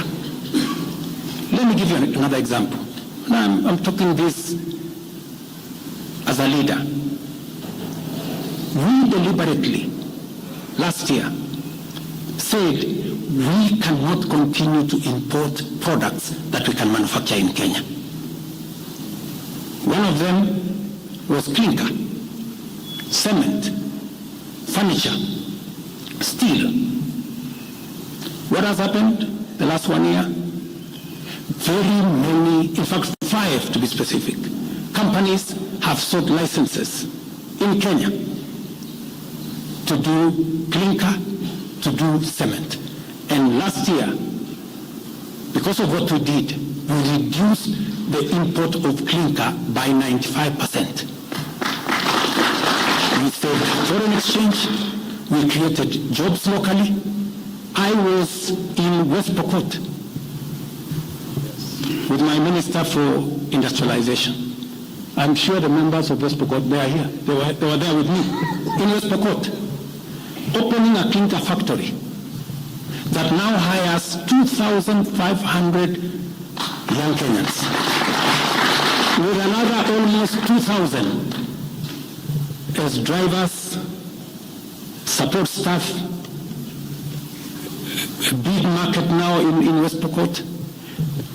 Expanding manufacturing in Kenya is the right thing. And it is the reason why some of our policy interventions on matters like imported stuff that are being manufactured in Kenya. For example, we have said substandard, low-quality imported sanitary pads from China and other places. How can they come into Kenya when we have 10 companies in Kenya hiring Kenyan young people? How can they come and compete here? All the products that we are manufacturing locally, we must protect our local industries so that they create jobs locally, so that they create opportunities locally. In this finance bill, you will also see that we have imposed duty on potatoes from Europe. Surely, how can we continue importing potatoes from Europe? And we have farmers right here in Kirinyaga. We have farmers right here in Nyandarua, in Molo, in Timau. How can we justify? How can anybody take offense that we have imposed duty on imported potatoes? We have put duty on imported eggs, on imported onions, because we must protect our local farmers. Every country does that. Every country does that. I was negotiating with the Prime Minister of India because they are imposing duty on our avocados. I was in Korea negotiating with the government of Korea because they are imposing duty on our tea, on our coffee, and on our macadamia, including our avocados. Every country does that to protect their market, unless there is a mutual agreement. So these are amongst the things we are doing to make sure that we grow our local manufacturing, create local jobs, create local wealth.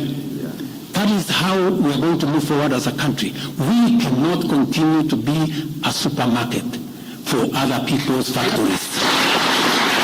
It is important that we also produce our own products. Our young people can produce products in Kenya which are of high quality, which are of international standard, and we can do that. So I just wanted to clarify this point because it is addressing the young people of our country. And I am looking forward to a conversation with my sons and daughters, the young people of this nation, to explain to them the opportunities that they have, and I want to listen to them. What additionally do they want me to do? What can we do better? And how can we move the country forward together? Thank you very much. Thank you, Excellency. That marks the end of the question session. Thank you very much, Your Excellency.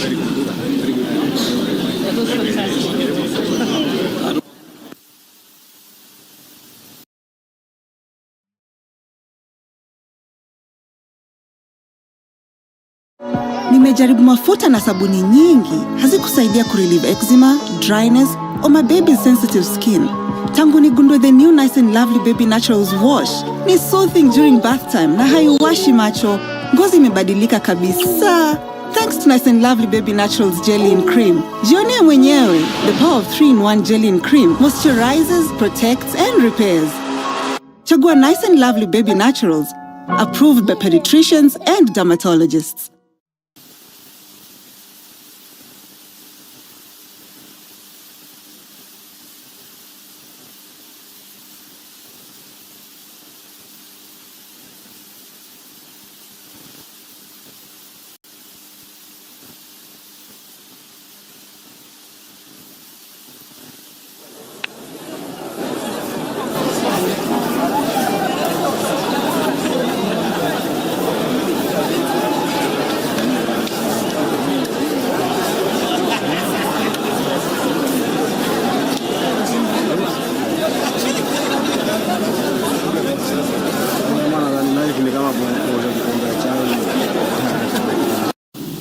We had committed to hire an extra 20,000 teachers.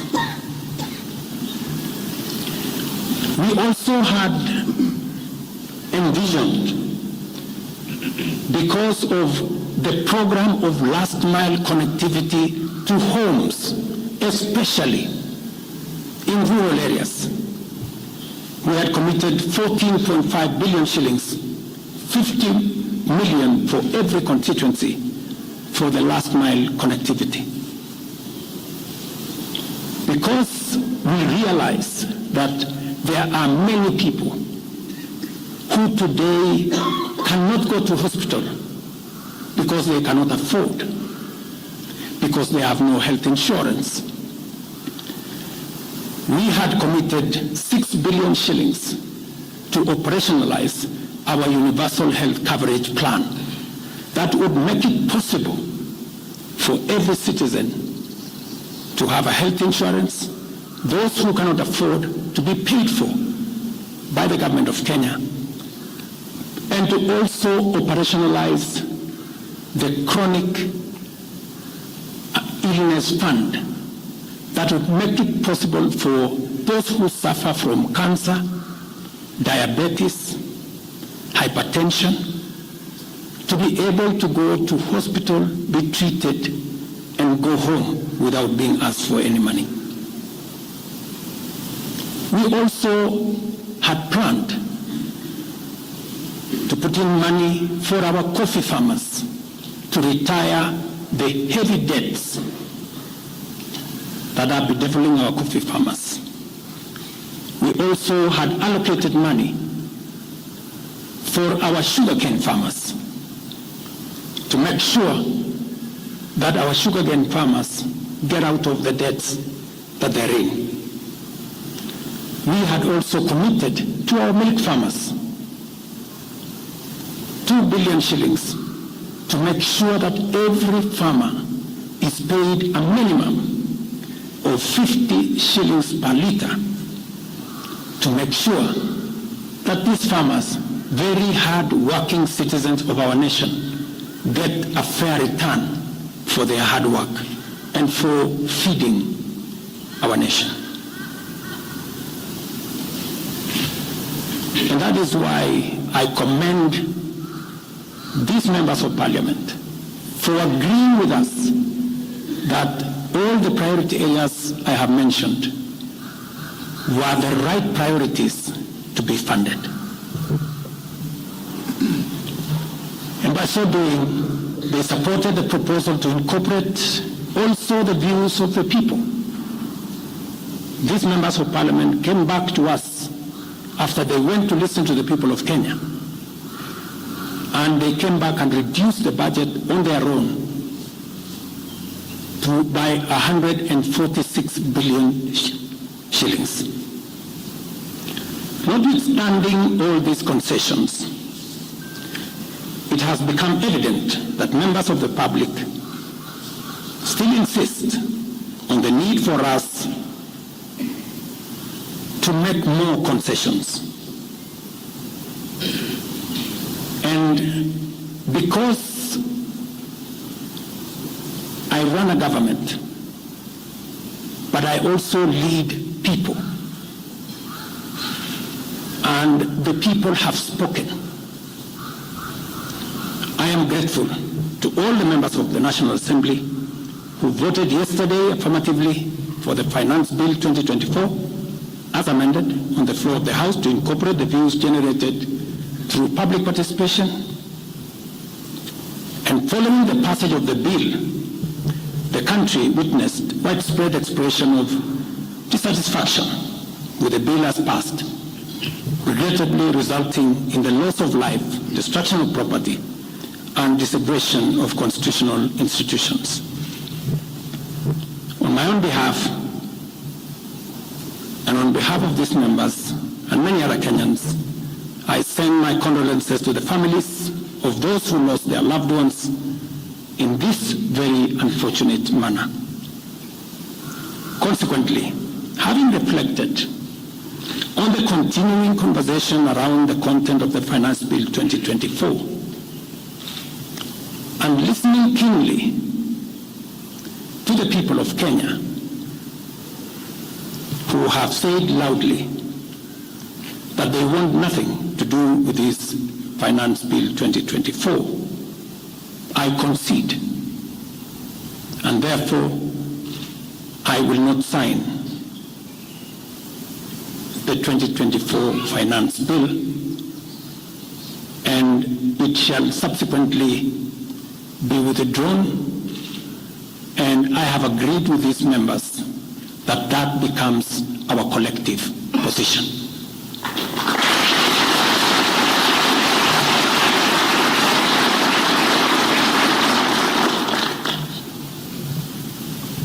Accordingly, there is need for us as a nation to pick up from here and go into the future. And I am therefore proposing that because we have gotten rid of the Finance Bill 2024, it is necessary for us to have a conversation as a nation going forward. How do we manage the affairs of the country together? How do we manage our debt situation together? How do we work on the budget with the deficits that now exist together? And as I committed last Sunday, I will be proposing an engagement with the young people of our nation, our sons and daughters, for us to listen to them. As I said on Sunday, listen to their views, listen to their proposals, their ideas, their concerns, and what they think we should do better as we go forward. I am also recommending a multi-sectoral, bipartisan, multi-stakeholder engagement from civil society, religious organizations, professional bodies, for us as a nation to speak to the future of our country, again, together. And this will be on matters that are contained in the bill and matters that the people of Kenya have canvassed in the conversation that has been going on. In this regard as well, I am directing for immediate further austerity measures to reduce expenditure, starting with the office of the President, the entire presidency, and extending to the entire executive arm of government. Operational expenditure in the presidency be reduced to remove allocations for the confidential fort, reduce travel, hospitality, purchase of motor vehicles, renovations, and other expenditures. This will cover the entire presidency and also the executive arm of government. I also propose that equally, Parliament, the judiciary, and county governments, working with the National Treasury, also undertake budget cuts and austerity to ensure that we do live within our means, respecting the very loud message that is coming from the people of Kenya.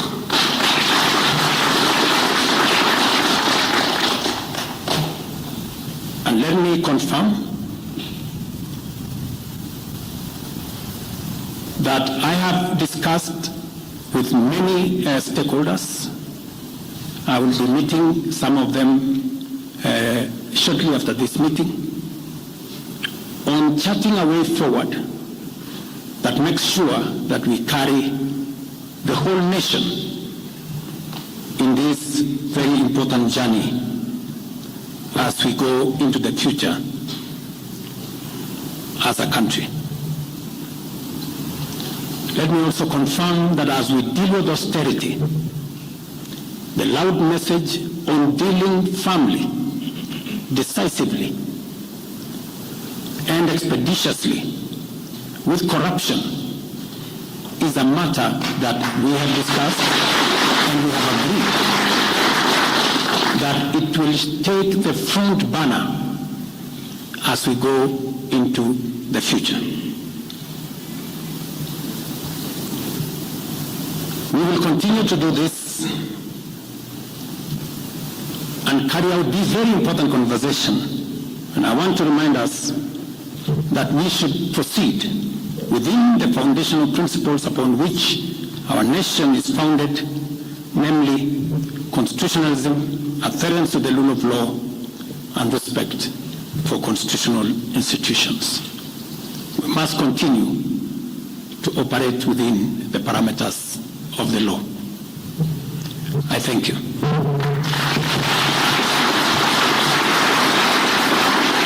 I will take a few questions, 3 questions to be specific.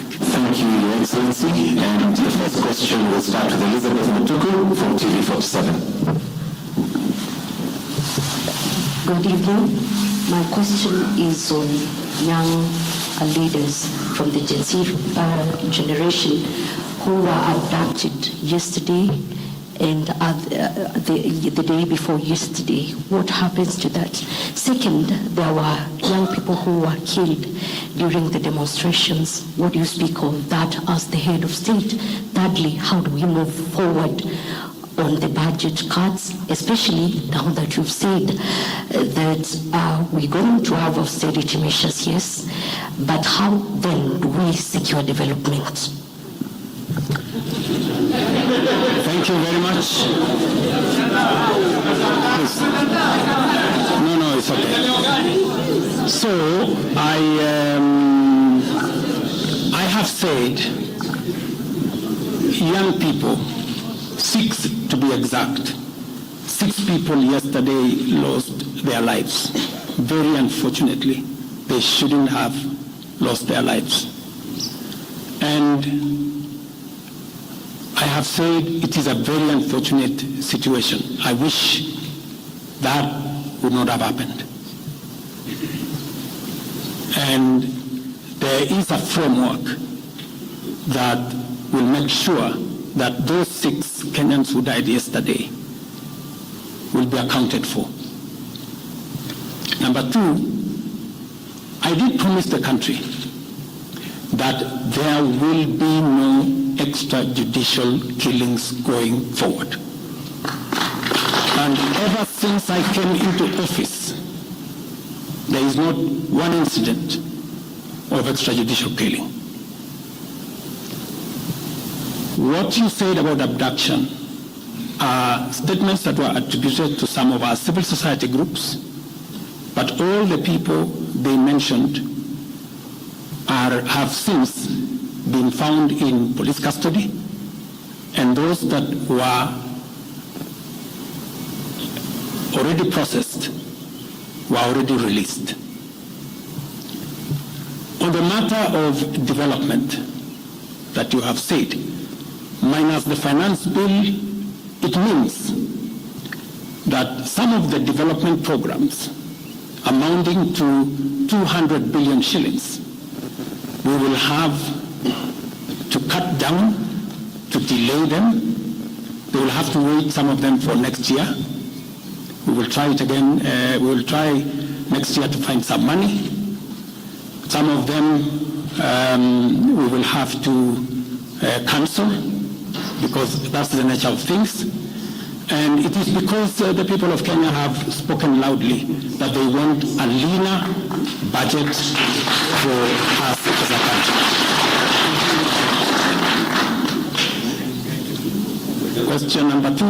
We'll take the next question from Bisawa, K24. Naam, swali langu la kwanza ni wazi kwamba matumaini ya vijana Gen Z na baadhi ya Wakenya kwa wabunge yamepungua kabisa ama hata yamepotea. Kwa hivyo kama rais, unachukua hatua gani kuhakikisha kwamba tunawahusisha vijana katika maamuzi muhimu hasa katika masuala ambayo yanalenga taifa ama ujenzi wa taifa? Swali lingine, je, utahakikisha vipi uwazi katika mpango wako wa kupunguza matumizi serikalini? Maana umesema kwamba kuna austerity measures. Je, kutakuwa na transparency? Na swali la mwisho, ningependa kujua kama pengine kutakuwa na fidia kwa wale ambao walifariki au kwa familia kwa wale ambao walifariki hapo jana, na je, serikali itasimamia malipo ya wale ambao hospitalini hivi sasa wanapokea matibabu kutokana na majeraha waliyopata hapo jana? Asante. Thank you very much.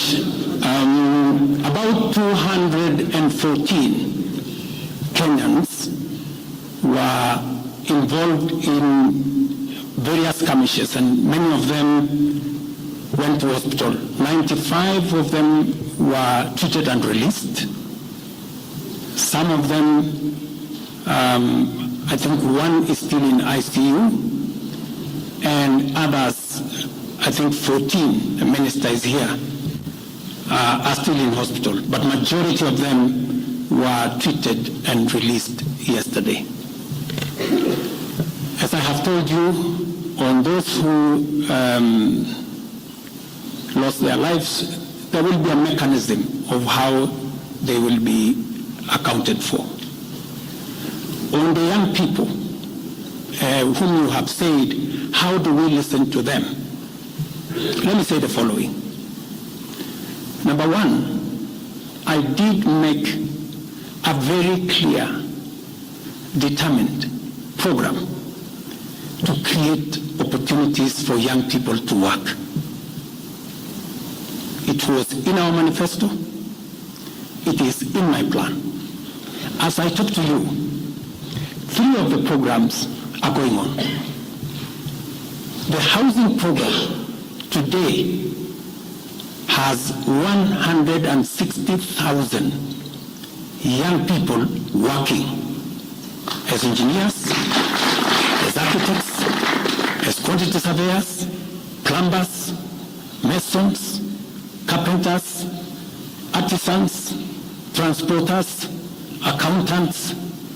We have 160,000 young people working, because I did take the decision that if we don't deal with millions of young people out of school, out of college, who have certificates and they don't have jobs, they will soon become a very big challenge for us as a country, as we are witnessing at the moment. All the young people you see, they are looking for opportunity. They are looking for jobs. And that is why our housing program, once it is fully rolled out, we will have a minimum of 500,000 young people working in our housing program.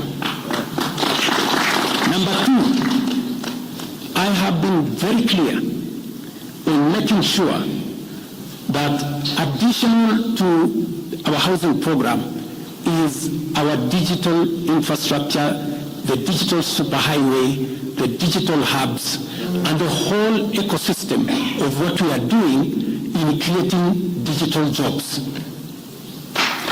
I was in Rio with Honorable Kingara, who's right there, not more than a month and a half ago, launching a hub that will hire 4,500 young people under CCI. In this budget, we had added 10 billion shillings to CDF for them to be able to construct ICT hubs in each ward in the Republic of Kenya. That would give opportunities for 200 to 300 young people in every ward to access internet, to be trained, to have a hub, and to monetize their digital skills. We will still find another way of implementing this plan, even if we have to cut back on CDF, if that is what is going to happen. Again, because we believe that young people deserve opportunity. As I talk to you, we just concluded 3 bilateral agreements, one of them with Germany, on export of labor. Because we have negotiated with many countries who are interested in the high skills of Kenyan labor. And we have an ecosystem, we now have a plan on how we are going to make sure that the young people in Kenya get opportunities to work either in Kenya or outside Kenya. In fact, just last week, I saw on the headlines of one of the dailies, there was a gentleman from my village. He was put on the headline. And he said he operated from where I used to operate selling chicken. That's why they put him in the headline. And his complaint was, you see, the president has not done well because in this village, many people are going to look for jobs outside Kenya. That gentleman did not know that those people in our village that have gone to Saudi Arabia or UAE, I am the one who supported the program for them to go as part of the export of labor. So he thought that those people were going away because there were no jobs in Kenya. But it is part of this plan I have kept on talking about, because I think it was called Misoy or somebody. If you go and check the headline, I think of last week, Thursday or Friday, he was there. He didn't know, the good young man, that I think we have almost 500 or 400 and something people around that village that have actually gotten jobs outside Kenya. And they are changing that village. And that is actually an admission by that gentleman that our plan on export of labor is working.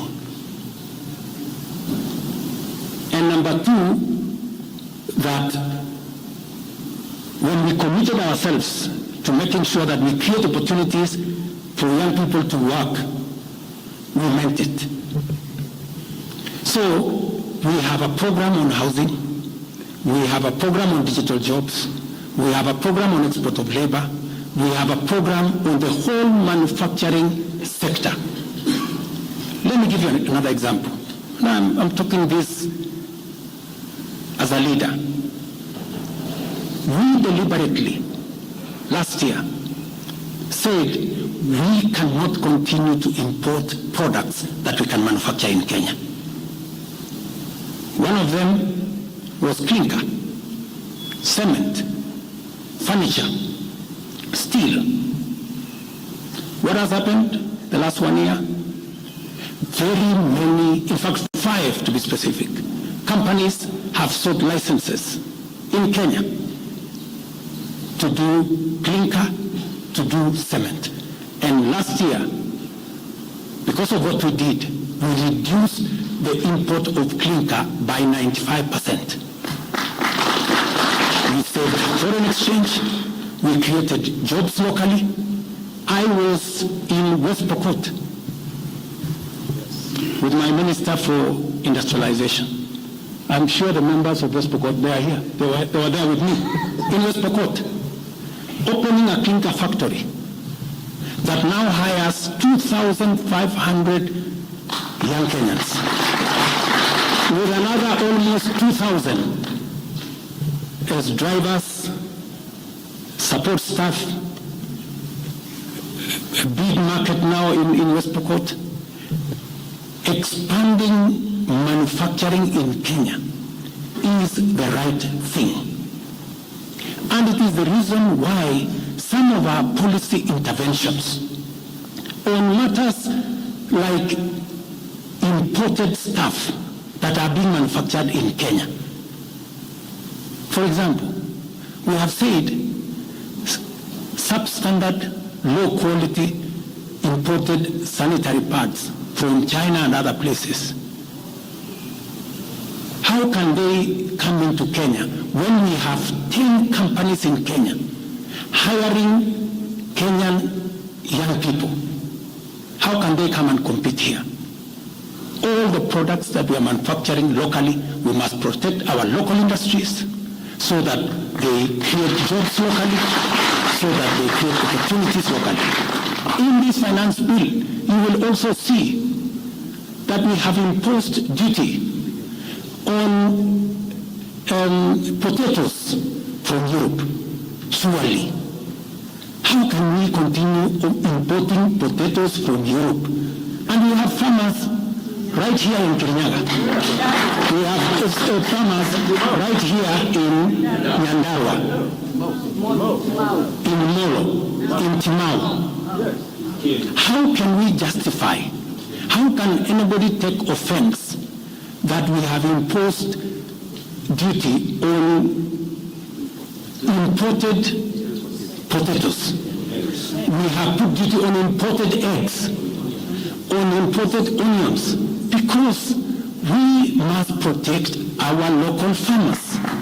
Every country does that. Every country does that. I was negotiating with the Prime Minister of India because they are imposing duty on our avocados.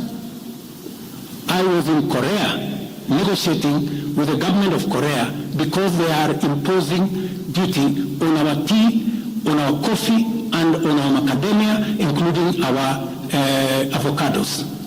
Every country does that to protect their market, unless there is a mutual agreement. So these are amongst the things we are doing to make sure that we grow our local manufacturing, create local jobs, create local wealth. That is how we are going to move forward as a country. We cannot continue to be a supermarket for other people's factories. It is important that we also produce our own products. Our young people can produce products in Kenya which are of high quality, which are of international standard, and we can do that. So I just wanted to clarify this point because it is addressing the young people of our country. And I am looking forward to a conversation with my sons and daughters, the young people of this nation, to explain to them the opportunities that they have, and I want to listen to them. What additionally do they want me to do? What can we do better? And how can we move the country forward together? Thank you very much. Thank you, Excellency. That marks the end of the question session. Thank you very much, Your Excellency.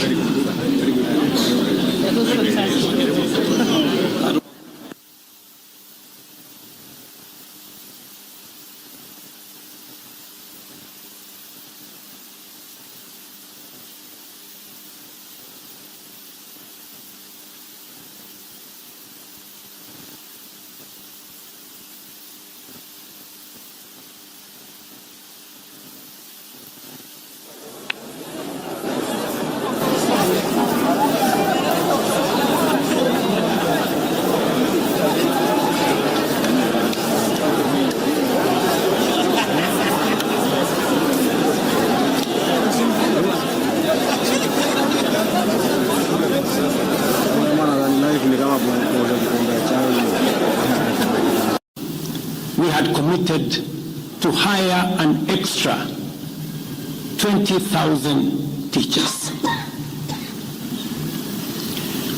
We also had envisioned, because of the program of last mile connectivity to homes, especially in rural areas, we had committed 14.5 billion shillings, 50 million for every constituency for the last mile connectivity.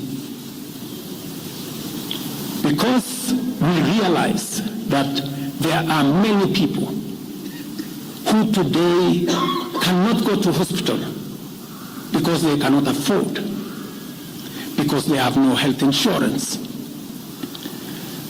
We had committed 6 billion shillings to operationalize our universal health coverage plan that would make it possible for every citizen to have a health insurance, those who cannot afford to be paid for by the government of Kenya, and to also operationalize the chronic illness fund that would make it possible for those who suffer from cancer, diabetes, hypertension, to be able to go to hospital, be treated, and go home without being asked for any money.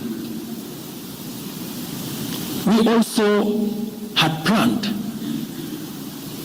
to put in money for our coffee farmers to retire the heavy debts that are bedeviling our coffee farmers.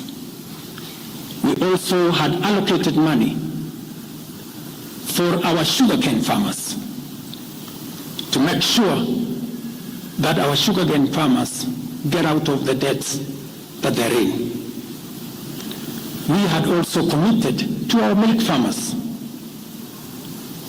2 billion shillings to make sure that every farmer is paid a minimum of 50 shillings per litre to make sure that these farmers, very hard-working citizens of our nation, get a fair return for their hard work and for feeding our nation.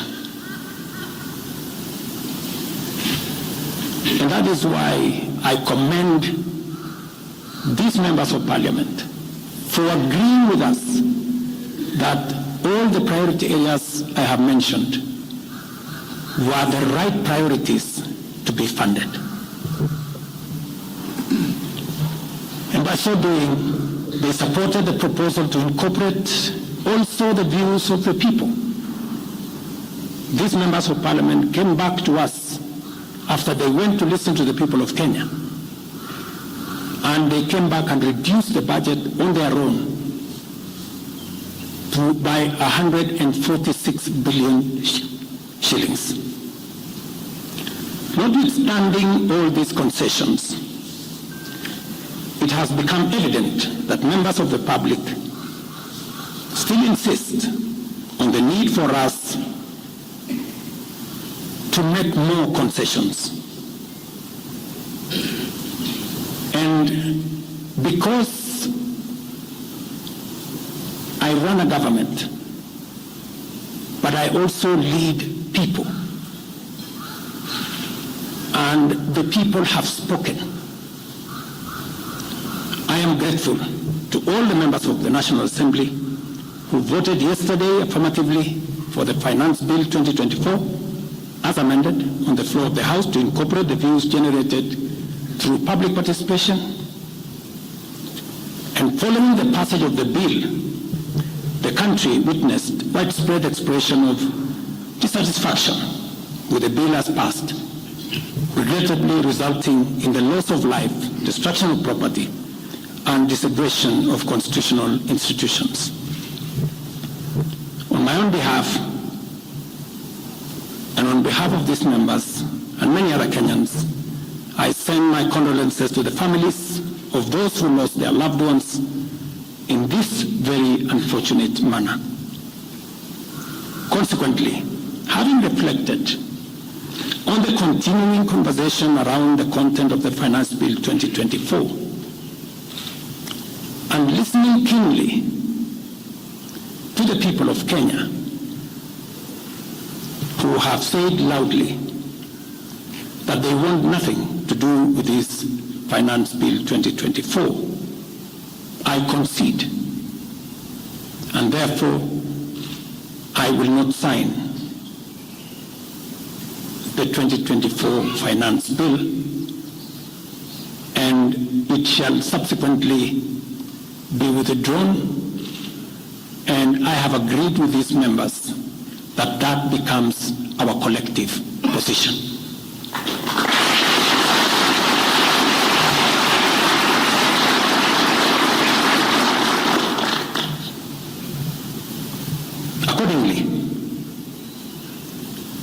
there is need for us as a nation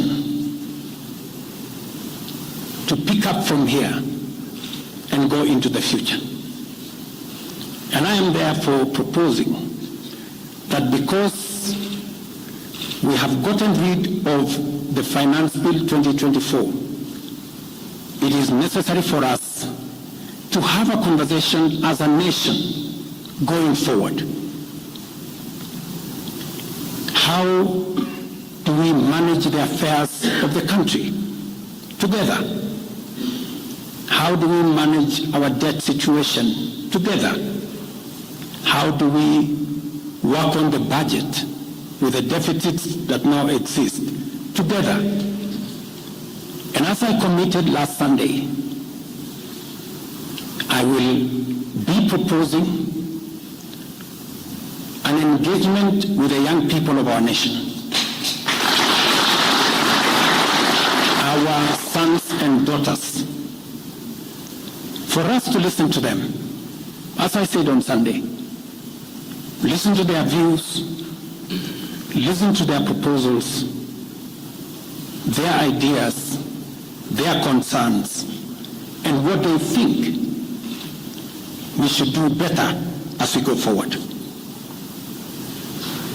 I am also recommending a multi-sectoral, bipartisan, multi-stakeholder engagement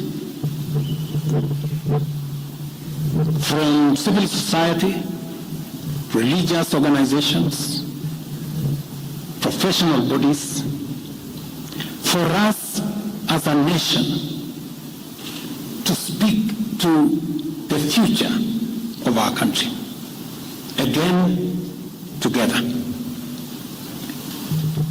And this will be on matters that are contained in the bill and matters that the people of Kenya have canvassed in the conversation that has been going on.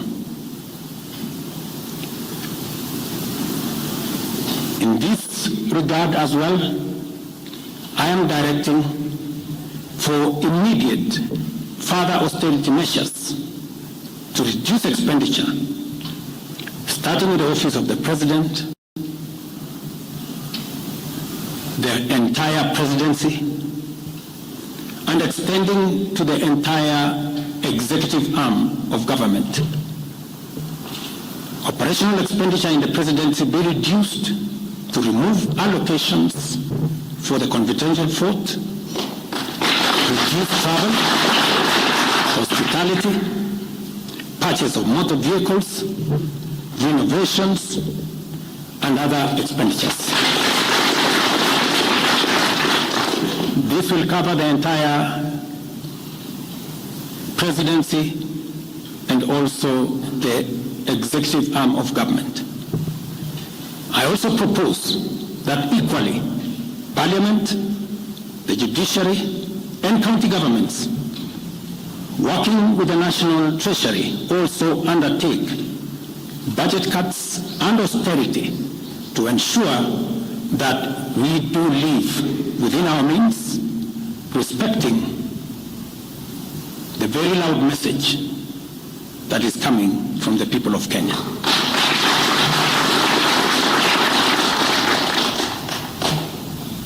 And let me confirm that I have discussed with many stakeholders. I will be meeting some of them shortly after this meeting on charting a way forward that makes sure that we carry the whole nation in this very important journey as we go into the future as a country.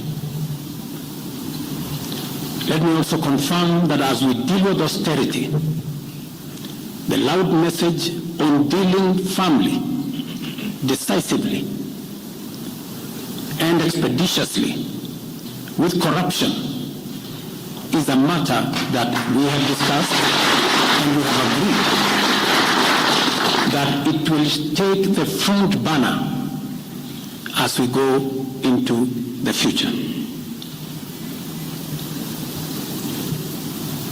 We will continue to do this and carry out this very important conversation. And I want to remind us that we should proceed within the foundational principles upon which our nation is founded, namely constitutionalism, adherence to the rule of law, and respect for constitutional institutions. We must continue to operate within the parameters of the law. I thank you.